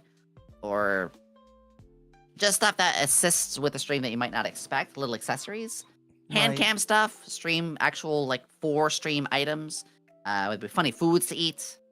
Or Lego kits and stuff like that. Not a whole lot. I'd probably say like, another 5% right there. And even then the community supports. So I've been starting to put a bit of savings aside. In fact, right now, my savings is mostly put towards my move. So I'm in a funny situation like that. But the long story short is in an agency, you do have a lot of your costs assisted with. At least with mine, that's one of the things I really try to work with you the most on. I think the most expensive thing I have to get on my own is if we're doing merch and we're like, hey, we'll help you and get the artist that you want and do all this, but then I might be like, well, I also want this. And we're like, oh, that's not part of the original deal, but if you want that, that comes out of your pocket. That's fine. They're literally saying, we're giving you A and B. And I'm like, ha, I also want C. They're like, you can do that. That's just coming out of your pocket instead. Literally, that makes perfect sense. That is like hands up. Like, no, I agree. I completely agree. You're right. And I am habitually always doing that because I always like to go further and beyond. So, yeah, I think I would be something similar. Like, I would want more regardless. It's just in my personality. Like, I always want to do more. I always want to make more, accomplish more. It's just more in my brain all the time. Yeah. I just want to keep things going for everybody. And I don't even sell merch to make a profit. That's a whole nother thing. I just want to sell the merch so my community has cool things. Like, on my side, I don't spend money because I don't make money as a VTuber. It may be like onesie, twosie, like dollars here and there. It's not consistent enough for me to count. Not that I'm dismissing it. I appreciate everything that like anyone passes my way. Like on my like birthday stream, someone was very generous and gave me a decent sum towards my 2.0 model. I appreciate that heavily. But like, it's not a steady income. It's not something I can count on as like a job. So for my answer to this, I don't make money, so I don't spend money. Anything that breaks, I typically, like, I have to buy it myself. Normally stuff doesn't break with me. I can build computers. I can program to a certain degree. I have like certain skills that keep things running typically longer than they're supposed to. And as that, I only upgrade what I want to. Like with the mic example, I started out with a Blue Yeti, but eventually when I got to the YouTube part, I'm like, you know what? I really want better audio. I want easier to work with audio. So I made the conscious choice to go and buy that. You better believe I use that every chance I get now. YouTube, check. Streaming, check. I use it for work, and I'm the one with the best audio in the Zoom room. But like for me, it's time that I'm sinking into everything, because there's two things, at least in my mind, that you can put into your VTubing. You can put in money, or you can put in time. And you can put in equal amounts or different amounts, or some of one and none of the other, or something like that. Because for me, it's all time. My spare moments, VTubing. Any free moment my brain has, it switches over to VTubing. And I'm thinking of like, hey, I'm going to do this. I'm going to do that. That's that next video I want to make. Oh yeah, did I ever solve that problem with, no, I didn't, but I got some leads. And my brain starts going off on that. So I don't have like a so much percent that, so much percent this, except going back to that pie chart to show my time. And if I was able to break that up, then you could see a different 100% of, how much time I'm sitting down, writing up a script, or like proofreading a script, giving it a dry run, recording it. Sometimes I record a certain section like 2-3 times, and I chop it up to see which one sounds better. And like, so there's a lot of little things that go into it that would equal my 100%, but it's not money, it's time. Yes, time is our biggest commodity of it all. Yes. And I love when I hear people mentioning that how much they are willing to dedicate their time towards things. That's really just, it's the love of the game. I don't even like calling it a game, but it's just like an expression. It is, if you love it, you keep going at it. And there are the VTuber stands, people who live, breathe, and eat like VTubing. It is what they do. And I'm one of those people. I'm still learning so much. Yeah. Well, that's a heavy one. That's a heavy one, but a good one. That's a heavy one, but a good one. And I tried to do my best to anonymize it, but still give people the nuggets that they needed to go, okay, if I actually end up at an agency, this is what I would look forward to as far as bucketing of my finances. And then on like my side, like I would have to spend my own money. I would have to invest in an editor. And that is a viable strategy. Like I'd probably going to seriously look into that probably shortly. See if it's within my budget to do so, because like I have all the normal stuff that you would expect anybody to have: car, living, food, all of those expenses, and then adding VTubing on top of that when VTubing's not bringing anything in. That's a serious investment that an indie would have to make a conscious decision to do. Yeah. Oh shit! You heard that car? She drives. Careful, everybody. Yeah. Oh, it's an SUV. I could hit multiple people at once. Perfect. Well, I'm happy to answer any other ones with it, but I do want to just add to the end of there saying that every agency is different. I'm very fortunate that the agency that I'm in, one of the big focuses is making sure that we have what we need. And, well, I think that's something I wish more did, but yeah. I think that's, I don't know, I just wanted to kind of throw that out there, is not every agency can be like, we'll pay for this, this, and this. Some won't pay for fuck all. Some will pay for everything. Some will pay for some. It's different. I'm very happy where mine's at. I think that's a good point to kind of wrap up on too, is that every agency is different. Make sure you understand the contract, and not just you reading it, not just your family or friends reading it, but having like somebody who's professional in that type of contract read it, tell you what it means in layman terms, and see if that's good for you. If not, try to negotiate some extra bits, because it's ultimately your life that you're making decisions on. If it doesn't work for you, give it a pass. There's been like people who have come out saying, I auditioned for this place. They actually said, we would love to have you, but we couldn't come to an agreeable amount of terms because they wanted me to give up something I really loved doing. And they just said no. So it's absolutely fine to say no and ask for that thing that you do want. Don't just take it at face value. Don't just sign on the dotted line. Make sure it's right for you. That being said too, it's funny you mentioned the whole signing, making sure thing. Yeah, before you sign into an agency, hire a lawyer to double check things. Yes. That's all.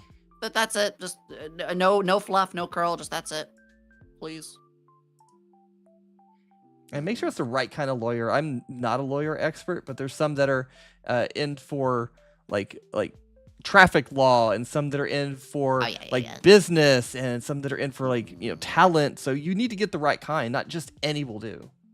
Yeah. Oh, absolutely. Yeah. I would love to talk about some specifics with the agency too. If you had any questions about specific things within SVA, that I will answer, of course, with what I can answer. But right. Yeah. I didn't have any specific questions lined up because I was trying to be as generally applicable as possible with the questions for us today.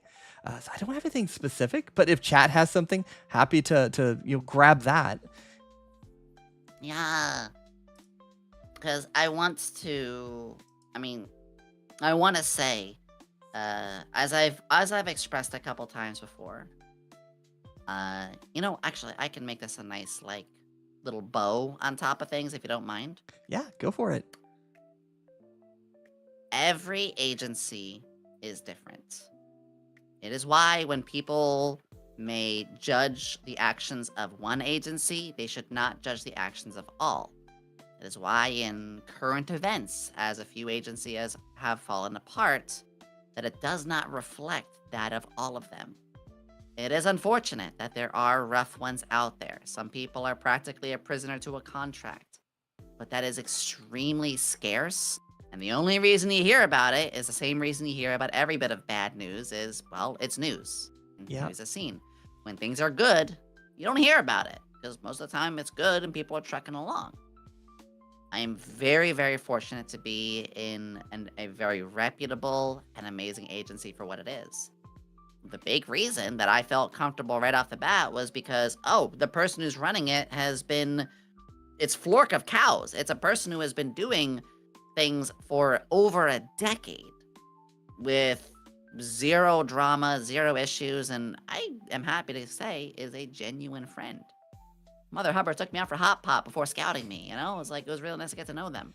I gotta drive that butthead around, and I gotta call him names. I'm not even joking. Actually, fun story. When I got to meet him, we actually lived relatively close. I'm not gonna say obviously anything like that otherwise, but he invited a couple of local VTubers out for hot pot.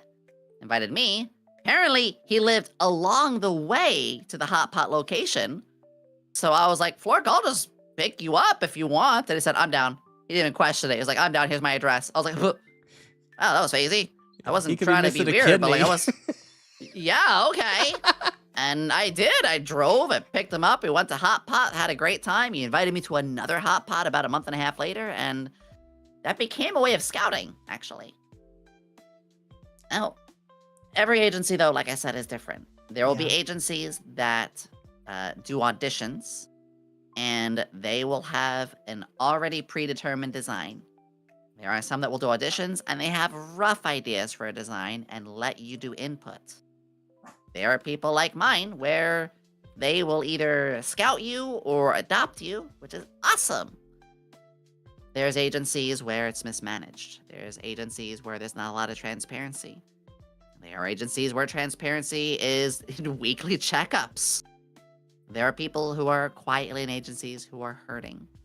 There are people who are in agencies who are vocally massive supporters because they're super happy. But I think a thing to us all to remember is, the bad gets seen and outed eventually. The good stay for the long time for a good reason. And agencies do a lot for the VTubing sphere. That off-kai we all had a great time on? Without agencies, that wouldn't have happened. Agencies sponsor and create so many opportunities for the VTubing sphere. We create public images, we put VTubers out there to work with big companies, and VTubing wouldn't be where it's at today. Even after all the good and bad that's happened, VTubing would be a fraction of what it is without these large groups that have put together a cumulative effort to not just raise talents, but to raise awareness and funding in the general scope and landscape of the public, creating those same opportunities for indies as well. We take these risks and agencies fall apart. We take these risks and agencies succeed to pave a path for the rest. And I'm proud to be a part of that, especially one that takes care of us both mentally and physically and mentally to such a strong degree. And that's why the Sox VTuber agency is where I am proud to be. Yeah, and like me putting things into, I guess, normal job sort of terms is like, if you go to work for a company and you're intending to like that be where you're at long term, you need to find a good company.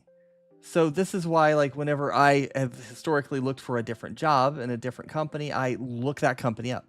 I research them. I see what do they stand for, what have they done in the news, how have reports happened, is it a good company, what do they stand for, have they like given to charity, do they have events that are very community supportive, all those things that like you would want to see in a company, versus like I can't really find anything on them, or the things that I find on them aren't the best things. And it's similar here because like I've thought about going agency. I'm not going to say who I've applied to, mind you, because that's kind of a taboo thing, but I have applied to a few of them. I've made a few little demo reels, as it were. But I didn't choose them like a shotgun. I didn't just load up a bunch of buckshot, shoot at the wall, and hope I hit something good, because... Oh, thank God you didn't do that. Yeah, right.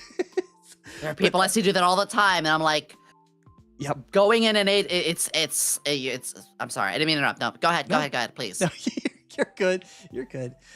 But it's like, sure, I could have got hired potentially if I just applied to anything that came along. But if I think about that in, quote unquote real world terms, non-VTuber terms, is I would get hired by any company that would take me. Is that a good company? No. I used to work in a company, and I made a video on this about, like, I used to work in a black company, what Japan would deem as a black company. And Ooh. oh my God, was that a toxic environment. It was something that I wanted to do, and I did it before, and I wanted to get back into it.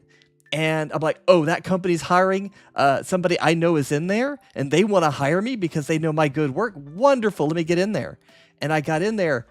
Oh my God, it was absolutely the worst place I've ever worked.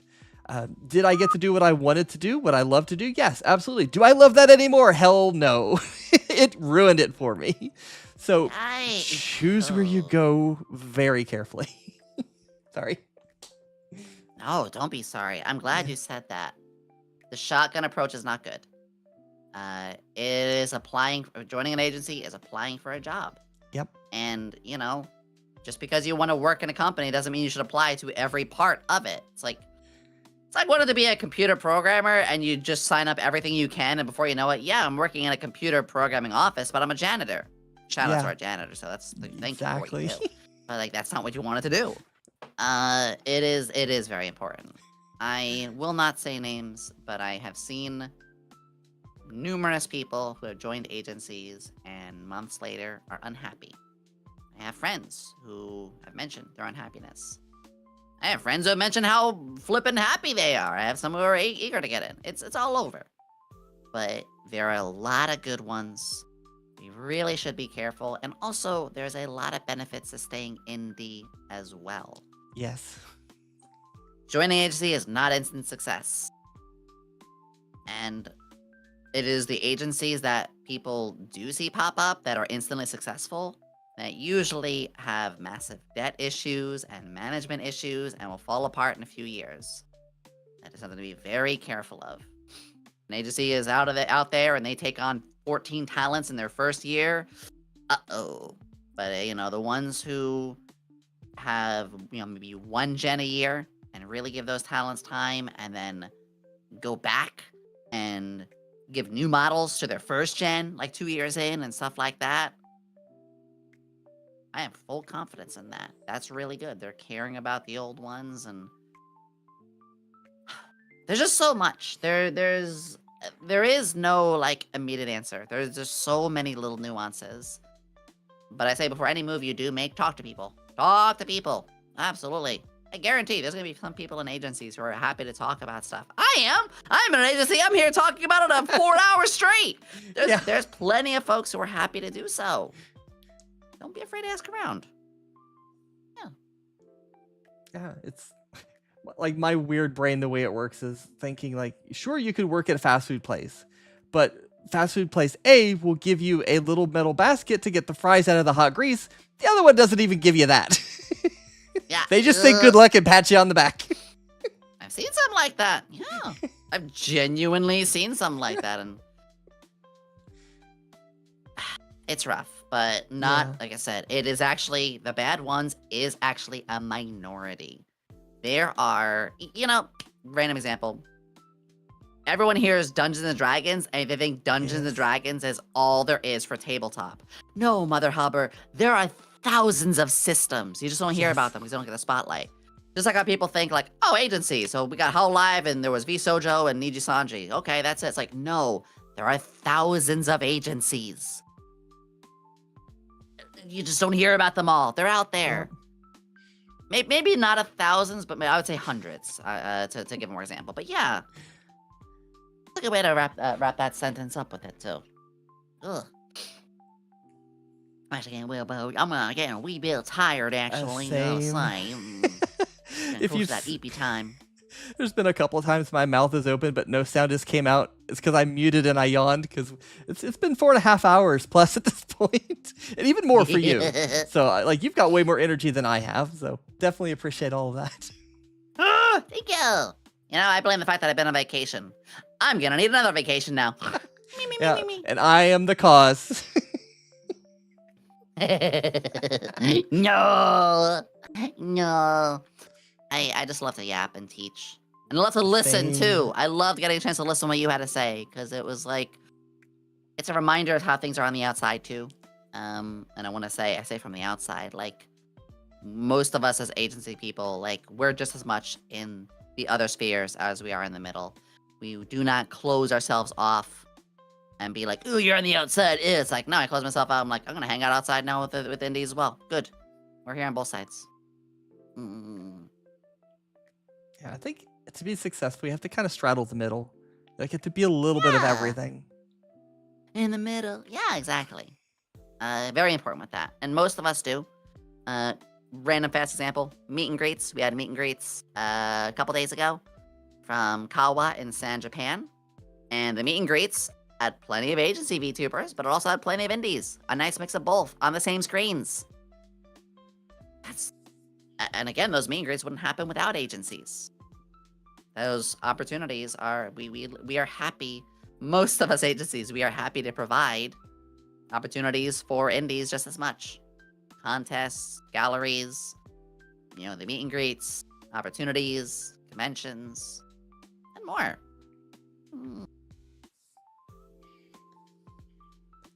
I think both of us probably need a recharge in different varieties. Sleep, coffee, whatever. Cool. Yes, we've been at it for a bit. So the rest of the questions I think we've pretty much covered. So I will relinquish you to the bathroom or to the banana store or wherever is your next destination. It's gonna be horse racing. Oh, I haven't played that yet. Or are you talking about the horse game, or actually like going to Kentucky Derby and betting your life savings? Horse waifus. I gotta start that. Actually, it's an important thing. This goes for anybody as a streamer. You know what? One last little bit of advice that's relevant to what we're saying right now. I am not just going to go straight to bed because it's still got energy. I am going to have some ASMR on. I'm going to give myself an hour to power down.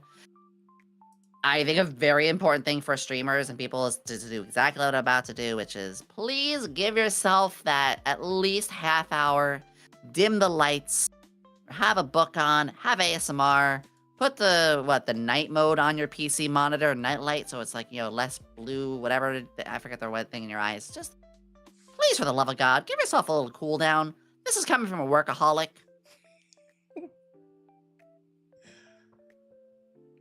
Yeah. I gotta remind Something to myself do. to do that. I just like Please, immediately give yourself walk cool off and activity. sleep.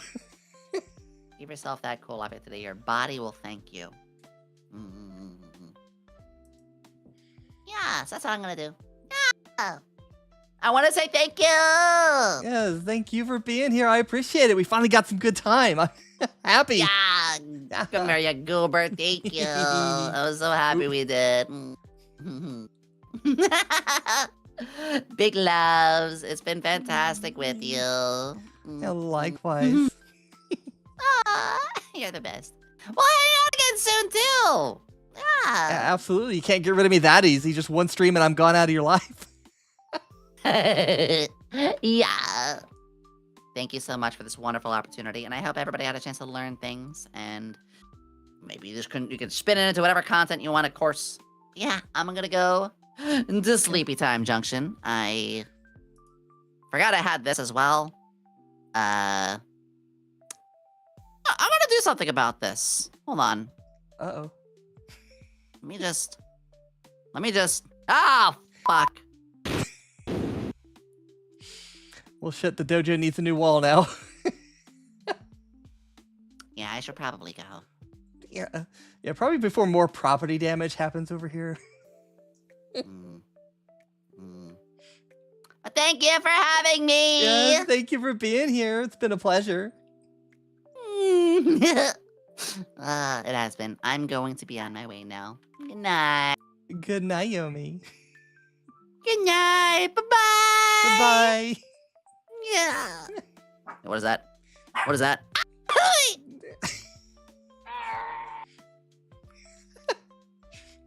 I can never tell if she's truly gone. Like, she could be hiding off screen and just, like, poke up. But thank you, everybody, for being here. Greatly appreciate it. It's been an absolute blast. I had a lot more questions, but we covered the majority of them and then more just with our rambling. So Greatly appreciate your time. Hopefully you learned something. Hopefully this helps to kind of rewire some of the things in your brain that are not as helpful as they should be, to be able to say, yes, I'd like to grow, but let's be realistic, or any of the flavors that we've provided tonight for that type of a healthy mindset, and a bit of reality versus expectations. Like, we got to temper those, right? And make sure we're taking care of each other and ourselves. Like I keep saying now, airplane safety rules: take care of yourself before you take care of others. So make sure you're good, and then you can try to reach out and help other people. That's what I had to do. I had to make sure I was in a good place before I started making the content to help you guys. And thankfully I'm at that place. But thank you, everybody. Thank you again to Yomi for adding 4.5 hours, 4 hours and 45 minutes onto her streaming day for this collab. Glad it went off so well. And I will see everybody typically on Tuesdays is when I stream. I did skip this week because of this particular stream, because I had to do some more prep work. But you can follow me on all the channels. Let me see if I can actually make my bot do this for me. I'll do YouTube, and then we'll do social. Oh, thank you, Yomi. You're still here. And we'll do Twitch, and then we'll do socials. I made these commands like right before stream as well, because I'm like, you know what? I don't have a way to easily promote myself. So let's do it. So please follow me anywhere that you'd like to. It's absolutely free to follow, to subscribe, to just simply be among what I lovingly call my Kitsujin, my Fox people here at my community. You can even follow my Discord as well, or not follow, but join. I'm using all the wrong words because I also have a bit of the EPs going on. So feel free to get in my foxhole, like my bot says.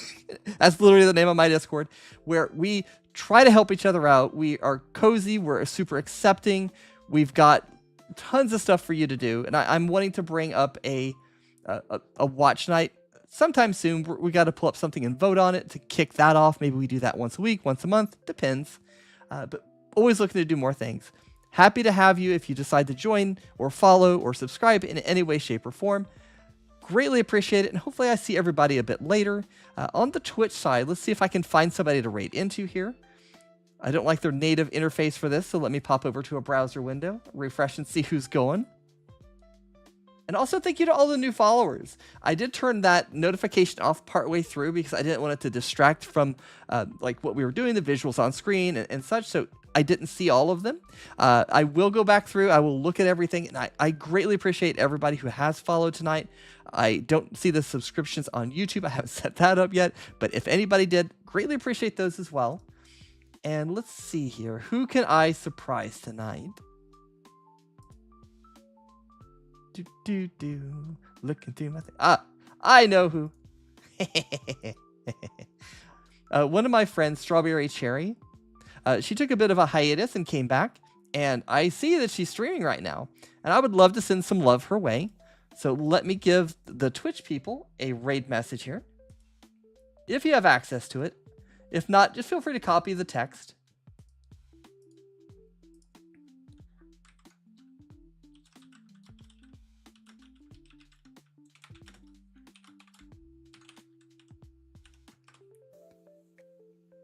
And of course, I get hit by all of myself. But that's what we'll use for the raid. And I will start this here quick. And let's make sure I can spell correctly, because I'm typing that in versus copy pasting. And thank God I did. I swapped an I and a Y. There we go. And she is a mature audiences streamer, so if that is not your thing, feel free to duck out of the raid. And I wish you all a wonderful night. And again, thank you for all the likes, the follows, the subscriptions, your attention today, your questions in chat, and absolutely all of your love. And I hope to see you guys in some way, shape, or form in the near future. Have a great week. Have a great extended holiday if you're in the States, and I will see everybody later.